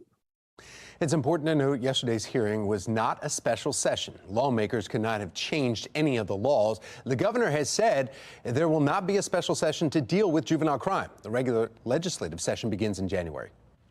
Turning now to the city. The city council is now looking to set up another date and time to wrap up its second hearing on the Brooklyn Day mass shooting. This was the first time police leadership answered questions following the after action report release. The meeting ended early following emotional testimony from a mom who lost her 18-year-old daughter, Aaliyah Gonzalez, in the mass shooting. City Council attempting to further dig into what went wrong there, but left with more questions. Meanwhile, Crystal Gonzalez says this did not have to happen in the first place. She is pointing the finger at the sheer lack of officers willing to intervene. Listen. My daughter, Aaliyah, she's been all over the news, and every time I see her pretty face on the TV, I'm like, she's not supposed to be there. Knowing that there were calls, endless calls for help, and no one showed up. Knowing that Foxtrot will tell you as they look down from hundreds of feet in the air that everything looks normal. What's your normal? I challenge you, what is your normal? Let them take each other out. Is that your normal? Well, after that emotional testimony, Baltimore City Councilman Mark Conway called for a 5-minute recess. The hearing never resumed. Before that, though, City Council members asked tough questions, as this marked the first hearing into Brooklyn Day following the release of that after-action report, which cited critical failures and officer indifference. For instance, the day of the shooting, several 911 calls were made, including one warning that hundreds of people were armed with guns and knives. Later, Foxtrot flew over a crowd of about 700 people, reporting that, quote, everything appears to be normal. Well, on top of that, BPD also revealing days before the block party, there was information officers found on flyers and a social media post detailing the event. That information was never passed along as promised. Councilwoman Odette Ramos is demanding to know why. You're very specific in the rest of the report except for right here. I'm not sure how I can answer that, Councilmember. I mean, this is crazy. The meeting ended early, and we're told the rest of it will be rescheduled, but a new date has yet to be announced. Reporting live in the studio, I'm Shannon Lilly. Now, this brings us to our question of the day. Do you trust lawmakers to do what's necessary to address the juvenile crime? As you see on the bottom of your screen right there, it shows 94% of those who have voted already responded no. You can make your voice heard right now by going to foxbaltimore.com/vote. 9:10 now, and today President Biden heads to Maryland to deliver an address about the economy, one the White House says will draw a contrast between his Bidenomics agenda and Republicans. National correspondent Atra Al-Nashar joining us live from Capitol Hill this morning with what we can expect. Good morning, Atra. Hey, good morning, Tom and Shannon. In a few hours, the president will leave the White House for Largo, Maryland, for this speech that the White House says will open the next chapter of Bidenomics. But look, the timing here is not ideal, to say the least, for the president. Yesterday, government data revealed consumer prices rose in August, largely because of gasoline. Just in the last half hour or so, we got another producer price index, which shows wholesale prices. That also rose higher than more than expected. And we expect the president to also confront other tough news we got earlier this week, and that is that the poverty rate, especially for children, rose significantly last year, according to census data revealed earlier this week. Now, the White House is blaming that on Republicans for not supporting enhanced child tax credits. And though the polls show Americans give the president very low marks on his handling of the economy, he continues to point that blame on those kinds of Republican policy stances, like the one I just mentioned. In fact, today, the White House says that his speech is going to warn against so-called MAGAnomics, which is likely another phrase for what he's previously described as trickle-down economics of the past. And looming over this speech is the tension boiling over here on Capitol Hill over keeping the government funded before that September 30th deadline. A group of House Republicans have rejected a funding deal that House Speaker McCarthy and the president reached earlier this year during debt ceiling talks. And of course, partisan tension is poised to only get worse now that the speaker has announced the start of an impeachment inquiry. Yeah, so also on the economy, Atra, we know the White House is closely watching what happens with the United Auto Workers, who could start striking at 11:59 tonight. What's the latest on that? So the UAW president says that they're still very far apart with the big three automakers, Ford, GM, and Stellantis, on pay and job security, and they're likely to begin a targeted strike at midnight. And as is often the case with strikes, the White House is reluctant to publicly show support for one side or the other, but the president's top economic advisor, Jared Bernstein, said yesterday, he emphasized yesterday that the president has very strong support for unions in general, but not saying if he'd support a strike, encouraging both sides to keep negotiating. We also know that the president recently met with the UAW president in the Oval Office and also made calls to each of the parties before he left for Asia last week, both the UAW and each of the big three automakers.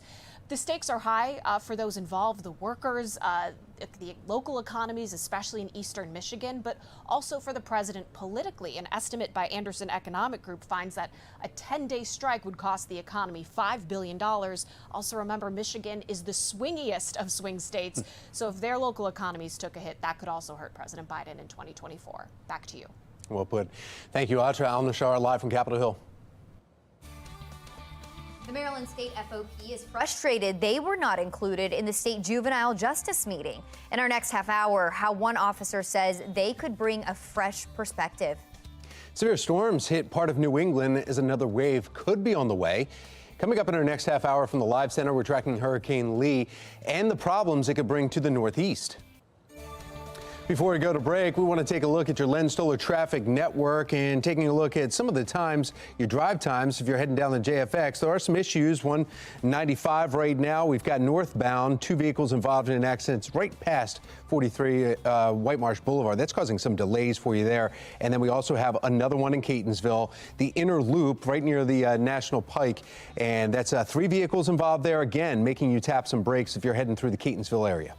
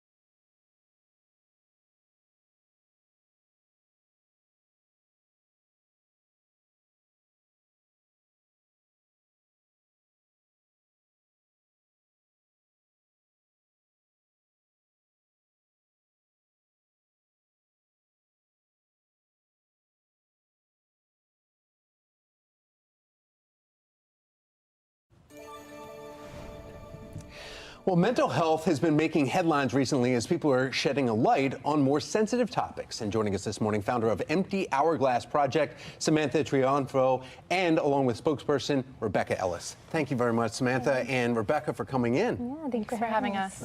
I need to ask, and we'll show some of the photos and some of the artwork that is involved here. Samantha, tell us about how you started this and why you named it the Empty Hourglass. It started after a particularly hard loss in my life that really affected me and my family. I won't go into details because that's for Oprah, but it was a very profound and significant traumatic loss. And so I just wanted to get what was inside, like, out of me, and I had this image in my head, and it was a test run. A photographer and I had never worked together before, and it turned out great, and it just turned into this community project where we invited so many other people who've struggled with trauma or mental illness to share their stories, and we retell them through conceptual photography.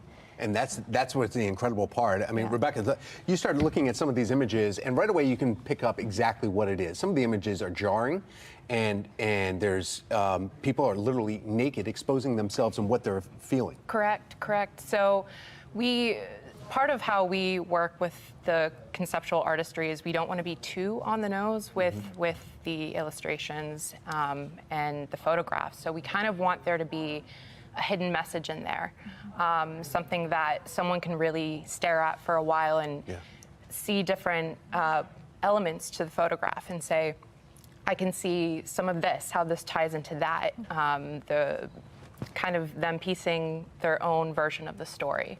And then that inspires others to come forward, though. I mean, let's talk about what kind of feedback have you been getting, Samantha, on when you started this in 2019? I mean, it's grown so much. It's like, Rebecca and I were saying, like, it was just supposed to be a book. So, but it's been really incredible. I mean, like, with the exhibits that, we'll touch on, just the students that were involved and the people who were like, we're just so grateful to have this as an outlet to, because some of them have never shared it with people. So they're like, this was so great to have this as an outlet to just share what I've been through. And be creative about it, too. Yeah, and be heard. Serious pain and trauma that they're dealing with, but able to get it out through art. That's what I think is such an amazing medium. Can you tell us real quick about the book that's about to come out? What started it all, really, which is now coming out, right? I'll let Rebecca take some of that. So the book is divided into 2 volumes. It's excuse me, 50 lives, 50 truths, reimagined through conceptual photography. So obviously 50 stories is a lot, and we discovered that very early on in the journey, and so we were like, we're gonna have to, in order to give something, divide this up. So we have our first volume coming out. So we have the first 25 stories, and then once this book, the first volume, has been published, then we'll get to work on the second volume. And you'll be able to get that right at your website. This is Empty Hourglass? Oh, yeah. EmptyHourglassProject.com. It has all our info about the book and the exhibits. Well, we'll have to have you back on when you have the book out. Yeah, and then be able to see this. Thank you so much for using art to help people with mental illness and be able to get out the trauma that they were experiencing, at least talk about it and share it with others. So, Samantha and Rebecca, thank you so much for coming in. Thank you so much for having us. Sure, yeah. Now we want to go over to meteorologist Justin Chambers. Beautiful day outside, yes, and in front of Towson Circle right there. It looks great. Yeah, it sure does, Tom. It's been a pretty nice morning, and we're going to continue to see that drier air, maybe a bit breezy at times today as some of the drier conditions work in. The dew points coming down as we head into the next couple of days, but lots of sunshine out there. Those trees starting to change over just a little bit, and let me tell you, especially after tomorrow morning, those trees are going to be like, all right, we got to start getting into fall mode here. So wind out of the north about 11 to 15 miles an hour, so it has picked up already, even though you can't really see it from this shot here, but our temperature right at 70 degrees, the dew points in the mid 50s, and dew points today, tomorrow, Saturday, pretty much below the actual chart there, so they're off the chart in a good way, with temperatures hanging down into the 50s. And even as we get into early next week, we get a little bit more humidity, but not those 60 and 70 degree dew points that we've been stuck with for the last couple of weeks. That's just what happens when you get toward the end of summer. 71 your temp next hour if you're hanging out there at Penn Station, and numbers here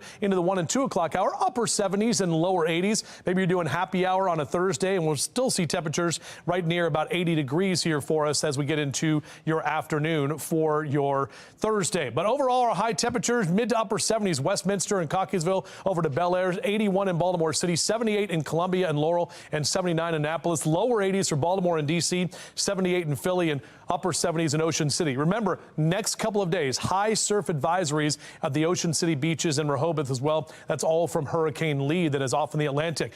Fox 45 has your Baltimore Orioles tonight at 7:15. So if you can't make it out to Camden Yards on your O's cast, all you got to do is keep the TV right here, or the channel right here. 73 here in the 5th inning and lower 70s through the 9th inning. Of course, the Rays in town. It's a 4-game set. Very important. We've been in first place, and we're still in first place over the Rays, but we know things can go either way here. So just got to try to pick up a couple of wins and get ourselves to the playoffs. All right, here's your Mo-cast. If you want to get your grass cut Thursday, Friday, and Saturday, really no rain in sight. We've got that dry air that is going to be in place. And notice our temperatures too, upper 70s tomorrow, so a little cooler. But notice Friday and Saturday mornings, we're waking up in the 50s and some waking up in the 40s. Then you're going to see those numbers slowly start climbing. A little bit more cloud cover Sunday, maybe a stray shower. But overall, into next week, we see those numbers come back up to the low and mid 80s. Back to you. Thanks, Justin.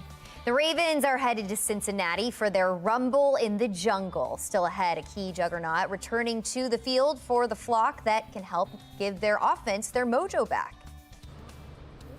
I'm at Forest Park, and let me tell you something. It's not easy being a cheerleader, right? So show me the cheer, guys. Show me the cheer face. Yay! Okay, show me the mug face. These faces and more coming up. We're going to talk to the principal and the athletic director, Fox 45 Morning News, all local, all morning long. Cheer! Hey!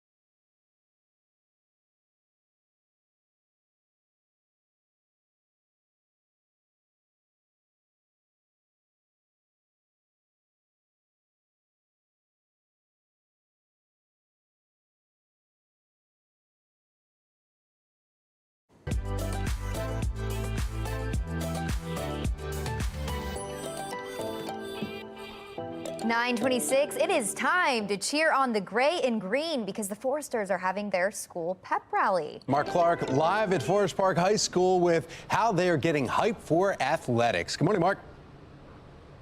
Good morning, guys. Excitement all morning long at Forest Park. Make some noise! We have the superstars. In addition to the cheerleaders, the superstar principal, Mozan, and also athletic director Dunn. Now, principal, the streets are talking. Everybody's talking about the excitement here at the school. You've raised the level of a whole bunch of things, including academics. So tell us, what is the secret? How'd you do it? It's teamwork. It's relationship. It's a great day. In fact, every day is a great day to be a Forester, right? That's right. The opportunity to come here and work together and band together for all the things that matter to our students is why we live and breathe. That's just what we do. And you said being from Baltimore, your love for Baltimore is so strong, you wish everybody could have not only what you have, but also have the energy. Every student in Baltimore City could have what we have at Forest Park. It's magic. I love it. It's magic. I love it. So, athletic director Dunn, now you guys had a great win last week. You're looking for a win tonight. You were talking about off there also about the energy around the school you're so excited about, and also the growth of the school. How do you manage it?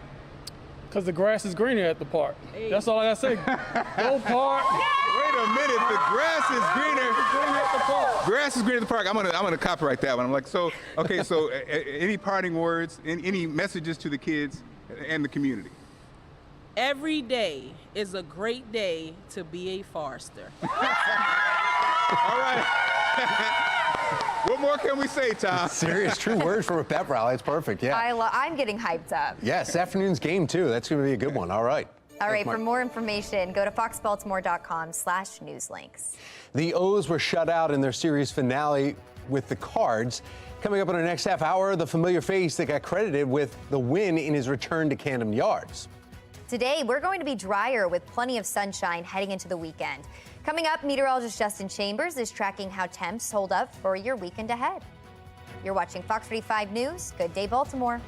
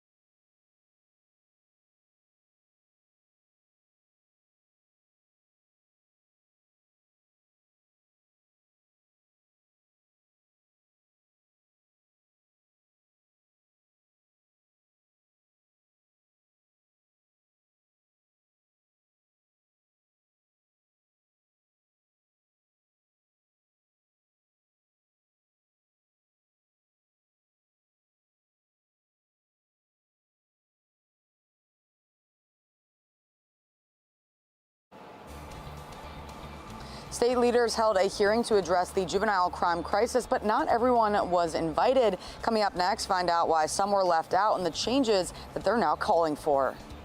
And severe storms, including a likely tornado, hit parts of New England as another wave could be on the way.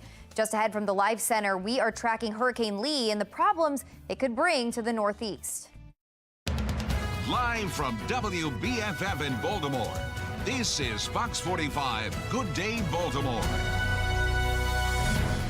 Welcome back to Fox 45 Good Day Baltimore. It's Thursday, September 14th. I'm Megan Gilland. I'm Tom Rogers, and we want to bring in meteorologist Justin Chambers. He's looking at the forecast. Beautiful weather today. Yeah, really nice, guys. I mean, we started off in the 60s this morning. Didn't get that cool, but overall, it really wasn't bad. And we've got plenty of sun that's out there. Wind is already starting to kick up just a bit. And we're going to see breezy conditions today, but plenty of sunshine as we head out and about. You can see some of those temperatures. Look at those 50s to the west of us, all that green in Pittsburgh, Cumberland at 64. We're still hanging on to some lower 70s for Baltimore down through Salisbury, even all the way down through Norfolk as well. Now, our yard and gardening cast, if you do want to get some yard work done, mid to upper 70s through the afternoon, some of us into the lower 80s. We'll talk about 81 officially. Back down a couple degrees tomorrow.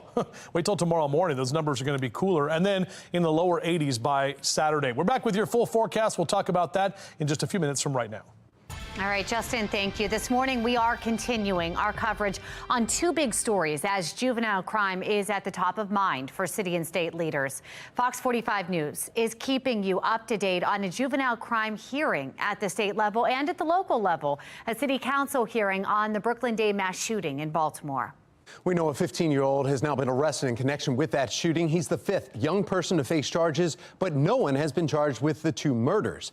During yesterday's Baltimore City Council hearing, the mother of one of the victims shared a tearful testimony, frustrated with police response to the shooting. This did not have to happen. This didn't have to happen if there were 1 or 2 or 3 patrol cars out there. I'm sorry, guys.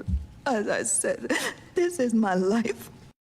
Baltimore police acknowledged failures in their actions before and after the shooting. They say they've already made some staffing changes and the investigation is ongoing. But City Council President Nick Mosby criticized BPD. He says they aren't addressing the root cause of the tragedy. I just don't understand the real point of these recommendations because this does not change what occurred in Brooklyn Day. It wasn't because we didn't have enough people. It wasn't because we didn't have the right command. It wasn't because we didn't have the protocols or operational procedures in place to address this. It's because we decided to do nothing. And we allowed it to occur in Brooklyn, and we would not allow it to occur in Fells Point or in Canton or in other parts of our city. Again, this is not a race thing, but it's definitely partially a socioeconomic thing, and frankly, a mixture of the two. We did not hear from the mayor's Office of Neighborhood Safety and Engagement or the Housing Authority of Baltimore. The hearing came to an early end and it will be rescheduled for a later date. Well, state lawmakers prepare to meet again to address the juvenile crime crisis in our state. During a hearing yesterday, some lawmakers say they stand with the current laws while others are looking for ways to hold young people more accountable. The Department of Juvenile Services argues crime is trending down, but some state prosecutors are pushing back. That's not what we've seen here in Montgomery County. If you actually compare the numbers between 21 and 22, we have nearly double the number of arrests in 22 than we had in 21. The arbitrary setting up of limitations on how long someone can be placed on probation doesn't really focus on rehabilitating the individual. There is no consequence, as the law now exists, if you blow off probation. The next hearing is scheduled in November, and 2024 legislative session begins in January. Leaders of one local group are voicing their frustration at being excluded from the juvenile justice hearing. Now, Baltimore City School Police say they should have had a seat at the table since they have experience dealing with children. Olivia Dance joining us live with why Baltimore City School Police say they could have added a valuable perspective on this. Olivia. Well, Megan and Tom, after yesterday's hearing, many are hoping that changes will be made to the current juvenile justice laws. But right now, there's frustration after police weren't invited to that hearing with lawmakers. Who better to give good insight on what we're actually seeing on the streets but our police officers? I'm looking at members of the legislature who have made comments over and over that it's us, the police, that are getting it wrong. However, we're not being allowed to sit at the table and be a part of the solution. That was Clyde Boatwright, president of the Maryland State Fraternal Order of Police and a sergeant with Baltimore City School Police who has decades of dealing with juveniles. He says he and his members weren't invited to the table. Boatwright says the Maryland FOP has 17,000 members defending the state daily who just want to be a part of the solution when it comes to juvenile crime, especially after he says there have been so many violent incidents. And Boatwright says he asked the legislator why they weren't included yesterday, and he was just told that they would reach out next time. For now, reporting live in Baltimore, I'm Olivia Dance, Fox 45. Good day, Baltimore. Thank you, Olivia. Hurricane Lee is forecast to cause major problems in the Northeast this weekend. This is much of New England is now cleaning up from more severe storms, including a likely tornado. We want to get right over to Shannon Lilly in our live center with what's ahead. Shannon. Yeah, we're starting with a live look over Boston this morning, guys, where there are tropical storm watches posted now from Rhode Island to the central Maine coast. That includes Boston and Portland. A hurricane watch is issued for northern Maine as well, and it comes as much of this area, like you guys said, is cleaning up from severe storms that they've been seeing over the week. In fact, we want to get to this video that we're seeing come in on social media. You can see what looks to be a tornado there at an airport less than 10 miles north of downtown Providence. Some scary video there. More video from our sister station in Providence here show the aftermath of winds strong enough to knock over that press box at a local high school. As cleanup is underway, the region is also bracing for more storms. In Maine, marinas are taking boats out of the water here ahead of Hurricane Lee. The storm is a little weaker this morning. Winds are down to 100 miles an hour. It's a Category 2 storm, but it's still very large and growing, now more than 500 miles wide. Here's a forecast cone from the National Hurricane Center, updated within the last couple of hours. The track is still putting landfall likely as a strong tropical storm near the tip of Nova Scotia, but we can't rule out northern Maine just yet.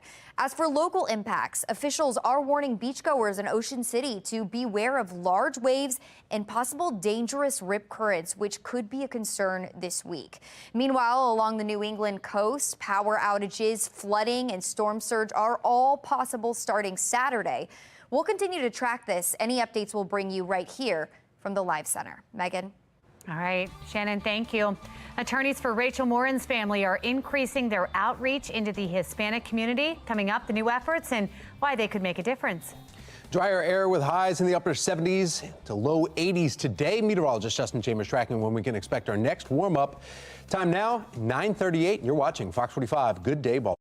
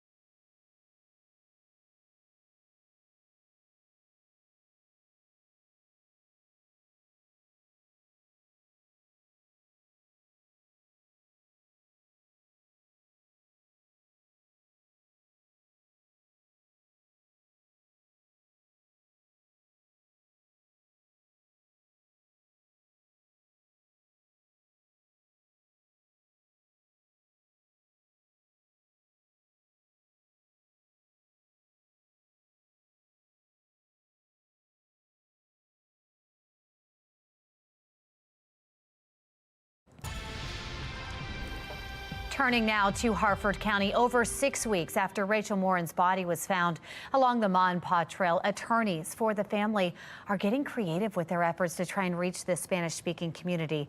The suspect is allegedly of Hispanic descent.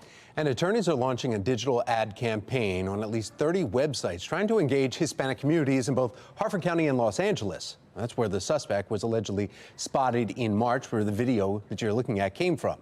Harford County police say their surveillance video shows him leaving a home after an invasion and assault.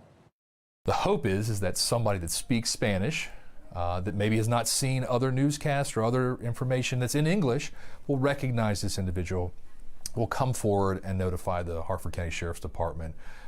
The Harford County Sheriff's Office sharing this video update on social media late last week, which has both English and Spanish subtitles. Police are still offering a $10,000 reward for anyone with information on the suspect. If you're going to Camden Yards anytime soon, you may see a new mural just ahead where it's located in the ballpark and what it's meant to represent.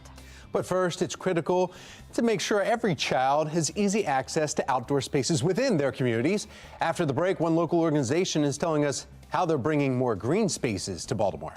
9:42, you're watching Fox 45. Good day, Baltimore.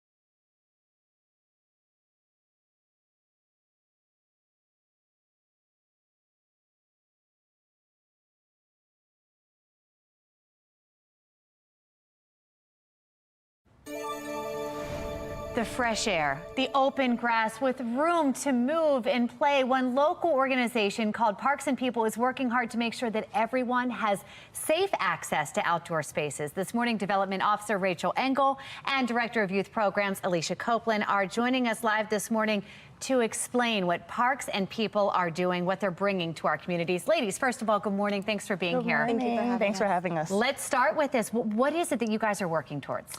So Parks and People, we are a nonprofit. We're located in Northwest Baltimore City, so we are right between the zoo and Mondawmin. Our mission is right in our neighborhood. Yes.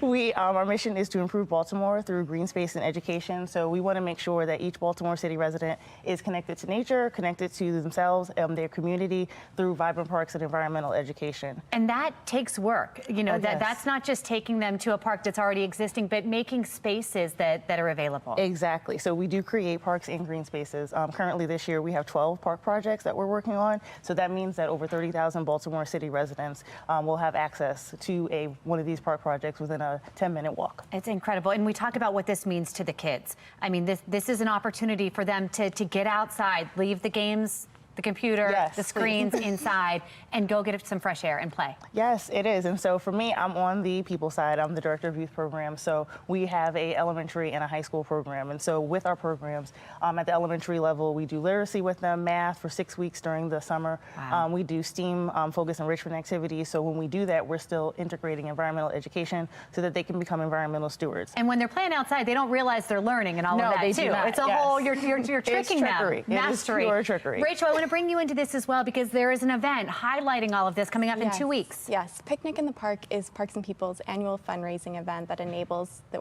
organization to do the wonderful work that it does in the Baltimore City community. This event is going to be on Friday, September 29th from 6 p.m. to 10:30 p.m. It's carnival themed this year. So there'll be lots of games, performers, there'll be live music from Rufus Roundtree and the Brandon Woody Trio, as well as food from Taharka, Heirloom, and Ekibin. Oh my goodness. And I'm looking, let everyone know again where this is happening. This will be at Parks and People's campus outside, located at 2100 Baltimore City, Liberty Heights Avenue. We as this community need to come together and support this so we can continue having these nice green spaces around. Yes. Thank you both so much. We You're look forward so to welcome. carnival style parties with you in 2 Yes. weeks. It's going to be a fun time. Well, let's bring in meteorologist Justin Chambers too. He's got an eye on the weather. It's 2 weeks away, but I feel like that's the perfect fall carnival time. We're going to be right in the midst of enjoying some very nice outdoor weather by then. No snow, don't you worry, don't worry. I want anybody throwing stuff yet. That's not coming until November and December when we get hammered with gigantic blizzards. But that's down the road. So looking at our Towson camp right now, we do have lots of sunshine, looking at those trees that are starting to get a little fall-like, at least for some of us, and especially after tomorrow morning, the next couple of mornings, we're going to feel like fall. Those trees will take notice and I'm sure start changing into those beautiful, vibrant colors. 70 your temp right now in Towson, north wind about 11 to 15 miles an hour, blowing some of those leaves around. Dew point temps in the 50s right now, and we'll stay in the 50s for the most part today, so we will be less humid, finally getting that drier air in place, and looks like that dry air is here to stay, at least for now. Mid to upper 70s across Carroll and Baltimore counties for your highs. Some of us will sneak into the lower 80s for this afternoon. Numbers for you in Howard and Anne Arundel counties also in the upper 70s and lower 80s for your highs this afternoon. Hartford and Cecil counties, you're keeping those mid to upper 70s going as well later today, so a little cooler than where we ended up yesterday afternoon. And yeah, speaking of fall, 9 days away. This is the last weekend of summer coming up because next Saturday is the autumnal equinox. It comes early Saturday morning, the 23rd. Pilot cast, if you're going to be flying today, pilots, looking at VFR conditions, visual flight rules, maybe just a bit breezy coming out of the north, so you'll be using 3-3 there at Martin and BWI. All right, here's a look at our future scan. Dry today and tomorrow. Notice this ridge of high pressure actually keeping Lee off the coast, but the west side of Lee, that counterclockwise flow is bringing us in that drier and kind of northerly wind. Definitely folks there in Nova Scotia and areas in eastern Maine are preparing for possible tropical storm landfall by the time we get into the weekend. And the beaches here at home also kicking up that rough surf already. 81 today, 79 tomorrow on your 7-day forecast, lower 80s into Saturday and Sunday, and then low to mid 80s as we head toward the middle part of next week. It's rare to see the O's get shut out. It had only been done 7 times so far this season, but while fans and dogs showed up Wednesday night at Camden Yards for Bark at the Park, it was a different story for the O's bats. Drew Rom, who was traded for Jack Flaherty, was on fire, throwing 2-hit baseball. He struck out 7, and with no run support for the O's, they fall to the Cards 1-0. The O's have dropped 2 straight, and the Rays picked up a win over the Twins last night. So the two teams are now only separated by 2 games ahead of the series of the year. Speaking of that series, we have a huge matchup tonight right here on Fox 45. The Orioles host the Tampa Bay Rays for the first of 4-game series. Feels like the playoffs happening in Camden Yards. Both teams fighting for that top spot in the AL East. First pitch, 7:15. You can watch it, all the action, again, right here on Fox 45. Then join us for Fox 45 News at 10, coming up right after that game. And if you're going to Camden Yards anytime soon, you may see this new mural. Check it out. This is Be More mural. It was just unveiled yesterday. It's located on the third base side of the main concourse. The bright colors in the background are meant to reflect Baltimore's diversity. The mural was painted by a local artist in partnership with PNC. Meanwhile, as we switch gears to the Ravens, Mark Andrews is back on the field for the Flock and is practicing ahead of the team's Week 2 matchup with the Bengals. The Pro Bowl tight end was inactive with a quad injury in the season opener against Houston. Andrews was a limited participant in practice, while Marlon Humphrey, Tyler Lindenbaum, Ronnie Stanley, and Marcus Williams did not participate due to injury. A name not on the injury report is quarterback Lamar Jackson, who has not started a game in Cincinnati since January 3rd, 2021, and he's more than ready to go this time around. One, I was injured. Two, I wasn't able to travel with my guys and, support them. And, just being out of the game, that's not something I want to do ever again. But just going back to Cincinnati, great atmosphere, great crowd. I got some of the Louisville guys in the area and stuff like that. So it's great support from, the Raven fan base in Louisville. So it's great to be there.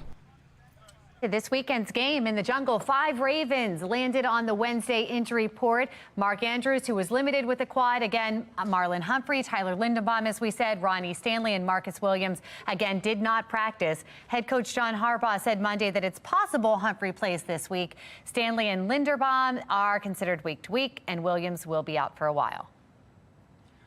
Well, it is time for football. We were just talking about it. We're kicking off the season, and you could win money every weekday from now until September 21st. Just grab your phone, scan the QR code you see right there on your screen for a chance to win a $100 Visa gift card. Play our touchdown trivia contest. Get the question right, you can win the daily prize of a $100 Visa card, and one weekly national winner will be able to win $5,000. Again, scan the QR code to get the touchdown trivia question of the day. Good luck. Tony Crane won yesterday, so congratulations, Tony. Well, we will have slightly warmer temperatures for the weekend. Meteorologist Justin Chambers is tracking how the beaches could be impacted by Hurricane Lee, maybe Tropical Storm Lee. We'll wait and see how that plays out. Coming up in the exclusive 10-day forecast. 9:53.